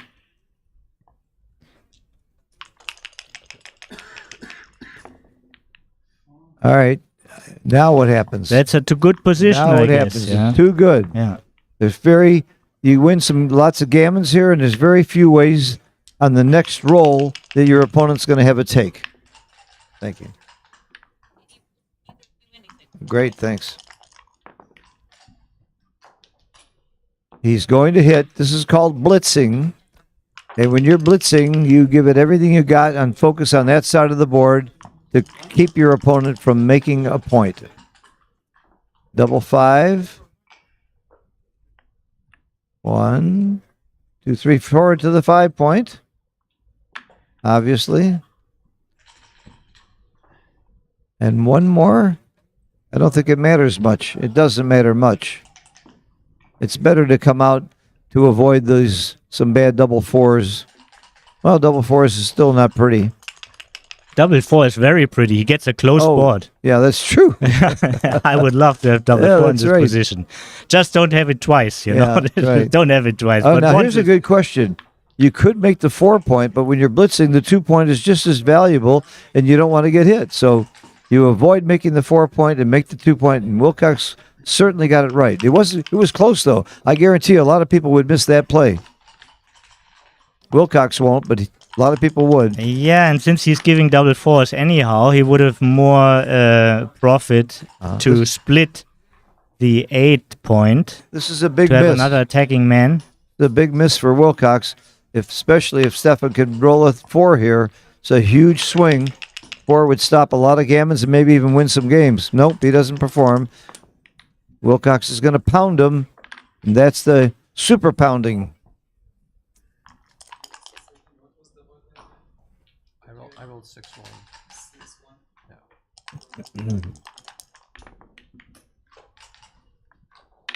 So all Wilcox is thinking now is, how do I play and not leave a shot with double sixes and double fives? How do my rolls play after this? Okay, nothing leaves a shot. That's all he cares about. Bulletproof. Yes, as long as he doesn't leave a shot, he's got the gammon. Playing very safely.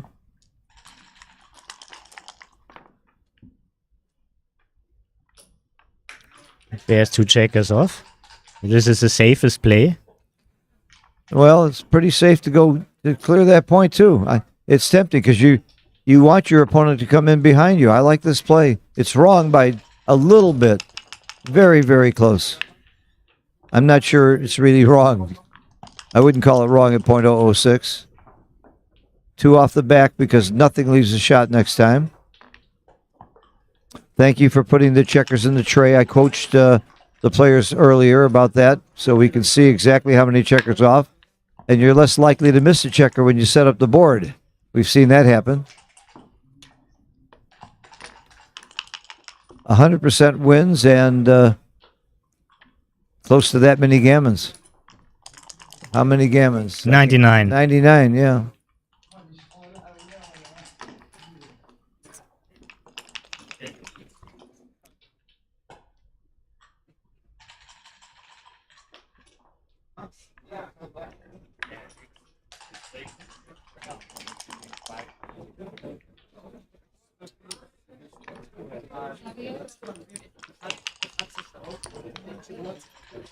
So we are looking at the score.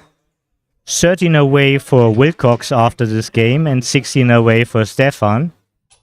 And I'm looking at the PR. Wilcox is playing at 2, which is exactly what we would expect from him.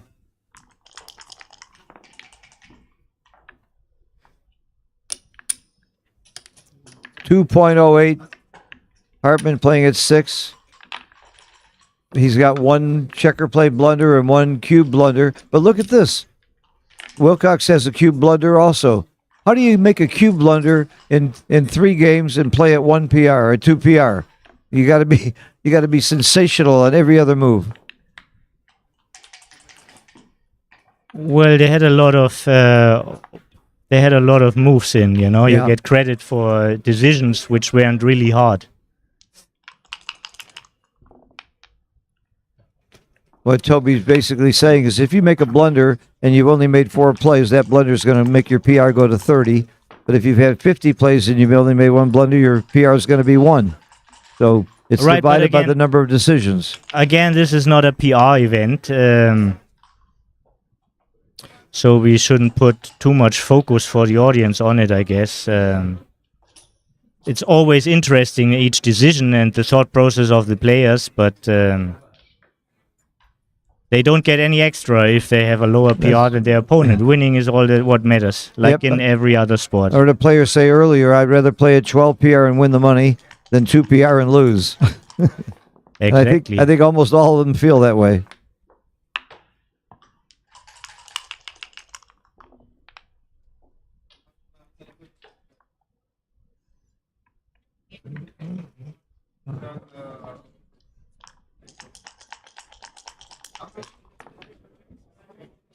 Wilcox is not representing the United States. We had a Calcutta where we sold the countries. That was my idea, and I ran the Calcutta. It was quite successful, lots of fun. You get to root for and bet on your favorite countries. And Wilcox lives in Costa Rica and represents Costa Rica. I think he's the only player from Costa Rica in this event. He is an American. He does live in the United States as well. But he thought it was kind of fun and unique to represent Costa Rica, and he loves that country. He has a Costa Rican wife, and I think that's kind of cute that he did that.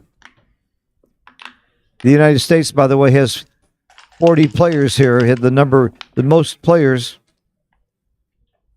and our chief bookie, Morton Holm, actually bought the United States group. He's betting that the United States will have a winner for the tournament. Right now, he's not looking too good on that bet. Steve Sachs got knocked out late. David Wells got knocked out. Frank Frigo, 3-time world champion, got knocked out. So look at this. Usually you don't want to do these deep points, but also you don't want your opponent move. Yeah. If you hit, you better hit with a point than lose. If he doesn't perform here, it could be a double, but he's like, oh, he did perform, coming in with 2.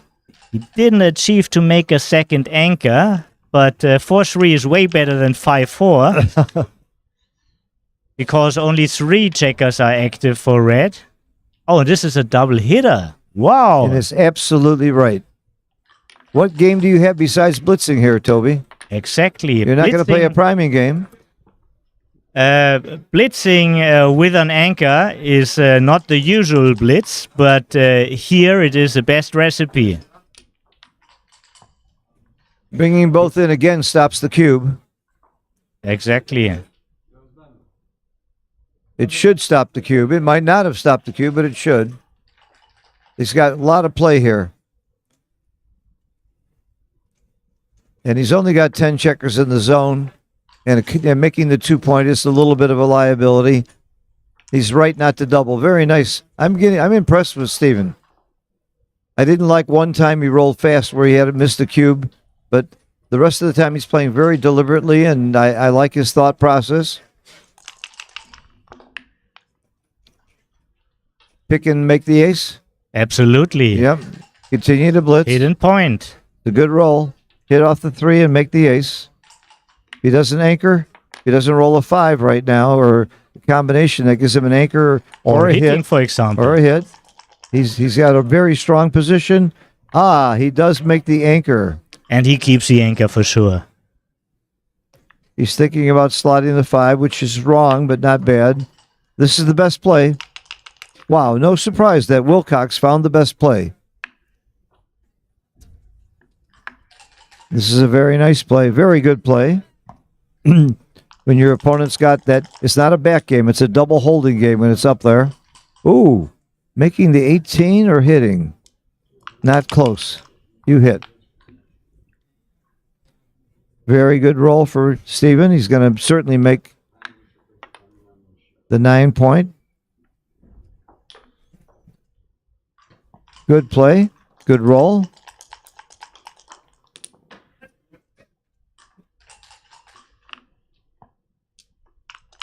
Very simple play there. Yes, but it was one of the best shakes, making a point. Making a point from the bar. Move up to keep him connected. No, I would move up, and it is right to move up. This is a blunder. He's supposed to come up and get that connectivity. Remember that word? Connectivity? I think that comes from Roberti's book, or it's got to be Roberti or McGrill that first really pushed that idea.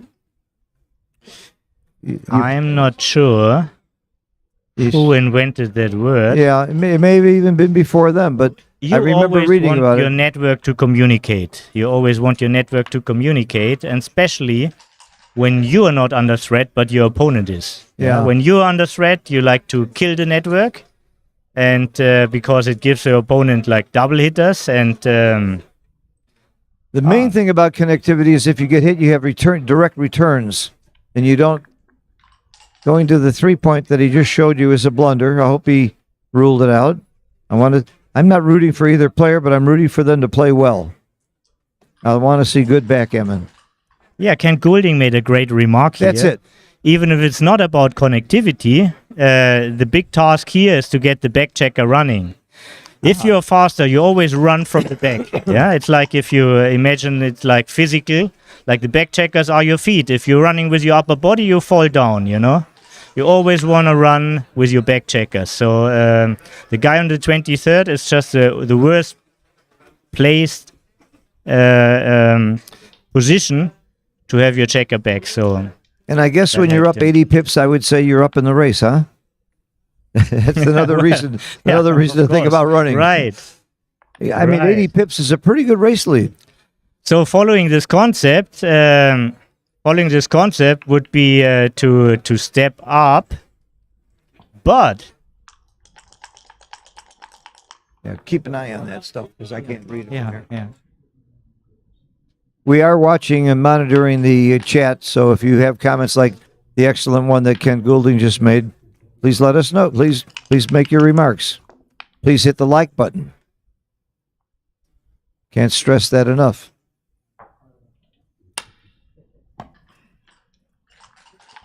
Okay, you don't double these games very early because you don't win that many gammons. And you can lose a lot of games. Yeah, and you also don't win that many games, right? Yeah. Yeah, I like to double when I'm going to win a lot of games and win a lot of gammons. But that's just me.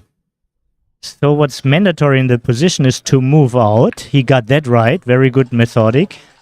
Great, Stefan. Good play. And getting hit with a 4 is not that risky when your opponent's on the bar. Now I think you might think about the 18, and it's wrong. I really would have thought about the 18 point. I guess it's too far forward with your part. Well, it's not the merit of keeping the 4 ank. If the 4 ank on your opponent's board is that he can't make this point. Yeah. Good point. I mean, you want to activate checkers, but you want to keep that point because it brings trouble for him not to make it. Yeah, I was thinking for timing purposes, but it really is the wrong idea. You want to get the shot here, and usually staying back is the right way to get shots.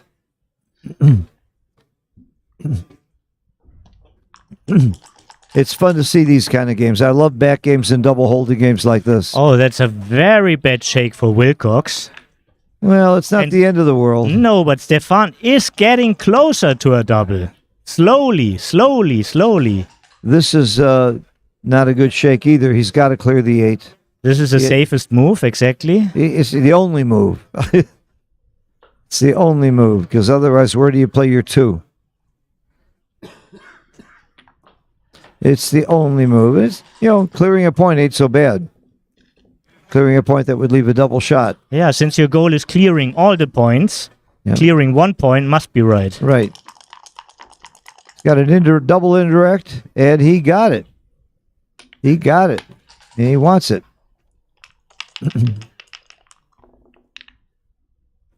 Nice roll. Very good roll. Very good roll. Very happy with that roll.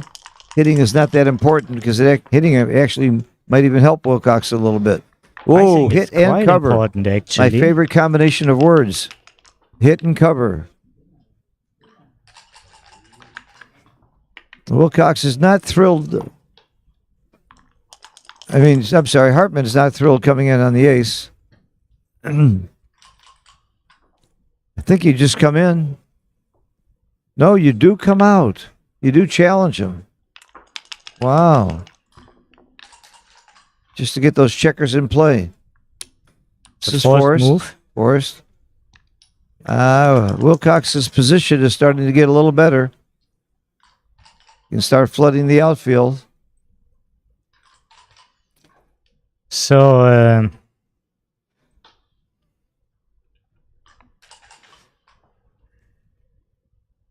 yeah, the pattern is right. Of course, you want to flood the outfield. Your goal is The question is, he's thinking about, does he have to hit that guy? He already understands this is not a position to hit, so now he looks how he floods the outfield best. And how not to give the guy jokers. The only joker here is double 2. The best play, almost, but 2-3. Wait a second. The hit is right. The hit there is right. He sees it. He sees his option. This is what I like with Stefan. He's really thinking, He's methodical. But the hit is right by a lot. That's part of his business. If you don't hit, what's going to happen? You give your opponent so many good rolls to flood the outfield, to make the bar, make the 3. So hitting takes away half his roll. And if he dances, you got a lot more time to get moving. Good play. This is the play. He got it. Nice play, Mr. Hartman. And now? That was a big swing if he didn't hit there. And now he's got a double. He's got a big double, which he would not have if he'd stopped, didn't think very long about it. That was a cube. It was a cube. It was a take. He may have lost his market if there's another dance. Oh, look at this. He can't clear up anything. So this is a double hitter now. It might be too good. I don't know if that, with all that wastage and with all the checkers down low in his board, I think it's a double pass. Well, he's trailing.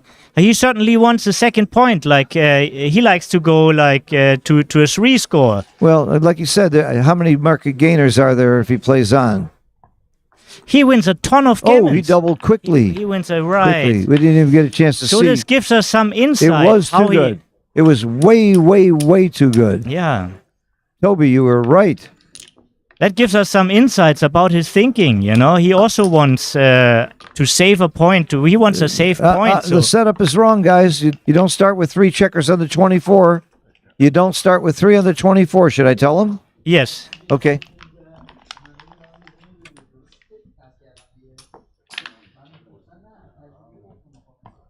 Yeah, something like this happened before. Many people saw this on Facebook. There was a match. They have 3 checkers on the 24 point to start, and I've told Tara so he can maybe correct it before it goes to. There, he found it. Right. He found it. Okay. Woo! Yeah. You might have had all another good. Joe Russell, Jorgen Granstedt situation. Wow. In that match, there were 2 checkers off the board from the entire game, and they didn't notice. Played with 13 checkers if you missed it yesterday. I've never seen anything like that at the World Championships. Okay.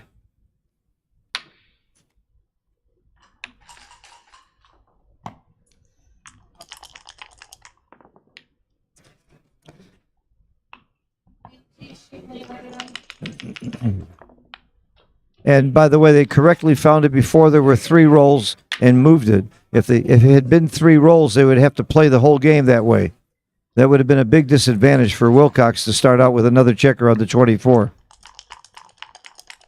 For one thing, it's 24 pips.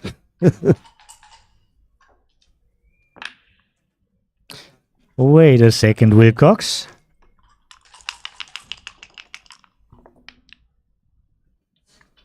Oh, nice roll for Mr. Hartman. Very nice roll. Yeah, he really took over the lead in this game. Yeah, good quick move. They got lots of time on the clock, and I don't think Hartman's using it right at the right moments. That's the only criticism I would have of his play so far. Well, you have to respect that under these conditions he got to the semifinals. So, he must be doing something right. Right, he must be doing something right. I haven't lost a match.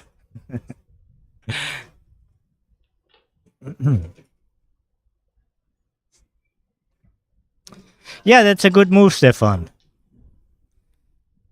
That's a good move. Of course, you never like to leave shots against a stronger board. But this is the only constructive you can do. There's no safe play. And sometimes one of these 4 dancing numbers this appear. is a cube. Again, he rolled fast. Yeah, when he had a sizable cube, a big cube. He's rolled very fast on some cube decisions that he should not have, including the too good to double less cube. And this you see, by the way, with many players. You know, they start out of a position. They know they were like an underdog. You know, and suddenly they have a good sequence, and they don't understand how much it changed in the whole game. This sequence. Yeah. Now it's too good to clearly double. Too good. He blew his market. Now it's too good by a lot, and now he doubles. So his cube action was very, very poor so far in this match. I'm sorry to say. His checker play I'm impressed with, but his cube action has been lacking, and almost every one he did fast. It could be a great cube action, you know, against a guy you know who is at a different level, but it's pretty. There's only one right way to play the cube against Wilcox Snelling, and that's the right way to play the cube. Yes, I agree with you. But also for him, he has to figure out what's right, what's wrong. Well, that's right. Yeah. But in the meantime, the score is 4-3. And there are enough players around, you know, where Hartmann's cube action would be just perfect because they would still take. But this is a different level. But aside from the decisions, almost every one of those wrong decisions he did quickly. There's no excuse for that. If I was his coach or if I was his teacher, the first thing I would tell him is slow down on these cubes. I think Stefan is working without a coach, so. Well, now maybe he needs one.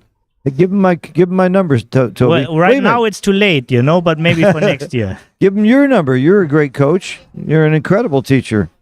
I'm not big in the advertising. I'm advertising for you. I know how you just listen to your explanations of these moves. Coming up to get out, just like Clint Golding said earlier. He's winning the race. You want to get up there to get out. Not too much variety in what you can do right in this play. Make the bar heavy. That's all you can do. That's your best option.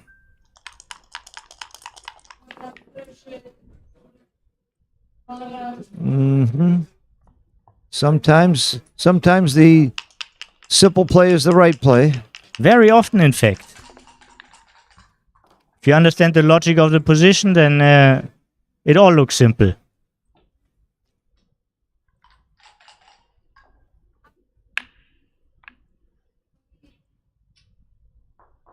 It's a reasonable play, but not the best. You're supposed to hit. There's a saying about hit a blot and prime a pair. You're supposed to hit there. Usually, when you're in if you want a prime, if you have like if a back checker, you like to hit it. If it's like next to your formation or second next to your formation, so you understand. In other words, when he can jump, you gotta hit it. Not only when he can jump, but also it helps your own priming game when you do this here. I see. Yeah. But the hit, he missed the hit there, and that cost him. Absolutely, cost him a lot because it's way harder to win now. It's way harder to win now than without the hit. Yeah. And Wilcox is staying with the theme. I'm up in the race. I don't want to leave a shot. My goal is not taking chances, but there's another reason too. Look at the other side of the board, which is something that people don't do enough of. You don't want to get hit against that board, against the 5 prime.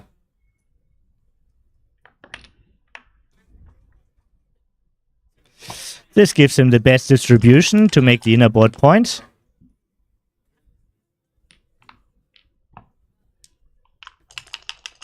Yeah. Clear move. So Wilcox needs to clear his midpoint and needs to make an inner board point to find the cube spot here. The race lead is big enough. I think all he has to do is find an inner board point, and it's going to be double pass. Right. Well, I don't think it's double pass necessarily. He's up 35 pips in the race. Here he has a vertical prime now, which doesn't mean a lot. This is really big for him. That's the nail in the coffin. That's a double pass situation. Well, it should be double pass no matter what. No, it isn't. According to XG, there's still take here. Well, if he doesn't manage to make the 4 point, I thought it was a pass. Then he has to move checkers away to do it next time, and then it gets a little bit. And he correctly grabbed that cube. Yeah. Especially, this is also, if not making the point, this is the second best because it brings him better chances to do it next time. Having the open 4 point with your opponent on the 3 point is a pretty big liability for Wilcox. So that was what made it a take. I think I would have passed it. And I would have been wrong, of course. This is not what he wanted. Now you see the contact. There are bad numbers now. Yep. Don't bust your prime. Don't bust your prime, Stefan. Oh, no, the wrong idea. He's trying Don't bust your prime. He's trying to save a 6. It's the wrong idea here. If you get the shot and hit it, you're not going to be a winner. The question in these positions is, can you get the shot now? The answer is yes. There's a lot of shots now. So, if you can leave a shot now, you definitely must keep your threats up.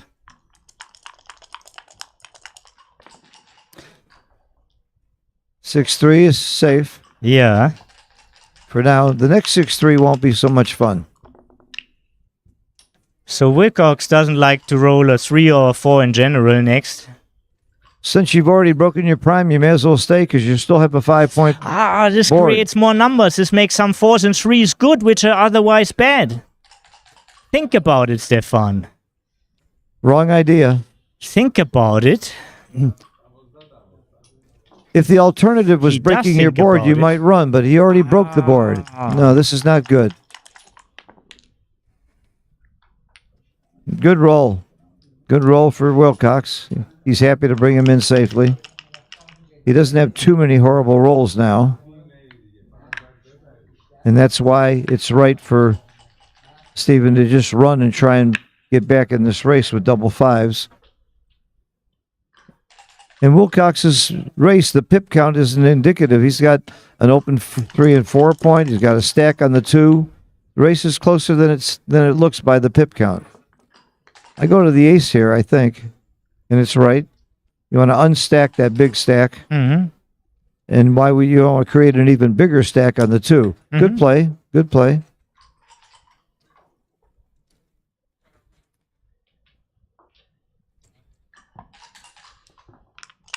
Also good time management.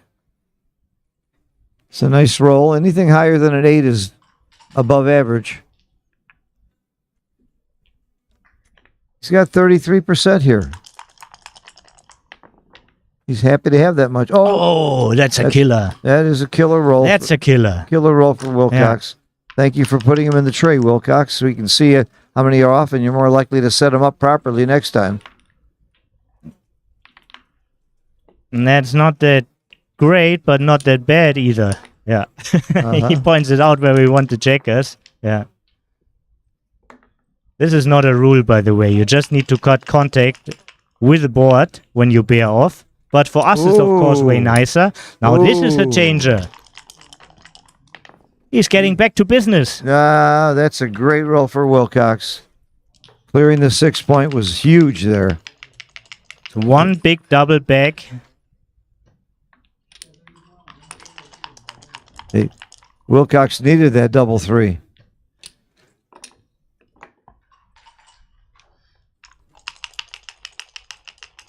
You're right, one big double. That's not a big double. Yeah. That's big trouble. That's big trouble, right? He wants a big double and he got big trouble. He got big trouble, yeah. Can't always get what you want. But if you try real hard, just maybe you get what you need.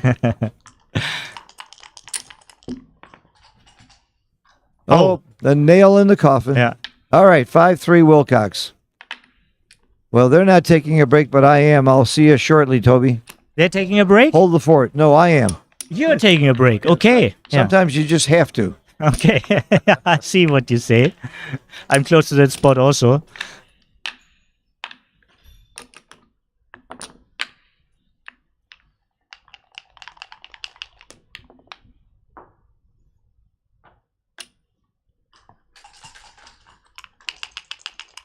Oh, put the cube back, please. This is a little bit sloppy. It's very important to reset the position. Yeah. Wilcox did it. As long as the cube is in the middle, it doesn't really. It's not necessary, you know, on which number it is. It must be in the middle, you know. The beginning of the game. So this is a lead. This is a lead, but still nothing dramatic happened. Rather good start for Stefan. Better position up in the race. Better position up in the race. Some pointing numbers, shooting at a blot. Okay, there's some duplication, but sometimes you hit one and he can't clear it up. So it is additional value to have several blots, even if they are duplicated.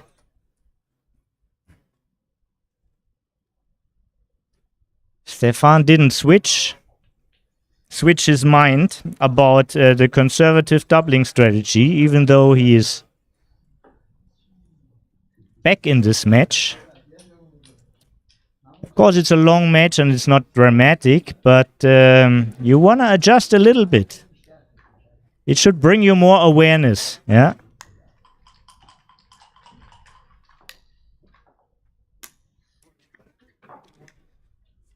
So 5-4. He should hit probably. Going down and hitting is one consideration. And I think this is the best for his position. He has a stronger board. It's a kind of duplication. Like 2's hit from the 24 and 2's cover from the 6.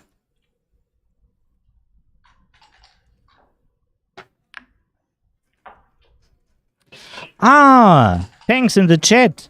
The clock is stopped. So, since Phil isn't here, I can't go to the room and tell them.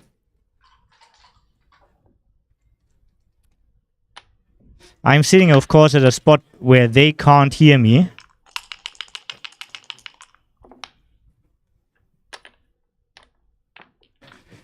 Huge roll for Stefan. He could reach another to good position maybe now.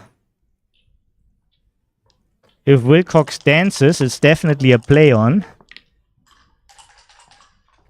And my friend Phil is back. Nice to be back. Taking a break? Okay.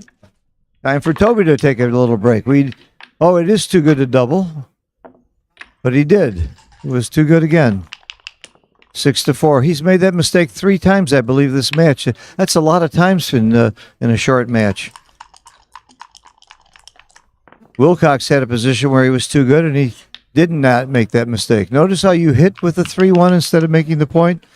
You hit with it. Anything there except double 1 where you'd make 2 points.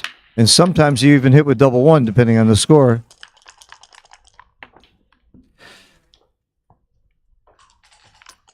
Double 6 dance. Double 5 is a little better than double 6. 2 points is clear. If Wilcox dances, it's over. Maybe too good. He dances. Now, is it too good or is it just a double pass? It's just a double. It's a take. With 2 on the bar, this is a take. I certainly would have missed this. I absolutely would have missed this. Holy camole. This is something I have to study. Oh, I see why.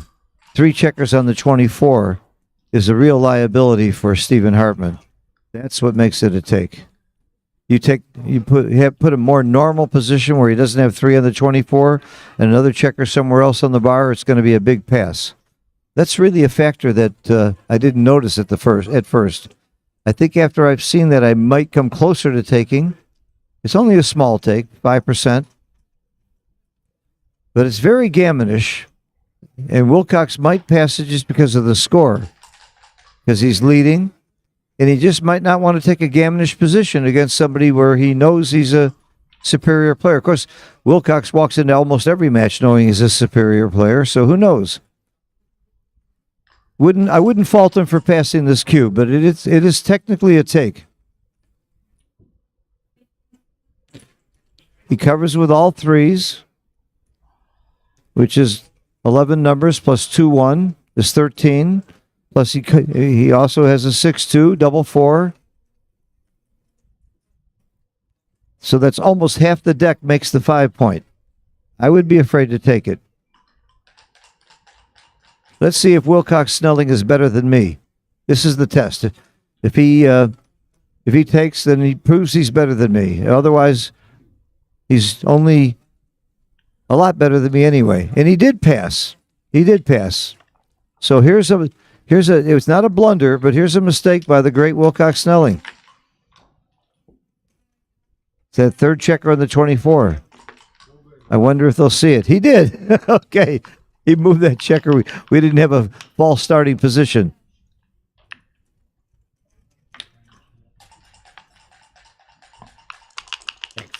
Again, Wilcox just dropped a pass, but it was only a .054 mistake.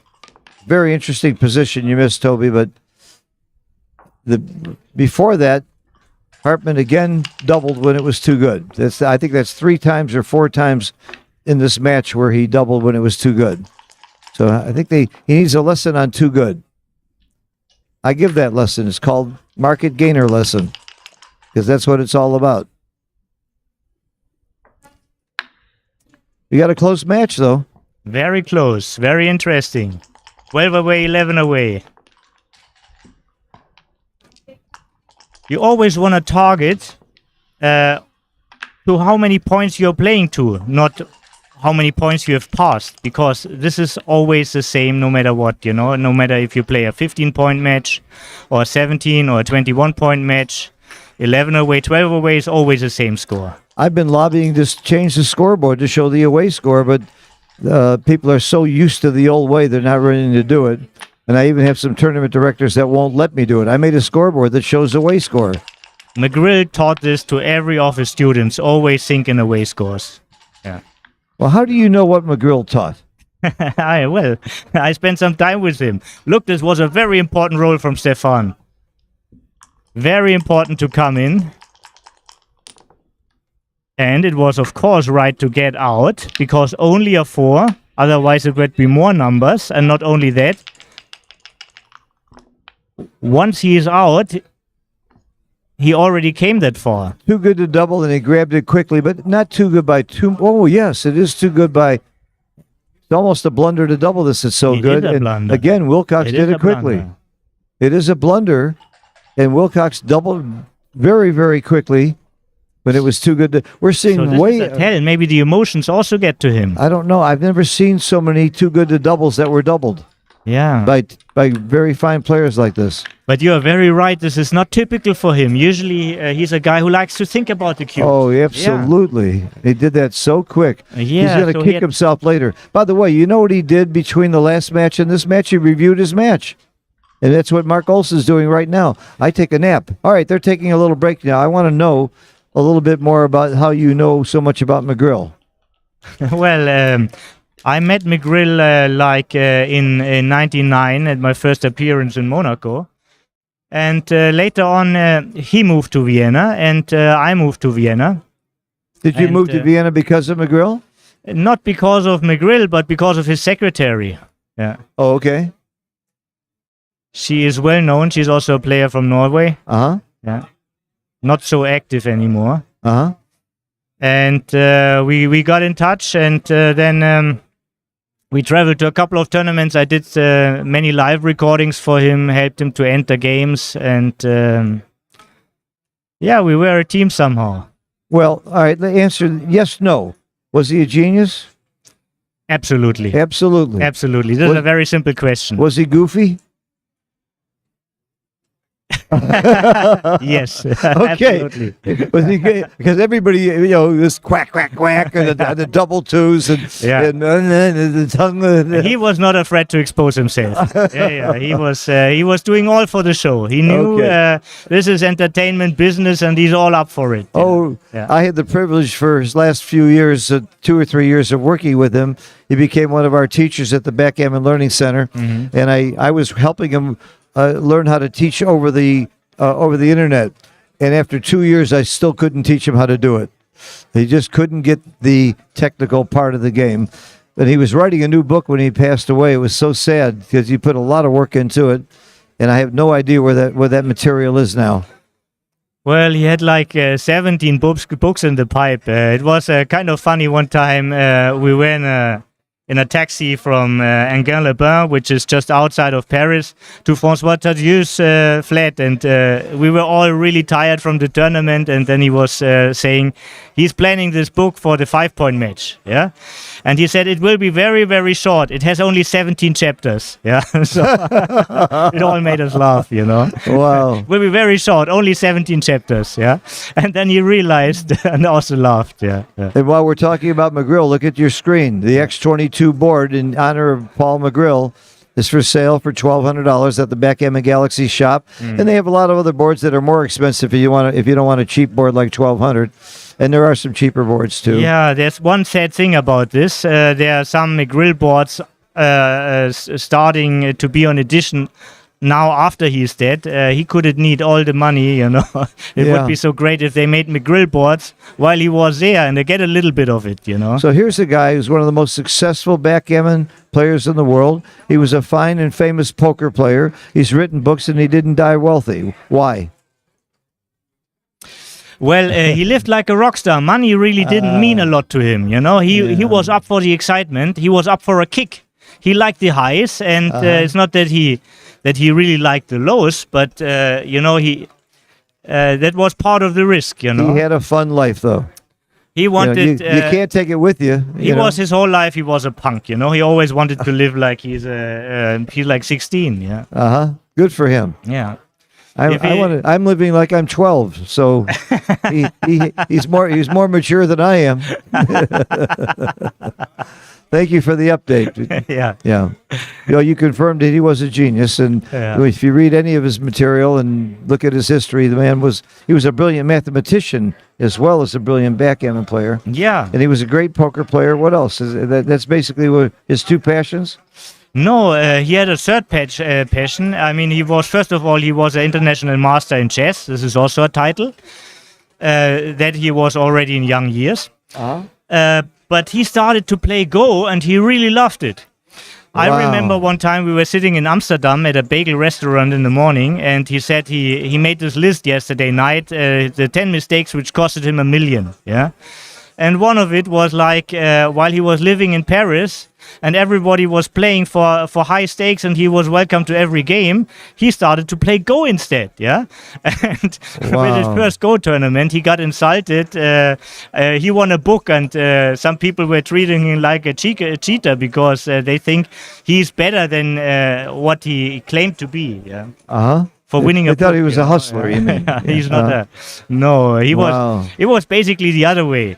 He wanted to help the weak players and he wanted to humble the hustlers. That was McGrill's style. Good for him. That was McGrill's style. He was not... I mean, he always needed money, but it never had like a higher meaning for him. It was just there to spend it. Yeah.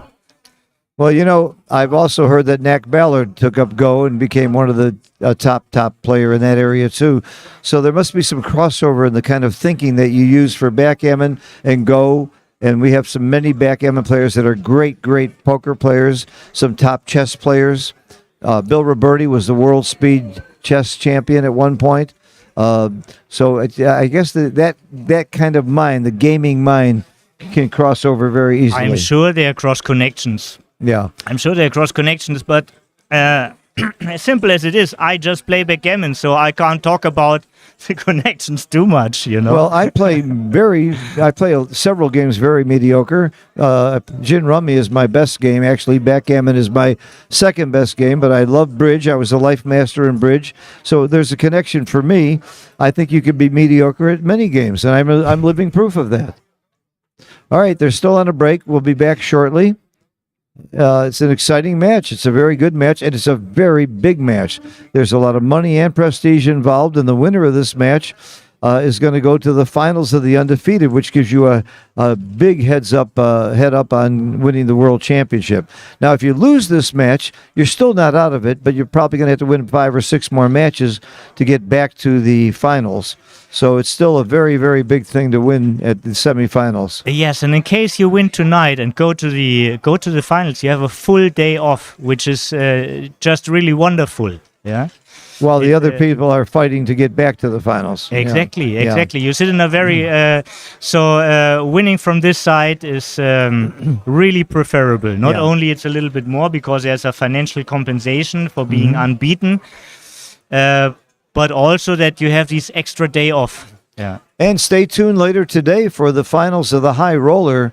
About 78,000 euro first place money. I think it's one of the biggest prize monies in backgammon. It certainly is right currently, I think, the biggest you can win. Yeah. And it's between Mochi and Mark Olson, 2 grandmasters, 2 amazing players, 2 good friends. About the prize money, we also get a question here in the chat, Phil. Do you know how much is on stake for winning the World Championship?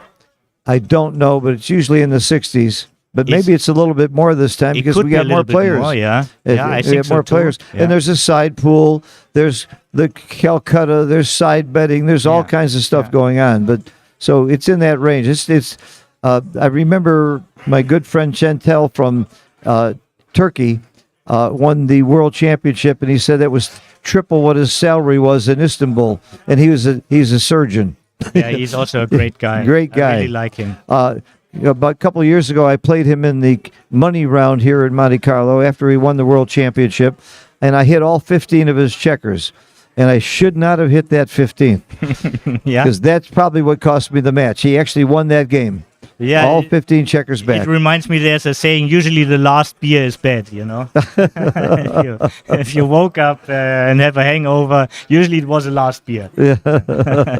So here it was the last checker. That's right. That last checker, I had nightmares about it. I wish I only hit 14 checkers because it was the 15th that got me. Okay, we'll be starting again shortly. So once back, what's the score? There it is, 7-5. Wilcox the is players winning. are back. You're They're getting right. ready to go again. They both have So it's 10 plenty away, of time on the 12 clock. away, 12 away, 10 away. Yeah. Which means that you don't change your game one bit. Your gammon values and your you take points are pretty much the same as they are for money, which means you take around 22%, and the gammon value is about 0.5. Right, and the simple thing to perceive this is also like you have an odd score. Yeah, so it means like you're even away. So you like to win even points to get closer. Yeah. You know, both don't really like to lose their markets. I'm They should hearing be a little more- bit more focused on. I'm learning more and more. I learn every single time I give a lesson, every time I watch a match, and I'm learning more and more about the importance of being even away and how that affects your cube action and your checker play, and how much you go for gammons it's really interesting that even away, even when you're a long even away, it's a big thing because you often will see a 4 cube and that becomes a major factor. Exactly. Wilcox is back and ready to go. Very calm guy. He's been in a lot of big high pressure matches before, much more than Stephen Hartman. And Wilcox is also very, very famous for being a top money player. There aren't a lot of people that have the experience. Back in the 90s, when I was really first getting into this game, I lived in Chicago, and his father-in-law lived in Chicago, and he'd bring him to town and set up some incredible money games all over the world for this guy. And he was awesome. He was scary. Yeah, and you can see also he has a backgammon persona. He has a special backgammon personality also.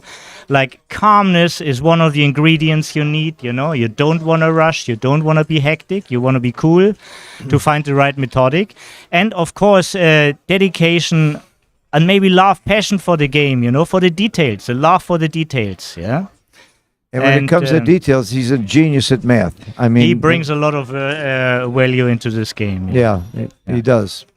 And he's not afraid, you know, to say what he thinks. It's not like a lot of people. I follow you on Facebook a lot, Phil, and you give these nice puzzles, these nice positions, and a lot of people, they don't want to say this because they expect maybe there could be a trap, you know, it could be a quiz factor or whatever. Wilcox is always straight up. No, he doesn't mind if he's wrong. He gives his clue about the position. He's not wrong very often, but he is wrong sometimes. Right. Just last week, he missed one completely. Yeah. And he's not shy about it. He's not shy about it. Yeah. He hasn't got an ego that. Exactly. This It's is what I mean inflated. with backgammon personality. He has no ego of being proved wrong. He actually appreciates to learn something new. Yeah. Mhm. You can see he's on the phone with his bookie right now, placing a bet on this match. He thinks he's going to win, so he's putting an extra 10,000 euro on the match. Yeah. So he's going to retire. He's going to retire next year. He's doing sports betting from Costa Rica for a major operation, and next year he's going to retire, and we're going to see a lot more of him. He certainly makes it to this tournament and not too many others because of his business. But very soon we'll see him playing a lot more tournaments.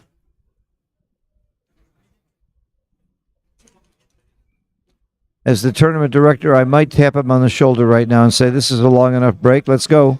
Right. They have every player has a right to take 3 breaks in a 17-point match in this tournament.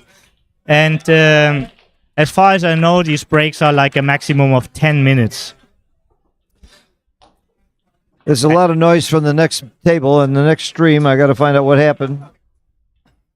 Must have been a great game, but please don't switch over, or if you do, come right back.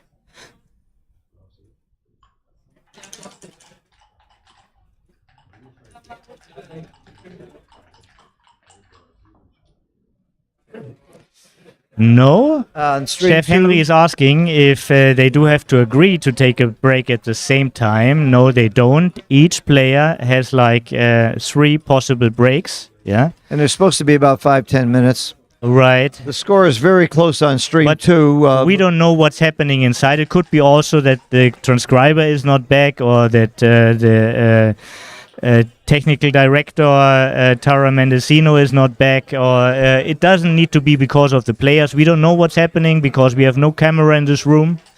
Only the one we see, the player's camera.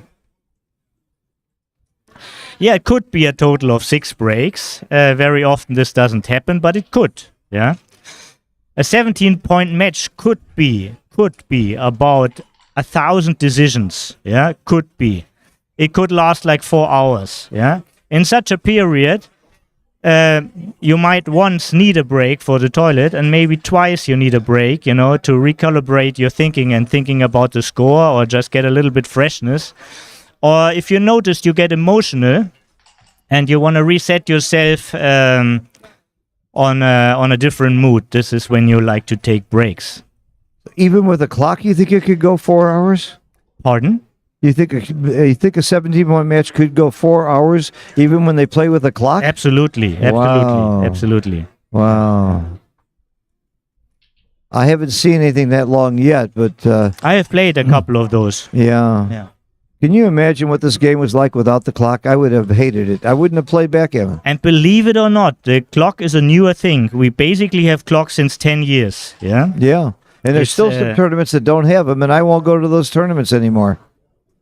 Why? Neither will Neil Kazaros. We're all adamant about it. It's Yeah. not a fun game when you can sit there and watch your opponent take forever. It wears you out. You can't have your hold your focus high while you just have to wait and steer into nothing. Yeah. You need to preserve your energy, and therefore everybody gets an amount of time. But also this clock protects you. Nobody can rush you because it's your time. Yeah. I like that. I predict also that in the near future the time settings will change, because it just appeared like 10 years ago that the clock is mandatory at most tournaments. So they used a very comfortable setting everybody could agree to. Yeah, since at the beginning, whenever something is new, of course, you have a lot of defense from some people who don't want to change anything. Well, I'm not afraid to make change. If you come to my tournaments in Jamaica, we have faster clock settings. I would love to go there. I like the faster settings also. Yeah. All right, we're back. We also have them in Dubai, by the way. They also have faster settings. Yep. It's a better game. Yeah.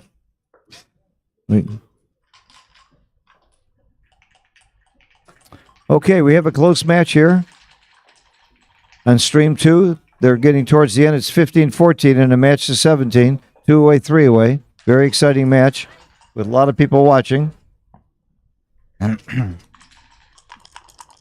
So at this score, you don't change anything in the reply and just do the regular thing.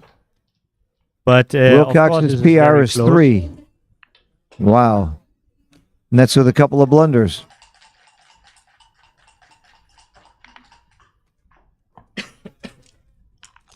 But once again, I mean, backgammon is extremely complex, and all backgammon problems are like an ocean, and the single match is only like a little basket.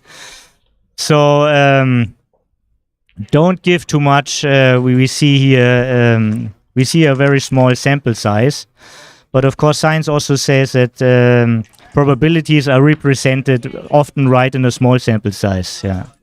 Very, very good point. Yeah. Anyhow, this is not about PR. This is about winning. This is real sport. There's a lot of money and prestige in winning the Monte Carlo. There's nothing with more prestige than winning this one tournament. title. There's just This is one it. title like that. Other sports have 4 majors. We have 1 major. This is it. And I think, Phil, we both hope this will change in the near future, right? Absolutely. I'd like to see 4 majors. Monte Carlo should still be the world champion, but I'd like to see a major in the United States, one in maybe Copenhagen, maybe New York. Yeah. Maybe Dubai could be a major. And Yes, then, and it maybe feel- we can float. Maybe we can have one that could, some year in Japan, sometimes in Germany. We can have have it move. Absolutely. I mean, it feels like we have a circus here and a circus there, but what we instead need is a circuit. Right. Yeah. Well, everybody knows that this tournament, followed by Copenhagen and Cyprus and Dubai and New York, are really big events. So why not call them majors and link them so that there's some extra prize for winning two of them in the same year, things like that, like the Triple Crown we have in horse racing. I'd like to see that done. Yeah, you see here now, back to the position. He's having a bad time just hiding his checkers because he feels like there should be more in it, but apparently it's not, you know, and it's usually there are not so many shots like that. Mm-hmm. Okay, this is a forced shot. Almost always you put it on the 5 point. What else would you do? And he does. And a 4 here would be very, very big for Wilcox. Like and he missed it. Oh, he did get it. I'm sorry. I saw a 6. There could be positions where you decide differently when the opponent's board is stronger. Maybe you would play 13-11 and 8-2. These are the least shots with this number, but oh no, even maybe go both from the 8. You know, if the shot is deadly, but this is too early in the match. This was the only constructive move. You sacrifice a little extra hits to get a real position. So Wilcox is thinking about the cube, and if you look at this position, he has a much prettier position. Yeah. He has a clear double. And he doesn't want to miss. He doesn't want to miss a double with the odd score. It's very, very close to a take pass. You can't fault him for taking or passing when it's .017. And by the way, that's the initial evaluation, which is not necessarily right. Without the rollout, when it's that close, this might well have been a pass. So this is certainly not a mistake for him to pass.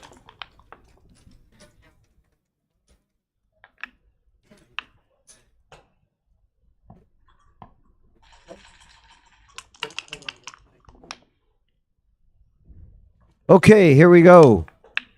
6-4. I always come up with a 6 hit, and I always come down with a 1 hit. And there's lots of reasons behind it. There's a couple of very rare exceptions, so I just stay with it all the time and don't worry about it.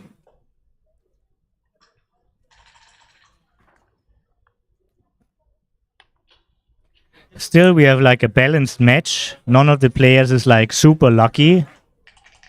Oh, you know, I haven't even looked at that, the luck factor. Have you looked at the at that in XG? No, you can see by everybody like makes points. But It's XG not like- actually calculates and tells you what the luck factor is. And I think you're right. I don't think it's been lopsided.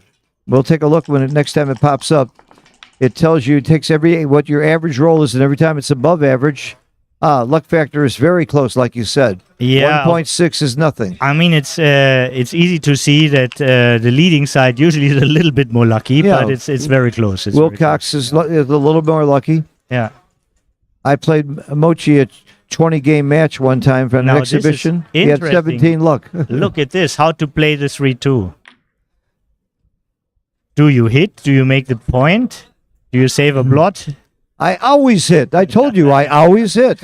Well, and it's right by a and mile. It is right by a mile. It's right by a mile. Yeah, yeah. Early game, Steve Sachs taught me 1, 2, 3. The game is easy as 1, 2, 3. Can I hit? Can I make a point? Can I escape a back checker? 1, 2, 3. I always hit in the early game. And he should know this one. It's a blunder not to hit. Maybe he sets it back again. He's not happy with his move. Maybe he sets it back again. He's not happy with his move. No, he took it. It's a blunder. Also, one of the things McGrill always said is you can only play the right move if you see it. Maybe he just wasn't focused on that option. No, he had to have seen the hit. I'm telling you, that wasn't because he didn't see the see hit, it. but maybe he didn't see the constructive 3. He thought maybe the 3 is so problematic that he... I hear you. I got you.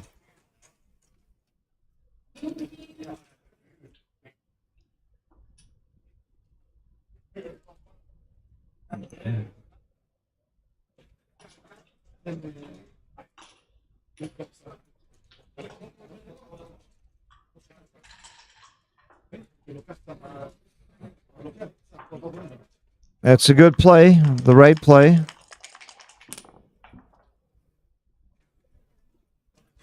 This, I guess you slot the bar. I don't know what you do. Well, you could also give up the 8. Yeah, I guess so. It seems like the most constructive thing, making an Yeah. inner board point in front of your opponent, slotting another point, I think not leaving blots. I think it was the least destructive play, not the most constructive Yeah. play. It's the least bad play, which makes it the best play.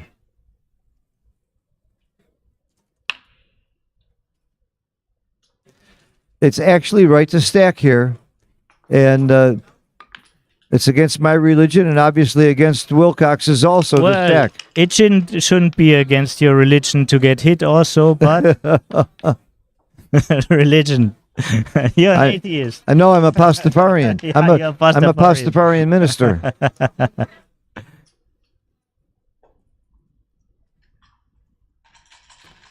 This looks like an easy play to make the 8-point, isn't it? And it is. Yeah. It's a very beautiful point to make right now.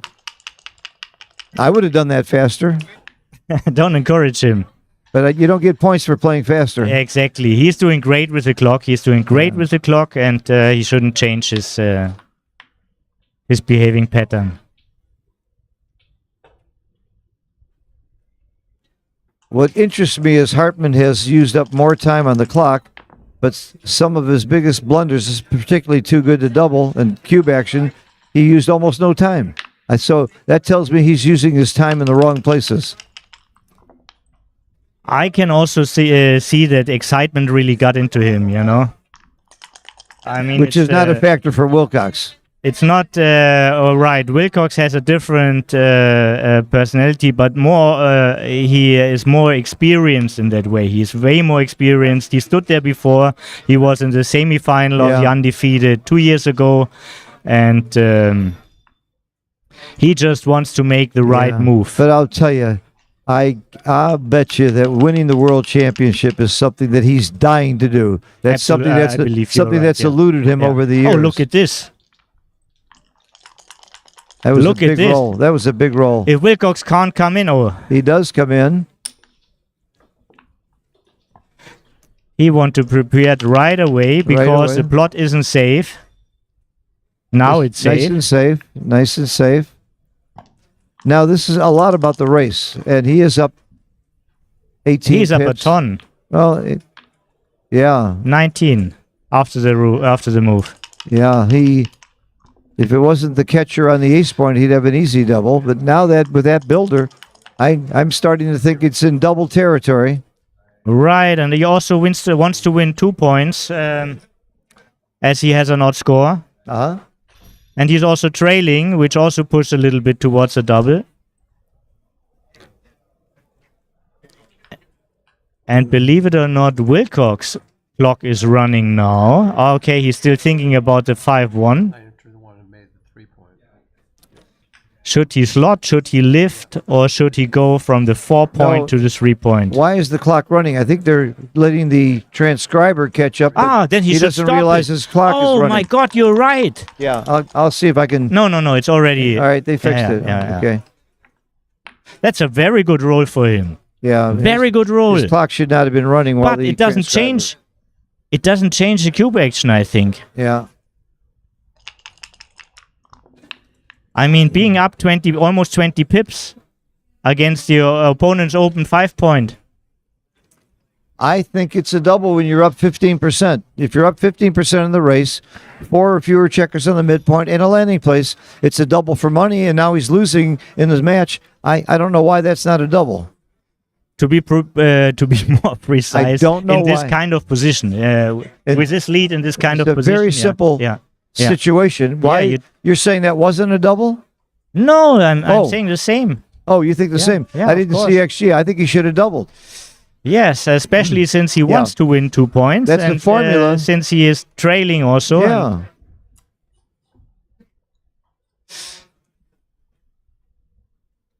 Okay, so the 5 is the easy part. He's thinking about the ace point. He doesn't like to. It's a good place to have a spare checker on the 6. in all these pair-in situations. Yeah, like this. This brings him a lot of air. This brings him saves a lot of numbers having the spare. So you don't want to put the spare away. And since you can't move it from the 8, you can't leave a shot. This is reasonable, but you really want to clear from the... Yeah, just imagine about double 2. You give yourself another winning roll if you bring one man from the midpoint to the 8 point. And with 3 people, you can't move double 2 as a winner. And the blot on the board is stopping the cube. Look at this. Big joker. Hit and cover. Now he really regrets he hasn't doubled. Yeah. It's double pass. Ah, even when he comes and if in, he danced, it could now, have even been when maybe he comes in, it's double pass. Yeah. No matter how he plays the 4, it's going to be double pass. It's just too many pips down. Right. He's either going to break his board or leave a shot. And XG is telling us I'm right. It's because the equity is the same no matter what play you run. There you go. They quickly double and pass. Yeah. He missed the cube. That's the problem. He should have doubled earlier. This should make Stefan think a little bit. I mean, he's winning a lot of games. I have the feeling he's not winning less games than Wilcox. But I don't they're have all the statistics one-pointers. here. Right. Because he's doubling too You late. really want to change that, you know? And If you think back what happened in your match and you see you're winning a lot of games, but you're trailing in the score, what could be the reason? Yeah. You're doubling too late or you're doubling when it's too good. Yeah. And he was sometimes doing it both. just happens. I mean, sometimes it just happens and you can't do anything about it, but you have to figure out if this is the case. That's why XG is so helpful. You can review your matches and you can see tendencies in your game. I happen to know exactly where I'm weak. It's every area of the game, so that I know what I have to work on. No, seriously, my weakness is taking too many cubes in certain types of games, and now I'm taking fewer cubes in those types of games because I've identified that weakness in my game. But I have several students that I go through it, and you can easily see here's what you're doing wrong. Stop it. Isn't that what Matt told you when you said to him, "Can you help me? I passed too many cubes. What can I do?" What did he say? Take more. Yeah, right. I loved it. Yeah. And he was right. And that's exactly how I teach. Oh, you're hitting too much? I have an idea. Don't hit so much. Yeah. Well, if you really want to be a champions player, never generalize, but figure out exactly. But if you see such tendencies, it's a little bit easier to address the moments where you have to think more. Well, I go a step further. I look for tendencies in certain types of situations. Mm-hmm. I mean, I play back games too much, so I've stopped playing back games as much. Mm-hmm. I double too. I take too many cubes when I'm in a back game. So I'm being very specific about where the errors are for me and my students, and you hone in. I actually learned this from David Rockwell. David Rockwell became a great player in like 2 years, and all he did was specialize on his biggest mistakes, work on one area at a time, and by the time 2 years was up, he was a top player. Yeah.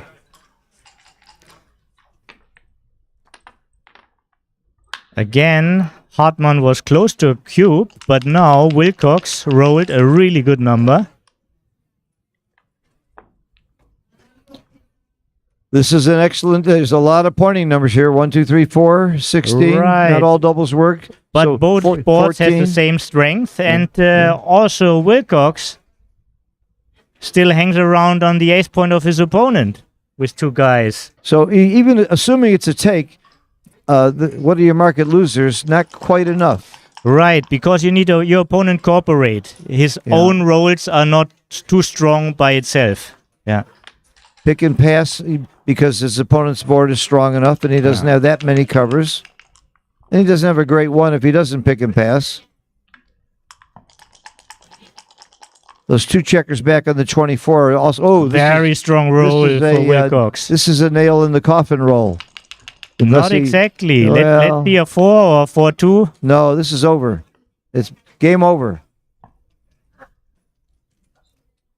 Game over. Dancing is just too much. Dancing is just almost too good. 0.008. That Well, means if he would no. come in with 1 on the 4, I think it's very close. Yes. But it was closer to too good than no double. Big pass. How many games have we seen go for 2 points on both sides? Not that many, really. This match is Yeah. inching along like two snails. But with 1 turn cube and gammon, Hartmann could go to the lead. Yeah. So it's still a close match.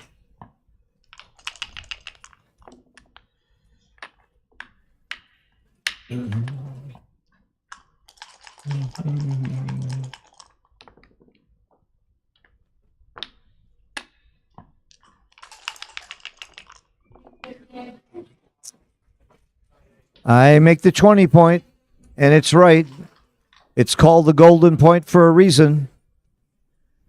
It's called the golden. Who named it the golden point? That had to be for a long time ago. No, this is the wrong idea. The first time it appeared written was probably in McGrill's book. But not all terms he used were made up by him, you know. I'm so glad to be sitting here with an old guy like you who knows that stuff. Right. And I'm happy if I can pass some of my knowledge to the young guys. Like Right. Being a youngster myself. And by the way, I'm only half kidding. Telby's got a lot more longer history in the competition backgammon than I do. I played for many years just in my real estate office and casually, but he's been playing tournament and serious play for a lot longer than I have. Maybe 10 years longer. But you were there in the golden days. Boy, I miss the stories of some of the things that you've seen. But the golden days are coming back. You come to New York, Toby, you'll see lots of action. Yeah, I think so too. Lots of great things going on in Florida too. I think the great time for backgammon is It's coming. It's coming. It's right. We're in some. I agree 100%. Soon I will write something about it on Facebook.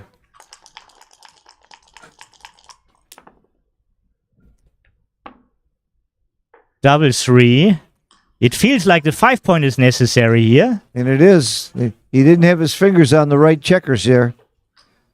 But he stopped immediately. No. No, he didn't. This is so hard to develop this position. And once you made the 5 point, you already made the development you wanted. Uncharacteristic. But to get it from that position is very hard. Yep.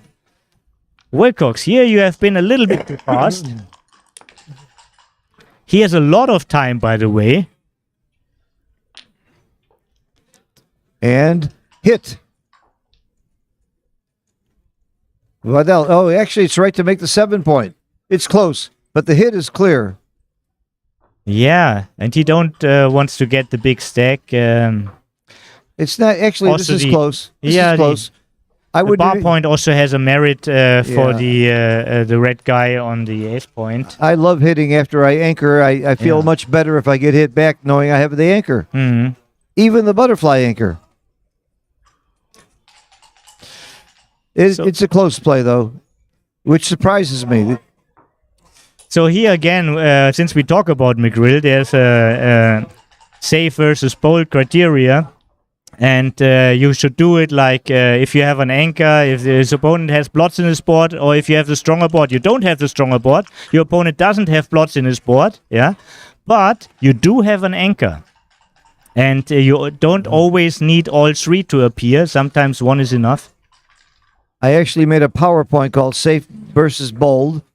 Mochi and I made it together. We gave lectures on it, and we felt that Mochi left off one important criteria in the safe versus bold. He didn't say the race, because that's a factor in playing safe versus bold, that he left off of his 3 criteria. Who has the better board? Who has more checkers to attack?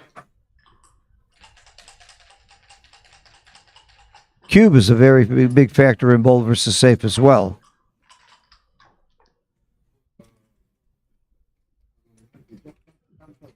So we have another 3-1 this time for Stefan. And making the 18 point is right. And why is it right? Because it gives you outfield control. The battle about the outfield. This is very often where it comes from in mutual holding games. This is not a bad play. It's just wrong, but it's not bad. Yeah, right. There's a Not difference funny how between you wrong said it. and bad and, and blunder and okay. Yeah. They're all shades of wrong. And by the way, just because you're losing equity, it doesn't mean you're supposed to lose a game. You just give you a little bit less chances. That's right. Yeah. And these people don't see numbers when they look on the board, same as we don't. Yeah. This is the right play. The computer shows us numbers. This is the right play. Yeah, and an ace is to do. He still needs an ace. Yeah. This Nice is the play. right three. This is it. He found it. Very nice. Very good. This is, I guarantee you I would not have found that play. Yeah, it shows also his class. Yeah. He did a few weaknesses with the cube, but he does have some knowledge about this game for sure. Beautiful knowledge. Yeah. I think you just grab the bar point and just hold your breath and hope he doesn't roll too many ones. And it's right. You grab the bar point. Largely because everything else is so ugly. What else are you going to do? Yeah, like the ace is multiplicated. Yeah. And a 5 prime is just a beautiful thing to have. It's almost as good as a 6 prime. The structure will win his game. This is his competition. He should choose the competition he's strong at. Yeah. And out even with the now, 6. it was one of the best rolls, but That's still, a great roll. Great Hartmann roll has for some many Wilcox. great returns, like 7 hitting numbers. This does not hit. This That's does not one do of them. anything great. Yeah. The 2 is blocked on the other side. Yeah. I don't think this is strong enough for Wilcox to have a double yet. He's got too many checkers to bring around and too many holes in his game. But it's certainly, this is a great sequence for him anyway. Look at this, there's too many checkers in the zone for white, so he wants to play with anchors. He wants to play with anchors. Yeah. The 5 prime is a good position, you know. Now you're left up with a 4 prime. Yeah. Go back and look at it. There are so many options with these small doubles. There's so many options. What do you want to do?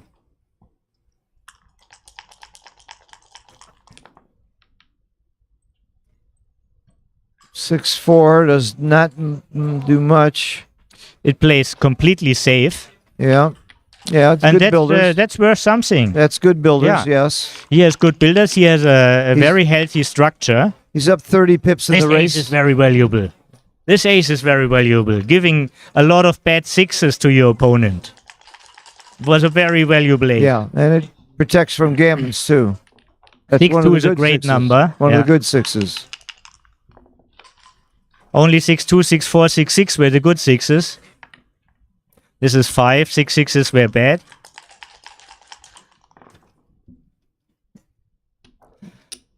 A little awkward there. I would say, yeah, this is awkward. It's not a little shot, awkward. but it looks like shot-ish. Shots are coming up soon. Yeah. Yeah, that did not really help Wilcox's position. Not at all, no. The best roll for sure, double 4. Yeah, this is a dance. This actually helps his position. Yeah.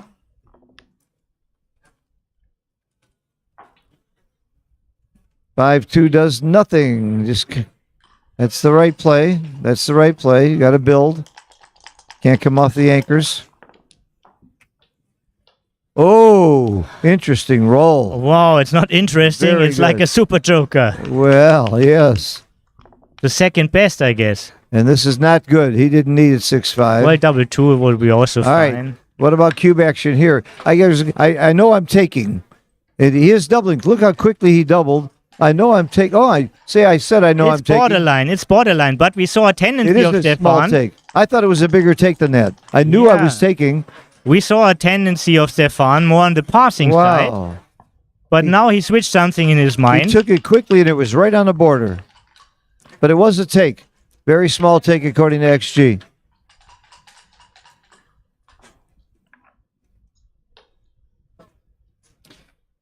I think Stefan understood the score and see now he needs to go for a chance. He wants to bring in a 4 cube. Yeah, that would be a marvelous roll for Wilcox. Yeah, he'd love a 4-2. Anything that clears 2-1 goes to the ace. 1. Forced by logic, right?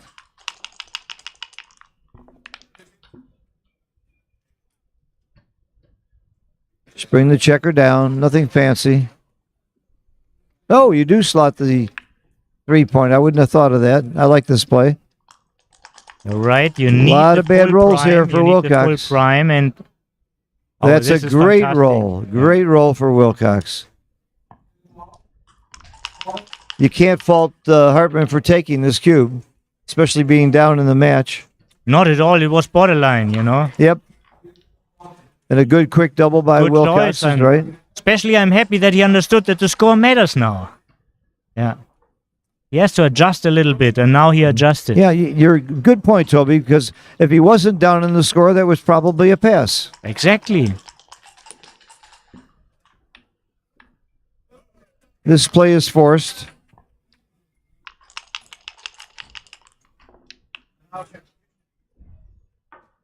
Yeah, make the prime. There are some ugly fours now. 1. Sweden. I would keep the spare and bear off. There are ugly fours. It's good to have a spare on the 4. This is the kind of thinking you need. Uh-huh. Phil, did you know what happened in the other match? We heard some applause. Sweden won. Sweden won. Okay, Johan Morzet. Johan won the match. Yeah, he's a great so player. So he will by the way. be in the... Around since ever. Yep. He'll be in the finals of the Undefeated. Yeah. I spent a little time with him in Sweden, in Stockholm, and I've known him for years. He's a very fine player. And I think just recently he got better a lot also. Well, I played doubles against him a few years ago. We recorded the match, and he was, I don't know about his partner or him, but they played very, very well. They outplayed the hell out of us, and we won. Of course, I rubbed it in. Yeah. I said, of course what's the point of being as good as you are if you're going to lose, you idiot? Right. Why not? Why shouldn't I rub it in? This is typical you. He took it well. I like his personality a lot. I like Johan. Yeah. He's a fun guy. Very He's a fun sovereign, guy. Very He's a good sovereign. guy. Yeah. His son is playing backgammon now, too. His father also. The son and his father?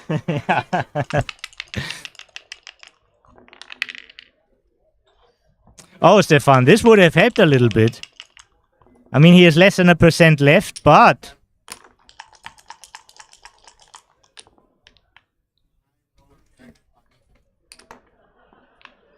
Yeah, Wilcox could help with a few aces. Oh, it already changed. Now he has 7%. 6-5. Doesn't really matter that much. He just needs a double. Yeah, one roll that could matters a lot. one roll could take it to 60%. That matters. Yeah.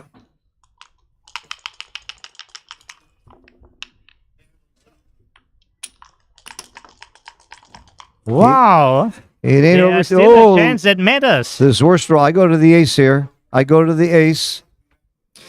Well, I think you No, if I'm you go to wrong. the ace, like double 2 is also bad. You I'm know? wrong. Yeah. You're right.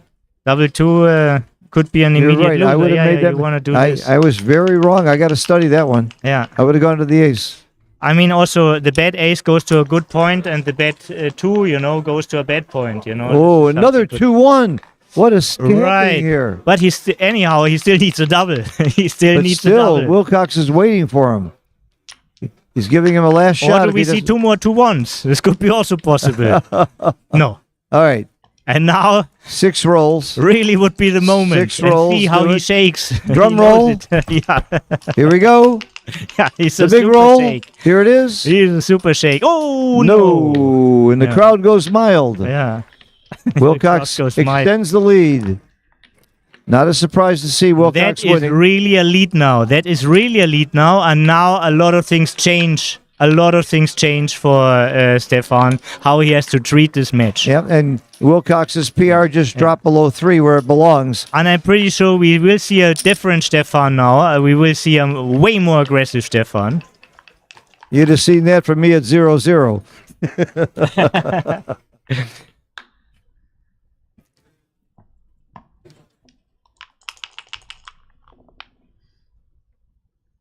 We finally saw a 2-point game.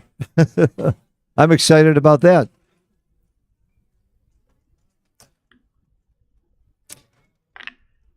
At this score, I would have been tempted to slot the 5-point, but he made the right play. I started playing gammon go maybe a little too strong. Another one of my faults. But it's fun. Playing Gammon Go is really well, fun. I think it's most fun if you win, you know. And you win most likely if you play the right play. So everybody has their own definition of fun, huh? Yeah, right. I've got a saying that I wrote years ago. There's many ways to measure success, but only one you can spend. Yeah. You can take all of my trophies and give me the cash.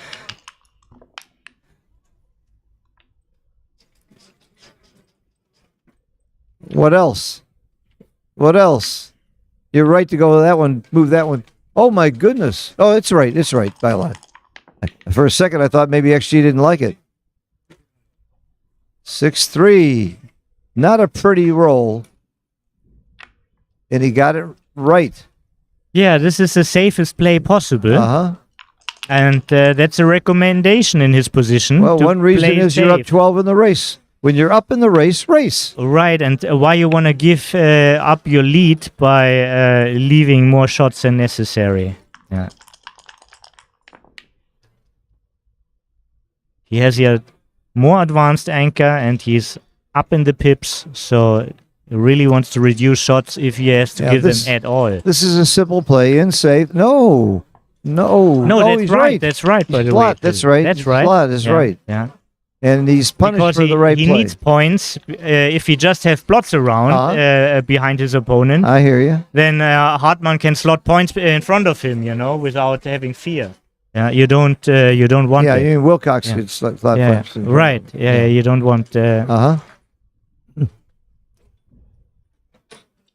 is the right play. Yeah, and Wilcox needs to perform here. He's starting to get in trouble in this game. He's going to come in and hit. And he does. This and is a if big roll. Stefan hits back, you know, he really wants to make sure he's not missing the next Ooh, double. he danced. This is not a double when you're leading this much in the score, And even of though course, it's this a good is a position. common for Wilcox. It's a common. He knows this. Yeah. It wouldn't be a double at even score probably. Yeah. But now he's got to start thinking about it. Even at this score, it's too good to double. Too good to double. Well, once again, he has like an odd score and wants to win 2 more points. In a gammonishing position, this is very often a play on. So, he doesn't like to leave a shot. He wants to be diversified. So, what's the recipe of the day? This leaves you less diversified. Your fours will be played better if you stand on the 22, and also double 4 will make the 5 point. He gives himself an additional good number if he just plays from 13 to 9. But he chose different, and it wasn't really big. Now that was clear. Dancing is not good for your health, Mr. Hartman. Do you make the ace or come around? Of course, you make a... Oh! Making the ace is a now big since he blunder. has- Making the ace is a big If blunder. he had like played 13 to 9 and still had a spare on the 22, probably the ace point would be right. I would have been tempted to make the ace, and he's looking at it. Yeah. It's a big blunder. So see, the thinking is, if you play on because you can win gammons, you know, it's very hard not to make the point, but he chose the right play. Very well done, Wilcox. And right, and he's very well happy done. he didn't do Yeah. it now. He's got a lot of ammunition. And come out. Yeah. And coming out is right. Sure, you don't want to waste anything, but you sweat a little bit at that moment. you know. I'm not sweating. I'm smiling. You sweat a If little you're bit. Wilcox, at that moment. no, See this? no. See this? No. Should have come out. Should have come out. He wants to kill the swing, but the swing is on when he stays back. I'd rather be on a swing than a merry-go-round here. Yeah, now.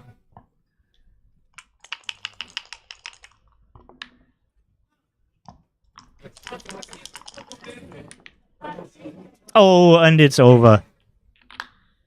It's over. Yeah, it's going to be a gammon. Yeah. 2 points, 13. So he gives will him come to 4 a away. 4-way score. This is very, very scary for Stefan. Very, very scary for Stefan. It was such a close match a few minutes ago. Didn't take long for it to change.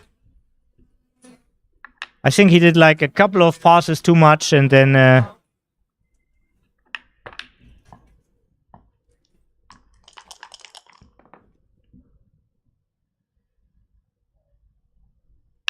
Now you slide 6 to 5, yeah, because you don't want double sixes to leave a shot.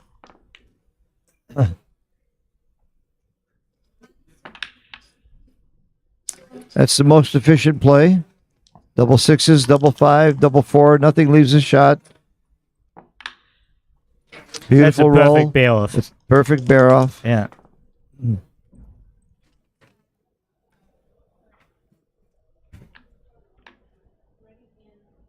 Clear from the rear. You got the gammon anyway if you don't leave a shot. That's my play. Right. With so XG's many. play.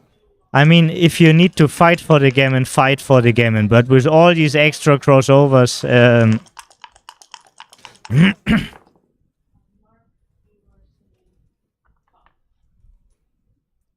you certainly have to come off of the 4 point to make sure you don't stay odd. exactly. And you want to take checkers off. This is right. Mm-hmm. Very good. Choose the best play. Good play. So basically, bear off makes like 50% of the match. Yeah. So once you understood that part, you know, you have half of backgammon solved.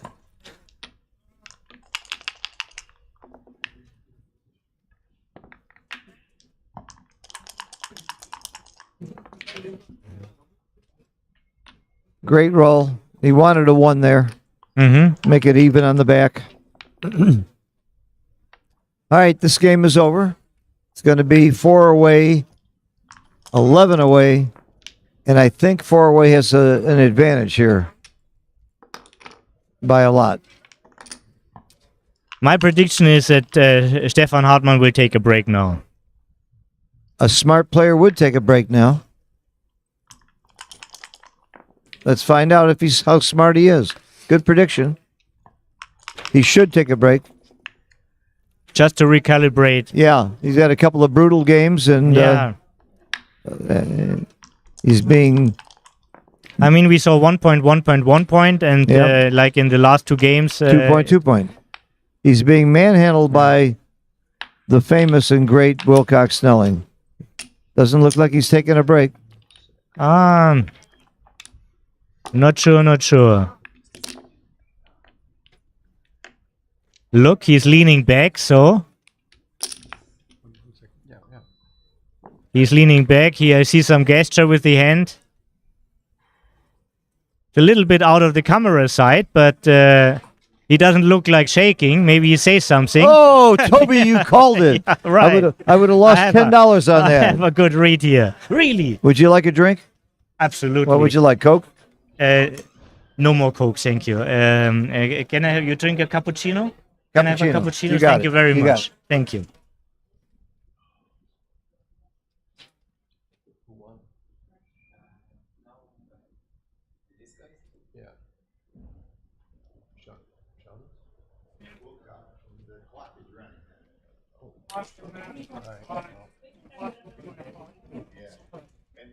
So I'm still here. Phil went away to get a coffee. Anybody? Somebody should say something at this point. So yeah. So if anybody has a question or anything, of course you can talk to each other on the chat, but you could also talk to me.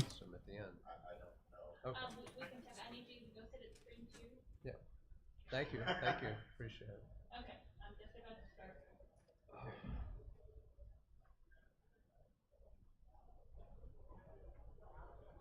So basically, if you deduct the 6 points from the 17, it used to be a 17-point match. Now it's an 11-point match. It's an 11-point match with a 7-point lead from Wilcox. It's like double gammon away. Hey, Joe! Yeah. Yeah. Yeah, I'm a talker sometimes. Good to see you.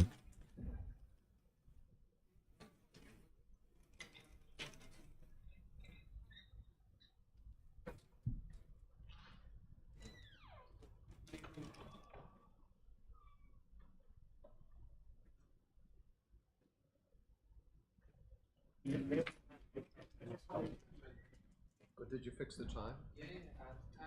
Yeah.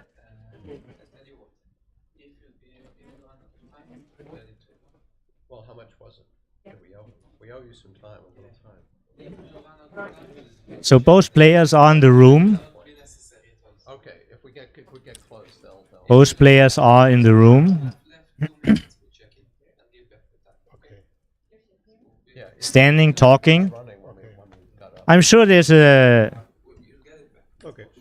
friendly, respectful atmosphere. But I'm also sure that Stefan feels the pressure on. But maybe sometimes when you start trailing, this can be sometimes also a pressure relief because you feel you have to do something and you don't fear the losing that much anymore because you already got acquainted with the situation. Sometimes it can make a momentum. Anyhow, I think it was very smart to do the break now.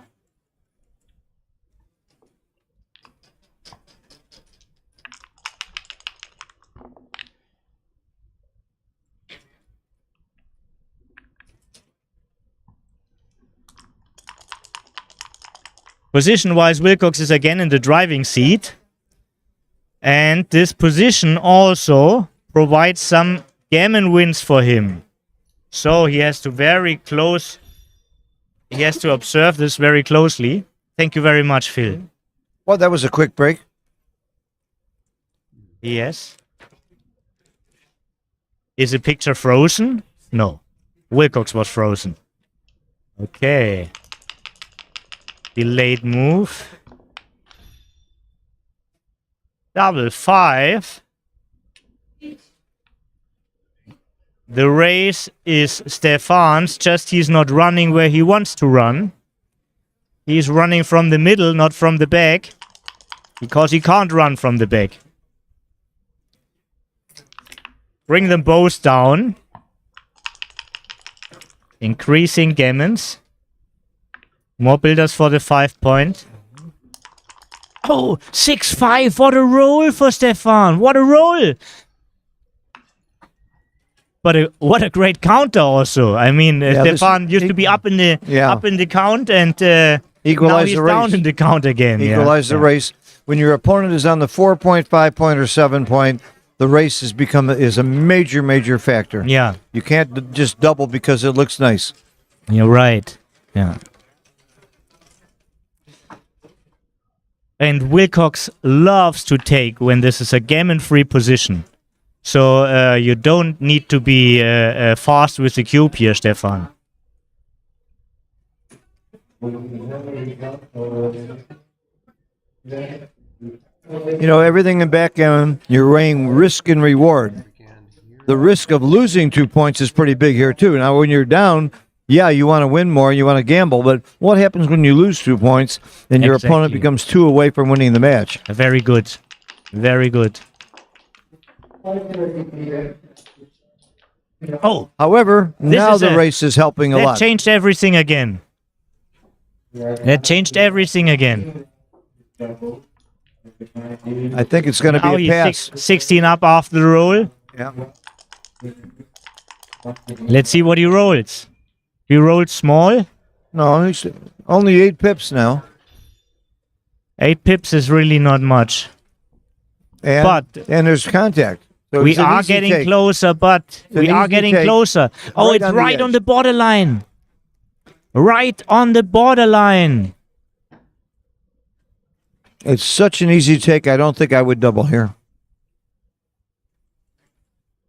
If you feel like an underdog, you wouldn't double against Wilcox, not even here? I always feel like an underdog. Yeah, I mean, that's what you said at the beginning. Now it's like borderline. Oh, against Wilcox, I'm doubling for sure. So no just taking your own words, words. There's no question I would double against Wilcox. Yeah. But anyhow, it's nice that Stefan tries to figure out exactly what's going on. And no matter what he does, he will be right. He will be right, not doubling. He will be right with doubling. He'd be even more right if Wilcox passes. What are the odds of that? Very small. Nice double. Very small. Grab. Very nice small. grab. Yeah. You said it. He knows he can't get gammon. What does he got to lose? And the race is close enough. Yeah. And a pure racing standpoint, he's got lots of equity. Yes, you can double slot. You can double slot, and you know why? Because if he leaves, he's still down in the race, and you will make the points later. Oh, now he leaves with both.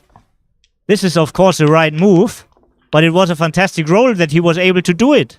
Well, it wasn't exactly the right move. It was close, though. There were a couple better moves. Because of the double shot, double slot, he could have stayed with one and slowed his opponent down. Okay. I didn't see that. Well, while you're thinking, I'm watching and using XG. Who's got the better edge? Yeah.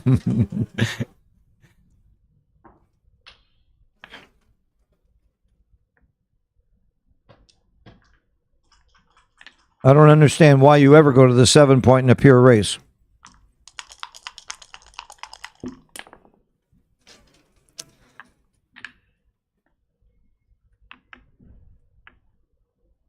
In order for Wilcox to have a redouble, I think he has to be about 96%. I mean, yeah. Maybe 94% or something before he can redouble. Right. You wanna be. You wanna be. It must be always close to a pass when you redouble. Yeah. You have a very small window. Very small window. These sequences were great. He made like in 2 rolls. He made like 21 pips. Yeah. Was a great sequence, of course, in a race. Yeah. Wilcox should be a favorite now. Whoa. Oh, and now he's a big one. He's Double a favorite. 4, look at that. He is a big favorite, but again, you're not going to see a recube too soon. Because Stefan can take just about anything and recube to 8. Exactly. But it's not for the match if he wins 8. That's the other interesting thing. So maybe his take point is like 12%. He could take over the lead. He could take over the lead. Yeah. I think his take point maybe is like 12%.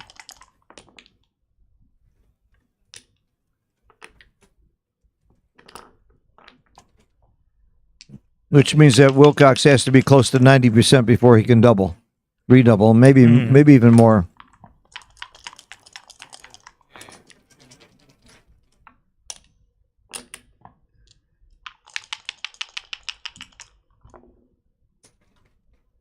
Very bad roll. Bad roll. This is the wrong double. This is the wrong double. But he's still in it.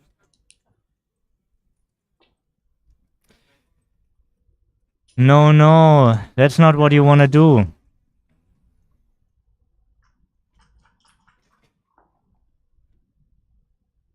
So imagine yourself that the best rolls should be real winners. Yeah, this is how you want to play these positions.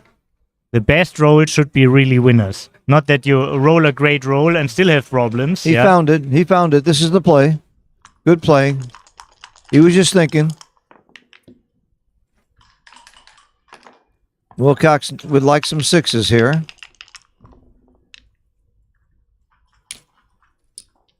In previous matches, I always saw double 6s here. Watch this. Oh, almost. Scary close.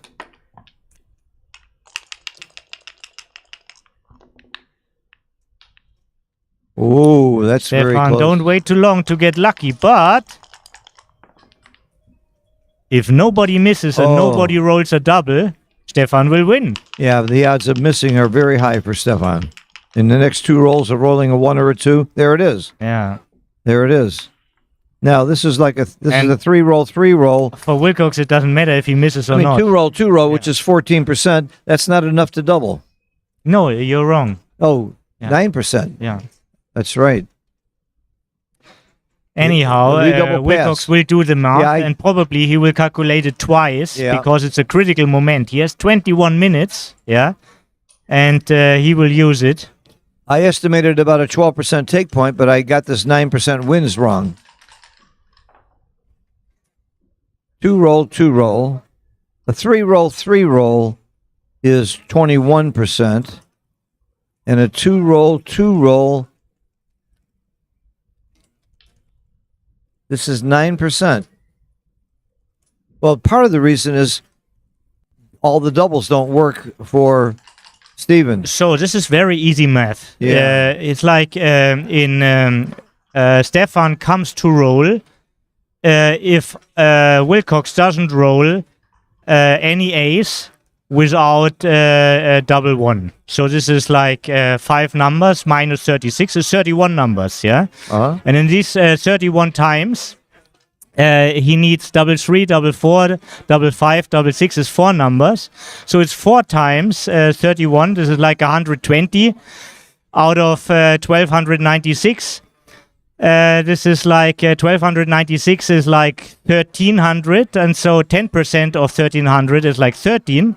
If you have 120 and you see 13 is like 1%, you come very quick to the answer that it's 9+%. And I guarantee you, Wilcox is doing this over the board. Those exact numbers. Of course, he knows this. This Kleinman came up with this formula. And but the other thing is, how do you know the take point for your opponent at this score? Neil's numbers can help you. Exactly, this is another thing. I think Neil's numbers don't go that far. It's 11-point match. Yeah, he's like 11 away, 4 away.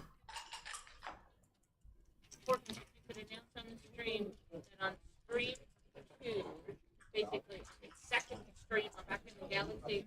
It's the beginning of the start of the match, the final, high roller final between Mochi and Mark Olson. Please watch both streams.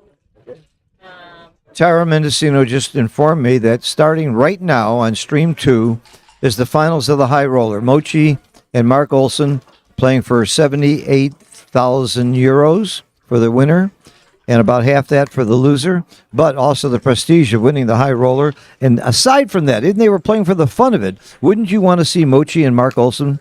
My God, 2 grandmasters, 2 great friends. Well, I have to be honest, battle. You know, Stefan is a countryman. I hope this is a little longer match at least. Yeah, you know? Yeah. You can watch both. You can have a split screen and watch both. Or you can go back and forth. But their match is just beginning. This is so exciting, so I rather stay here for the moment, Well, when Tara tells me to make an announcement. Sure. Have you ever seen Tara in Mad?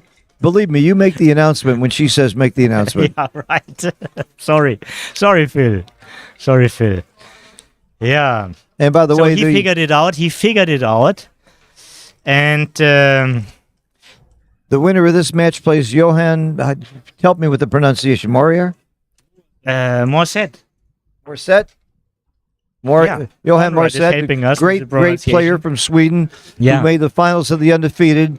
Will play the winner of this match, and then they'll wait a whole day. They'll just relax for tomorrow and go swimming. Yeah. And wait and play in the final match the following day, or on Sunday. What day is it? Is it? I think it's Friday. Oh my God, I had no idea. Let's check. I had no idea. Let's check is right. Let's check what day it is. It is Friday. Oh my goodness. Okay. I forgot to call my aunt every Friday. So, Stefan, he has time on his clock, not terribly much because he has to play many more games, but it is a critical moment. It is a 4 cube and a potential 8 cube. I like that he spends time here and thinks, I'm pretty sure he knows the math, I'm pretty sure he knows it. So, very often I preserve energy while my opponent is thinking, but in this situation, with that time use, I want to think while my opponent thinks, you know? So, and I think he hasn't done that. He should be already. At least he should figure out if he can figure it out. Fantastic, very good pass. Very good pass. Cube action by both players. Very good pass. See, we're down to the nitty-gritty where you don't want to make a mistake. Yeah. This is when it really counts, and that's when you really take your time. And I have to compliment both players for getting it right. We're watching 2 very fine players here. 11 away, 2 away. This is a very poor score for Stefan. It means, like, you have any point in your board and your opponent splits the anchor. I mean, you really want to double fast. One thing that happens when you double is it no longer matters if you get gammoned at all, so you can play more aggressively. And the other thing that happens when you double, unlike other situations, you never have to worry about getting recubed. And this is so also you can double sooner. Yeah, and you see already the opening changes at that score. Stefan knew this. He plays 2 men down instead of splitting the back checkers. You're playing gammon go. Exactly. And the same for Wilcox. His reply changes. He goes all the way. And he's hitting instead of making the bar, which is right anyway, but Yeah, especially it's right when you anyway, need right. gammons. Right, all right, Phil.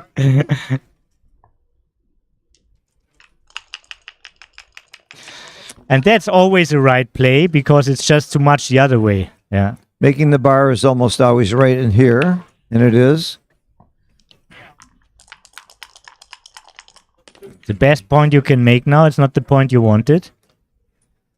And you don't split because you know your opponent's going to start And slaughtering this you. is score-dependent checker play, guys. Yeah. This is score-dependent checker Yeah, play. he's not supposed to split there, but it's not a Very big good. error. I like his double. Very good. It's a good double. And a Fantastic. big take. But a very good double. Yeah.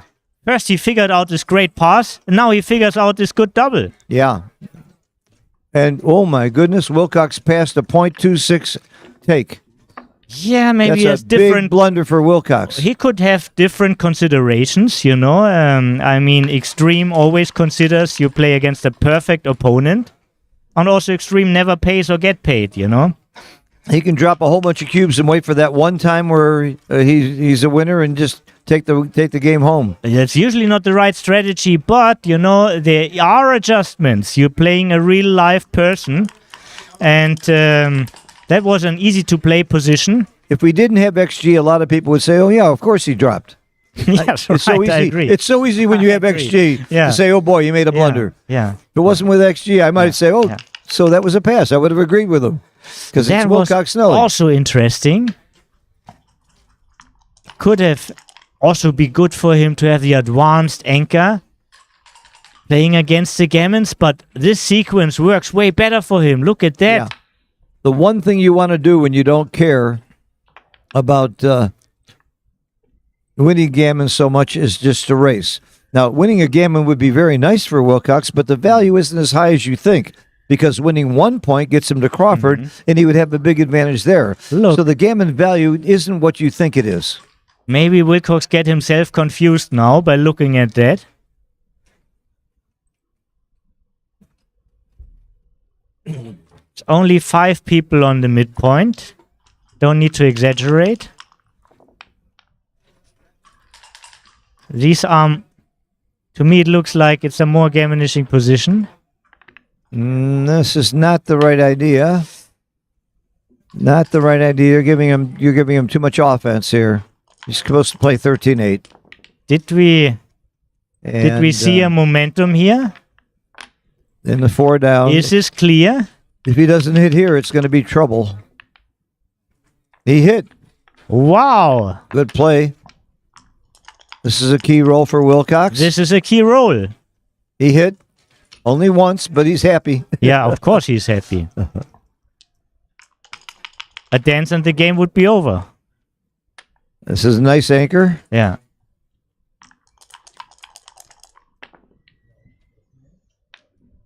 Simply run. He'd just like to race and win a simple race, not get in any complicated gammonish situations. This is not nice. Awful number. I think you make the 2 point, do you? No, is it for Wilcox or is it for Stefan? That's Stefan. Stefan. It's a very bad number for Stefan. Very Ah, awkward. I feel like I would have liked to cover the board and keep the guy back, but it's just not constructive. Yeah, staying back. He wants to stay back to get a shot. I think I would play the same way as he did Yeah, in this I might position. too. I might well have done it too. I would have chosen the same. You know, we're not required to be this honest, Toby. Well, I mean, it was never one of my faults, being honest. Yeah, one thing about Extreme doesn't use human logic. Extreme doesn't care about our reasoning, you know, it looks... An Extreme has a false premise. It assumes your opponent is always going to do the right thing. That's a also- false premise. Yeah, but that didn't play a role in the 6-1 before. 39. Very well moved, Stefan. Double 2. Now look at his shake. He really wants to cover. Oh, even better than that. Yeah, that's a He's good roll. using it to make a point. Good yeah. roll for Wilcox. Coming in is good. 3-5 in and cover. In with the 3, Yeah, that's cover also a with good the roll. 5. A very nice roll. Oh, whoa. This is illegal, Illegal first play. of all. Illegal And second play. of all, it's very bad. It's much better to play the Oh, 5. see what Wilcox is. What a gentleman. This is not according to the rules here. This is not according, but maybe in this room. No, they may be playing legal moves. They might play legal moves. And I think on the stream matches, I think it is legal moves, actually. Because we have the transcriber and makes things too hard for the transcriber if you don't play legal moves. when I played, the transcriber asked us, what rules do we play? We can agree to legal moves, or I we see. can agree. And I asked my opponent if he has a preference. He said no. Then I said I like to play the tournament rules because then I don't have to recalibrate my thinking in the next rounds. Yeah. I don't like legal moves. And I we don't both wanna- had a legal I don't play, want to by help the you way. with your mistakes. Yeah. I'd rather smile when you make a mistake. Okay. Freddie Sherman on. Well, with a referee, maybe you would. That was Mike Swobodny. Let's get back to the game. What does Mike Swobodny know about this game? Come on. Yeah, well, quite a lot. The guy hasn't played in Monte Carlo in 15 Quite years. a lot. But look at this, look at this, look at this. You should keep the point and split from the back. But now, I think action has come. And we saw Wilcox passing before. He might maybe more inclined to pass now because of the score, giving him only 1 point. Making him out of way. Right. Wilcox made a 0.2 error last time. Will he do it 2 in a row? But of course, this is a way easier position. And before you make adjustments, you really figure out, how much you got here in general.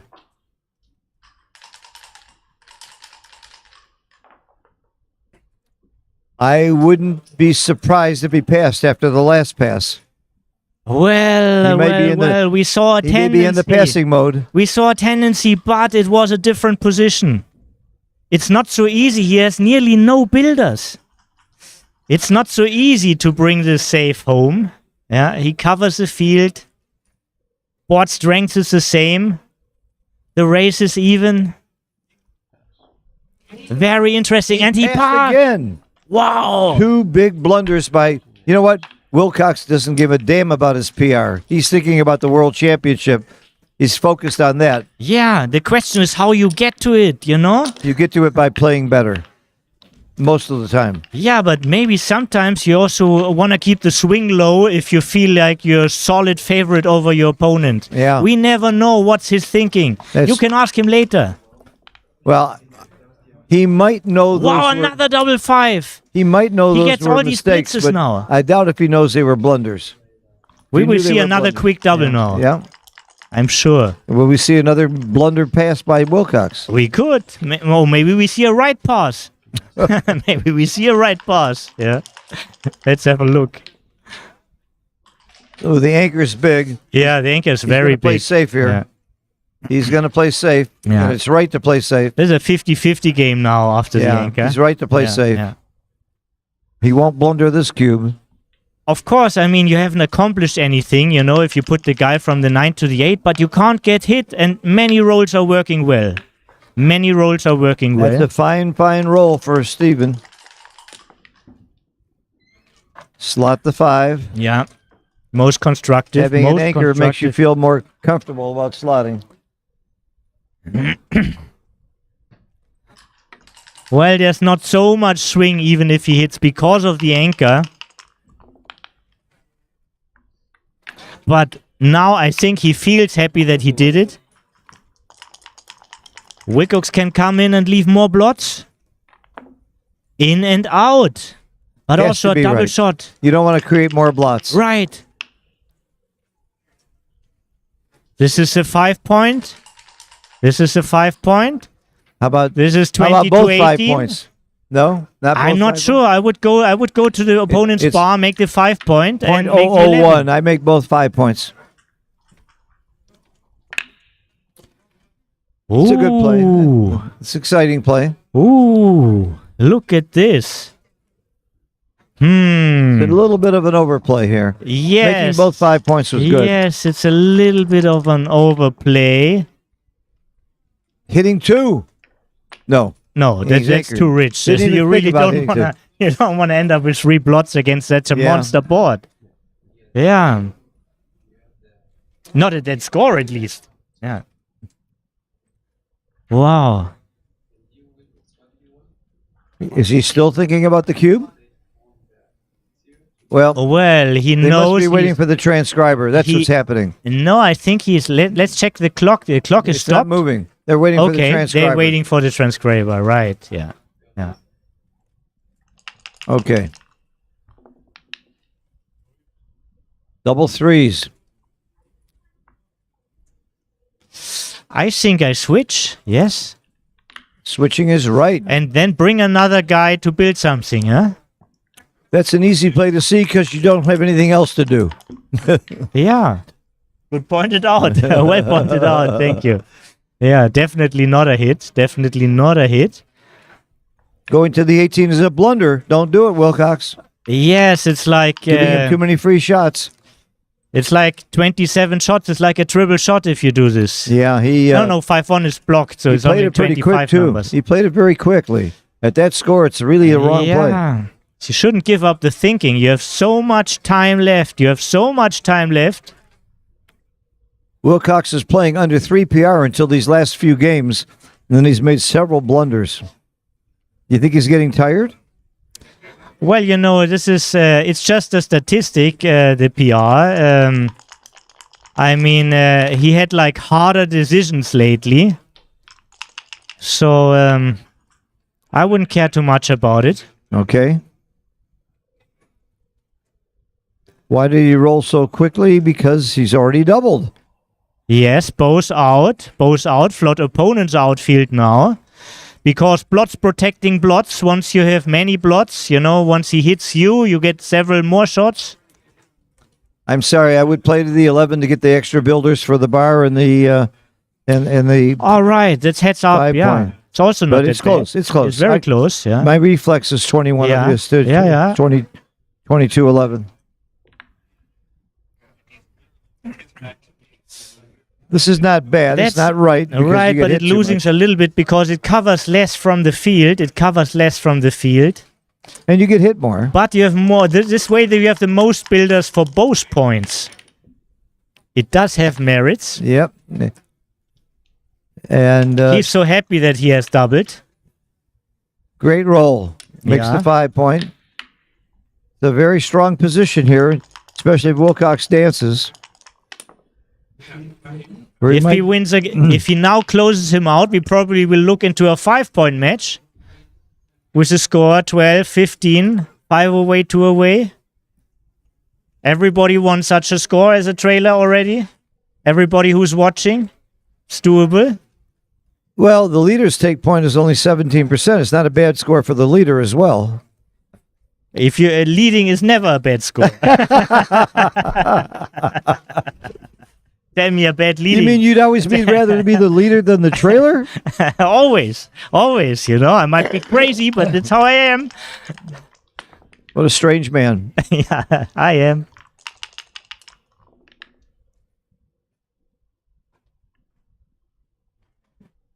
So a lot of doubles are blocked who make the point. You're right. Yeah, activate another builder. Activate another builder. Wilcox really wished to roll a 4. 4-3 would be good. 4-6 would be great. These are his best. 4-4, 4-3, 4-6. These are his best rolls. 4-2 is a little bit fishy because so many blocks. Oh, 4-4. Wow. That's a gammon saver for Wow. sure. Maybe a game winner. Yeah. Big roll for Wilcox. That's a gammon saver. That changes the match equities tremendously. Tremendously. What a shot. What a shot. Yeah. I'm sure he's really relieved now. I could hear like a stone rolling from his heart, you know. Yep. Oh, there's a nice shot. Another nice super shot. joker. Double 4, now 3-1. Wow.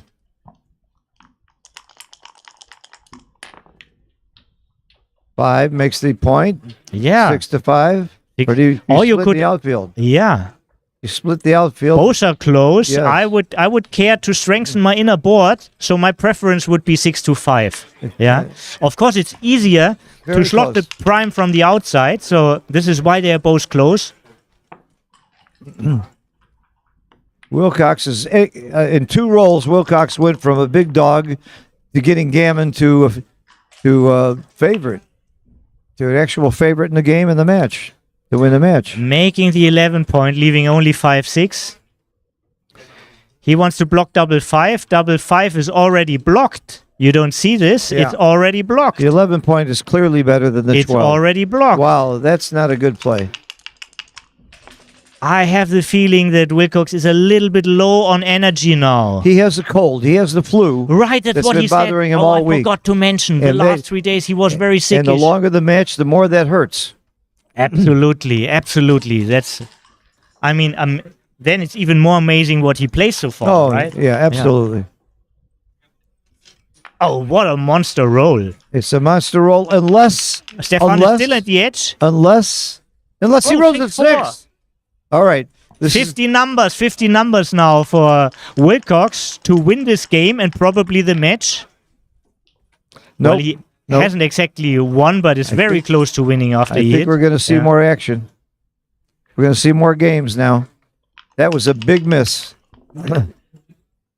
That was a big miss, big sequence. But Wilcox should be happy that he didn't get gammoned. And Hartman is sad that he's only winning 2. Right. So we're looking at a 7-point match with with a 5-0 lead. 7 away, 2 away. 7 away, 2 away. The strategy of Stefan hasn't really changed so much.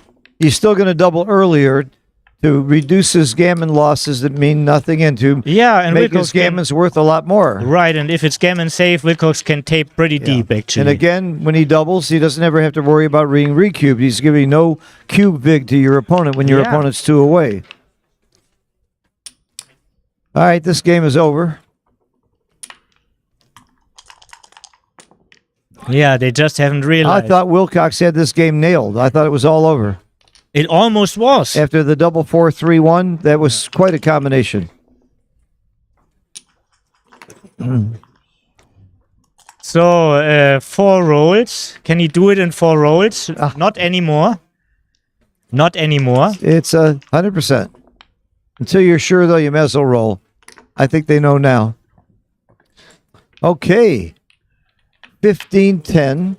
7 away, 2 away. I like Hartman's not giving up and fighting. Yeah, and you see this... How often do you get to the semifinals of the World Championship? His face is like a monument, you know. He shows no emotions. Yeah. Is he married? Does he have a family? He still That I don't know. Yeah. I mean, he loves these tournaments. That's what I can say. Yeah. All right. I would put the cube in the middle, too.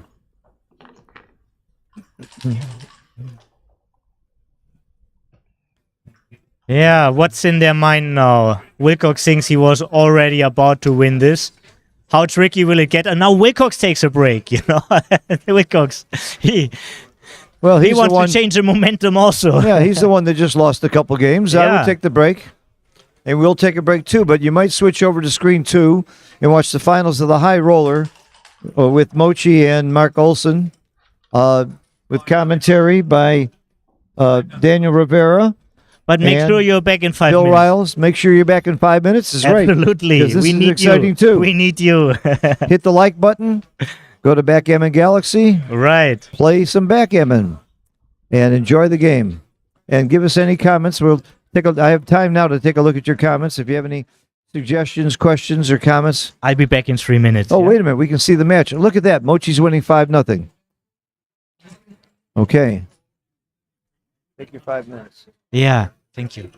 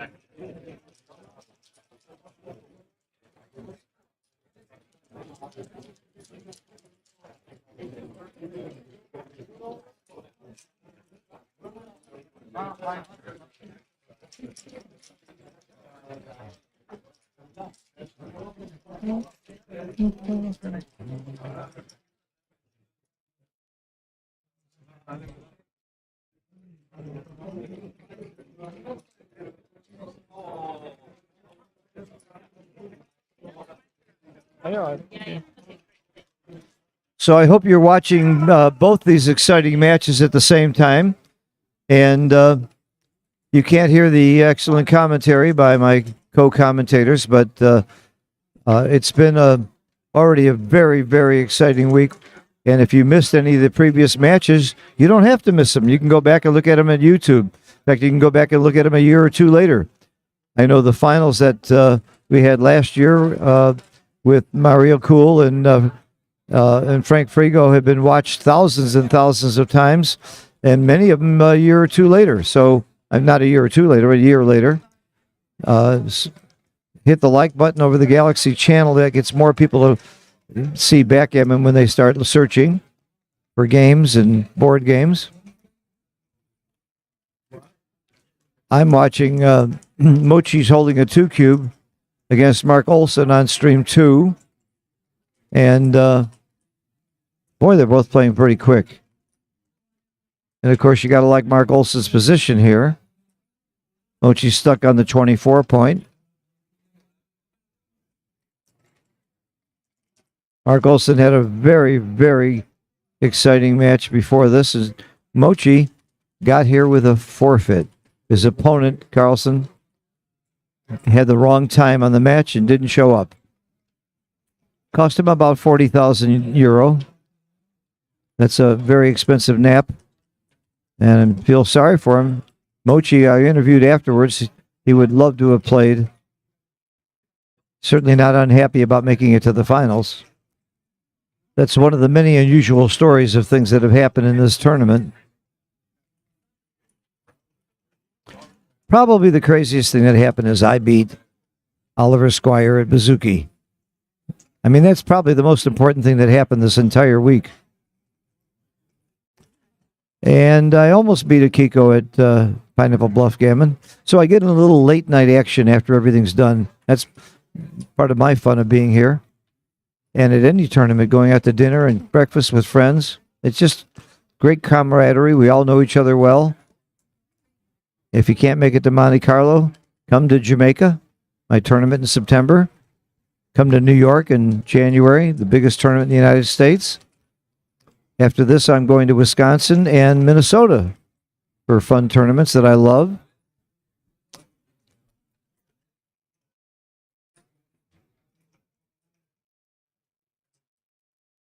Well, barring a shot by Mark Olson, looks like he's going to pick up a point or two, a couple of points, make it a little bit closer match there.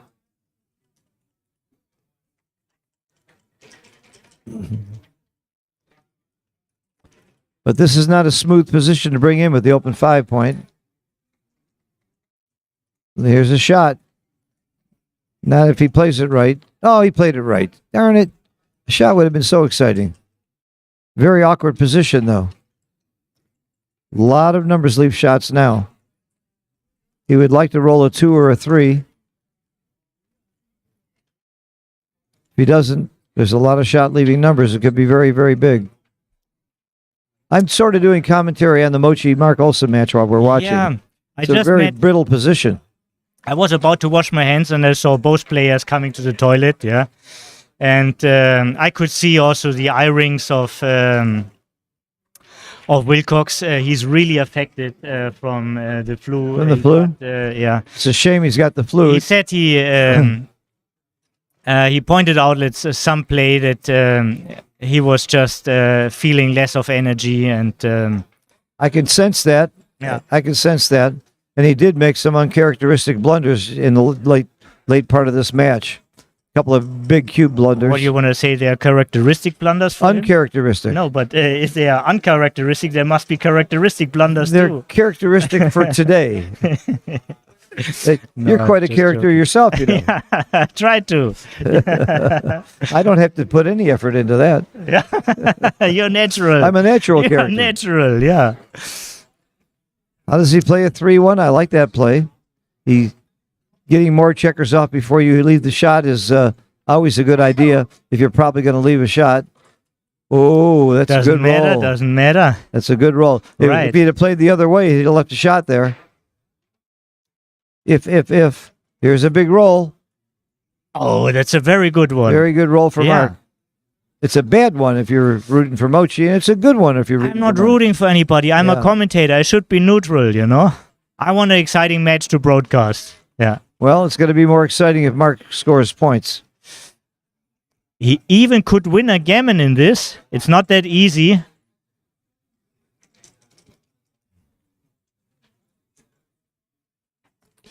Ten checkers left. Mochi leaves now, I guess. What does he expect? Double six? No. Right. Good call, Toby. Good call. Yeah. If you agree with Mochi, it was a good call. If he agrees with me, he's a good player. Sorry, I don't play this again. One big double would be scary. That's Not that a one. very small one. Yeah. Not that one. At least he got two All right, off, but this is now over. it's It's over. 5-2. We're getting closer. They're playing for 78,000 euro and the title for the high roller. Yeah, once again, both sacked already like 34,000, so Yeah. it's only about 40,000 extra, which Only is still 40,000. a lot of money. Just an automobile or two. Right. Yeah, and they may have hedged some. They're really Yeah. good friends. Mochi's involved in Backgammon Galaxy. They're Right, they they're have good some friends. involvements, but Mochi is not a big fan of hedging because he also hedges away some winning percentage, Yeah. as he for sure is a favorite. Yeah. He's almost always the favorite. In fact, he's always the favorite or even. He might be even with Wilcox or Kazuki, but I think still he's the favorite because even if the PRs are the same, he's tough over the board. I don't know anybody tougher over the board except maybe Akiko. But Akiko doesn't quite have Mochi's skill. He can also get sometimes tired. I've seen him tired and also seen him emotional from time to time. He's not a machine, really. You know? I've He's never a very, seen over the he's a board. You've seen him passionate- emotional. Yes, I mean, not in a bad way, but you can see his emotions, you know, when he's like in a trailing score, he throws the dice a little bit harder, you know. You can hear something, you know, like a small groaning sometimes. It gets yeah. more intense. Really, Yeah. I hadn't noticed that. Maybe you never brought him in such a position. No, I'm telling you, I've beaten him more than he's beaten me in the last few Yeah, years. Yeah. But he never felt the stress in your...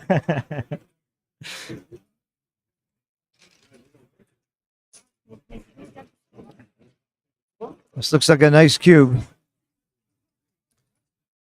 Yes. Nice double. Yes, White did do so much yet, and there's hardly any development from... I mean, basically, the one side moved like I think it's a take. 20-something pips, and the other side moved 4 pips, you know? I still think it's a take.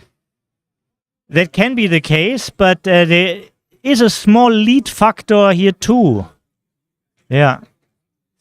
Yes, I think it's a take. I think it's a take. Do we see the decision before Stefan and Wilcox are back? I see them. They're Stefan is already back to the room. Wilcox is back to the room. And we are switched. We are back to our game. Which is a very exciting game. Yeah. Got much closer now. Please pay attention again. You can see Wilcox was playing right under 3 PRs. He's jumped way up to 4.3 because of those 2 cube blunders he made. And we have a score here. It's 7 away, 2 away in favor of Wilcox Snellings.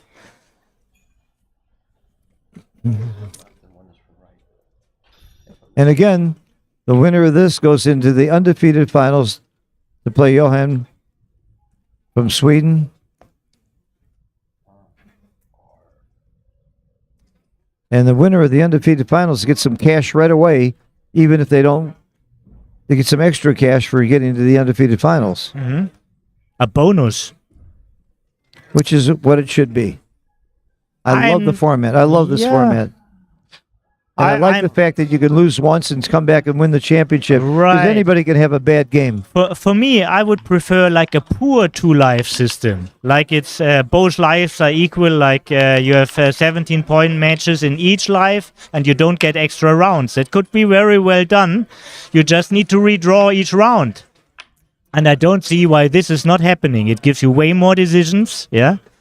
I like that, Toby. Yeah. I like that idea. Have you talked to Arda and Joe and Mark Olson about it? Well, they have their system and their ideas. I just think, it's worth considering. I agree. I think you should recommend it.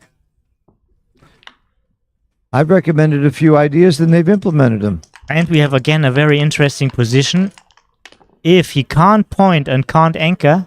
Oh, great anchor. Great anchor. That's the best anchor. Yeah, absolutely. The golden point anchor. Absolutely, yeah. I split. And make it... I would... Split. I like this. That's my play. Oh, 13-11 is better. Yeah, because it holds him deeper. It holds... you want to hold the 6s, not the 5s. Yeah. It covers more of the field. Yeah, and also the anchor, the split looks more into the outfield. So you're supposed to make the 3-point here and play 24-18. It dupes the 6s, but I wouldn't have found that play.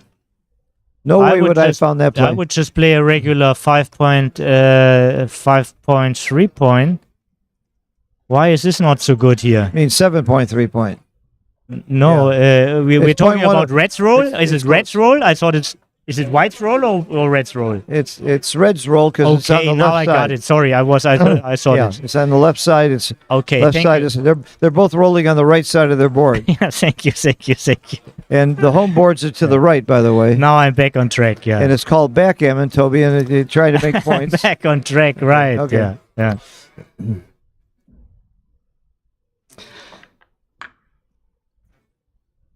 That's a very good play. Make the 3-point and go to 18. So also I like making the 3-point as a common part. This would be my common part. And I'm not sure if I will be able to find the... I would never find that.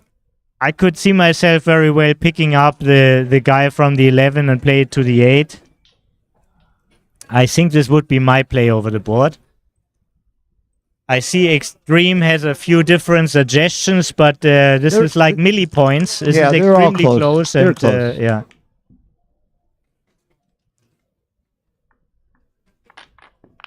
Look how much time Wilcox has left on his clock. MCG provided us some insights. You don't want to stay on the 21. Yeah, like he can point on you, of course, and if he makes a bar, it's no real harm. So he's leaving blots again and no inside point. It's a lot about board strength in this position. This is the only move. No, it's not the only move. Not the only move. Right. You can play safe the other way. The 8-point. And this is, of course, it's even safer. You're up in the race. It makes a lot of sense. Opponents' blots are not positioned very well. He found the right play. Found the best play. Very good. Of course. Yeah, Wilcox.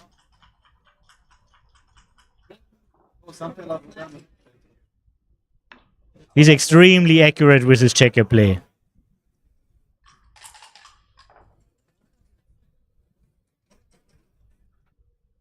This is the best play, 23-14, by far. Good by the play. way, Wilcox won a big tournament at the beginning of the year. The biggest US tournament he won. While initially he didn't want it to go, but since he was invited to the Hall of Fame, yeah, he came to New York and he won it. I was there. Yeah. And it was no surprise. And he beat a lot of good players along the way. He had some terrific matches. So we have no cue turned here. Just come out and try and run away. Come out. It's a fairly even position. Oh, 21-20. You don't come out. 21-20 is a little better. You got more numbers that get you home safe. This is an ugly, ugly roll. Right, this He could made- be. It could be the he made worst. the right maybe. play. This could be the worst. That's the right play. It could be really his worst role. Yeah. He needs to keep his checkers active. He can't. Beautiful play. Yeah, right. He still needs to win. He misses. Clear the 10 point. Nothing fancy. Don't leave more shots. You're losing the race, so you don't run that back checker. Just clear the 10 point. This is an easy recipe. I mean, if you're down in the race, yeah. don't run. Don't run. You're down in the race, don't run. This is a wrong idea. Plus, you're giving him a 6 is a pretty I super mean, he had roll. like 2 pointing numbers. You're not afraid of that, yeah? All right, he put it back. He's just look. He's entitled to look. Absolutely. And lately, he really caught up. I mean, he's in the seat now.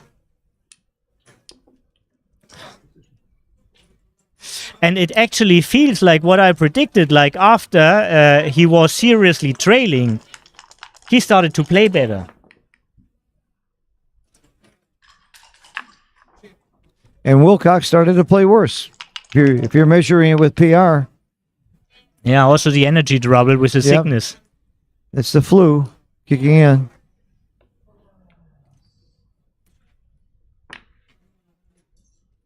So these two were clear. And now think about the last one. And what you wanna, in what kind of position you wanna end up if your opponent rolls a joker. There's only one joker, it's double 4. If he rolls it, he's way faster and you have no returns. Yeah, and if you stay back on the 13, yeah, you're still shooting at these plots in the outfield. This is why it should have been a different choice. Very well, right. Yeah, he's got lots of covers to remake the 4 point. Right. It's like I think Wilcox called his position like bring your points to the builders. Like he has now builders for the 3 point, he would never have builders for the ace point. So the switch was very valuable. Make the point. Absolutely. Very good. Make the point. Absolutely. You He need may a be strong forced board. out. He may be forced out He's with a forced- 6. Right. He may be forced out with a 6. Now breaking his board. This is all good news for Stefan. This is all good news for Stefan. He's only up 9 But in the race. he doesn't want to double before he's not before Wilcox leaves the anchor. I would have thought about doubling there, though. I really would have. Up 9 in the race, and that score, and Wilcox got wastage. I would have given some thought to the cube. It was wrong by a little bit. Oh, this is a very good roll. This is a very good roll for Wilcox.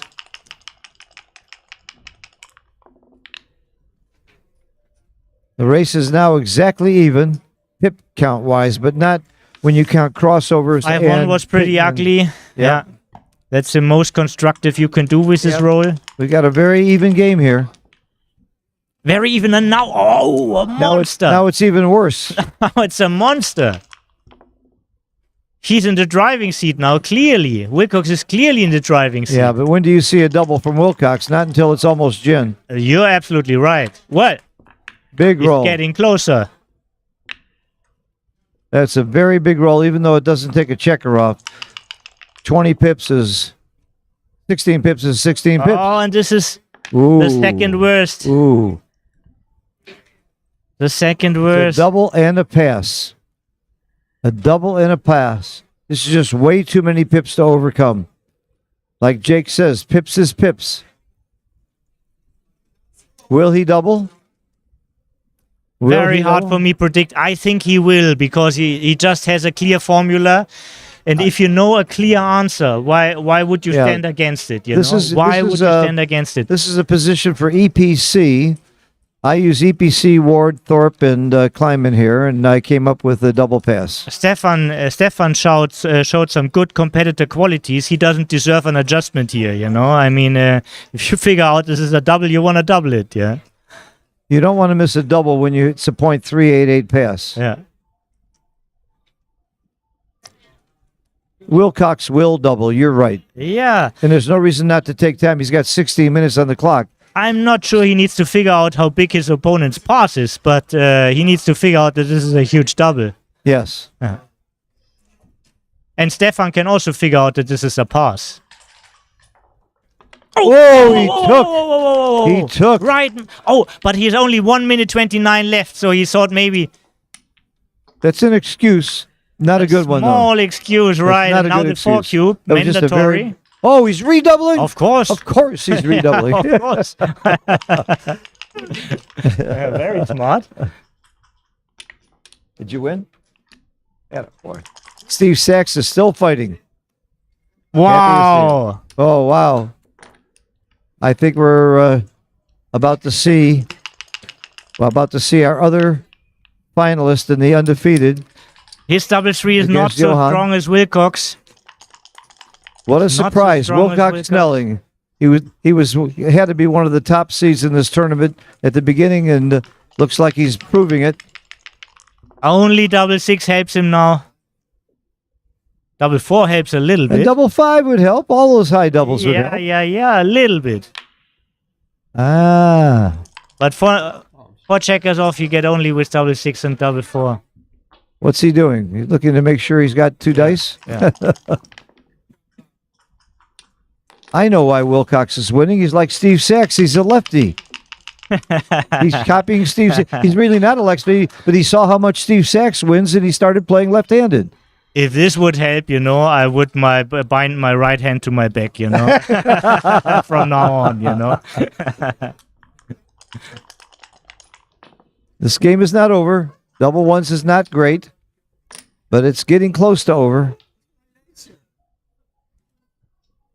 Does it even make a difference?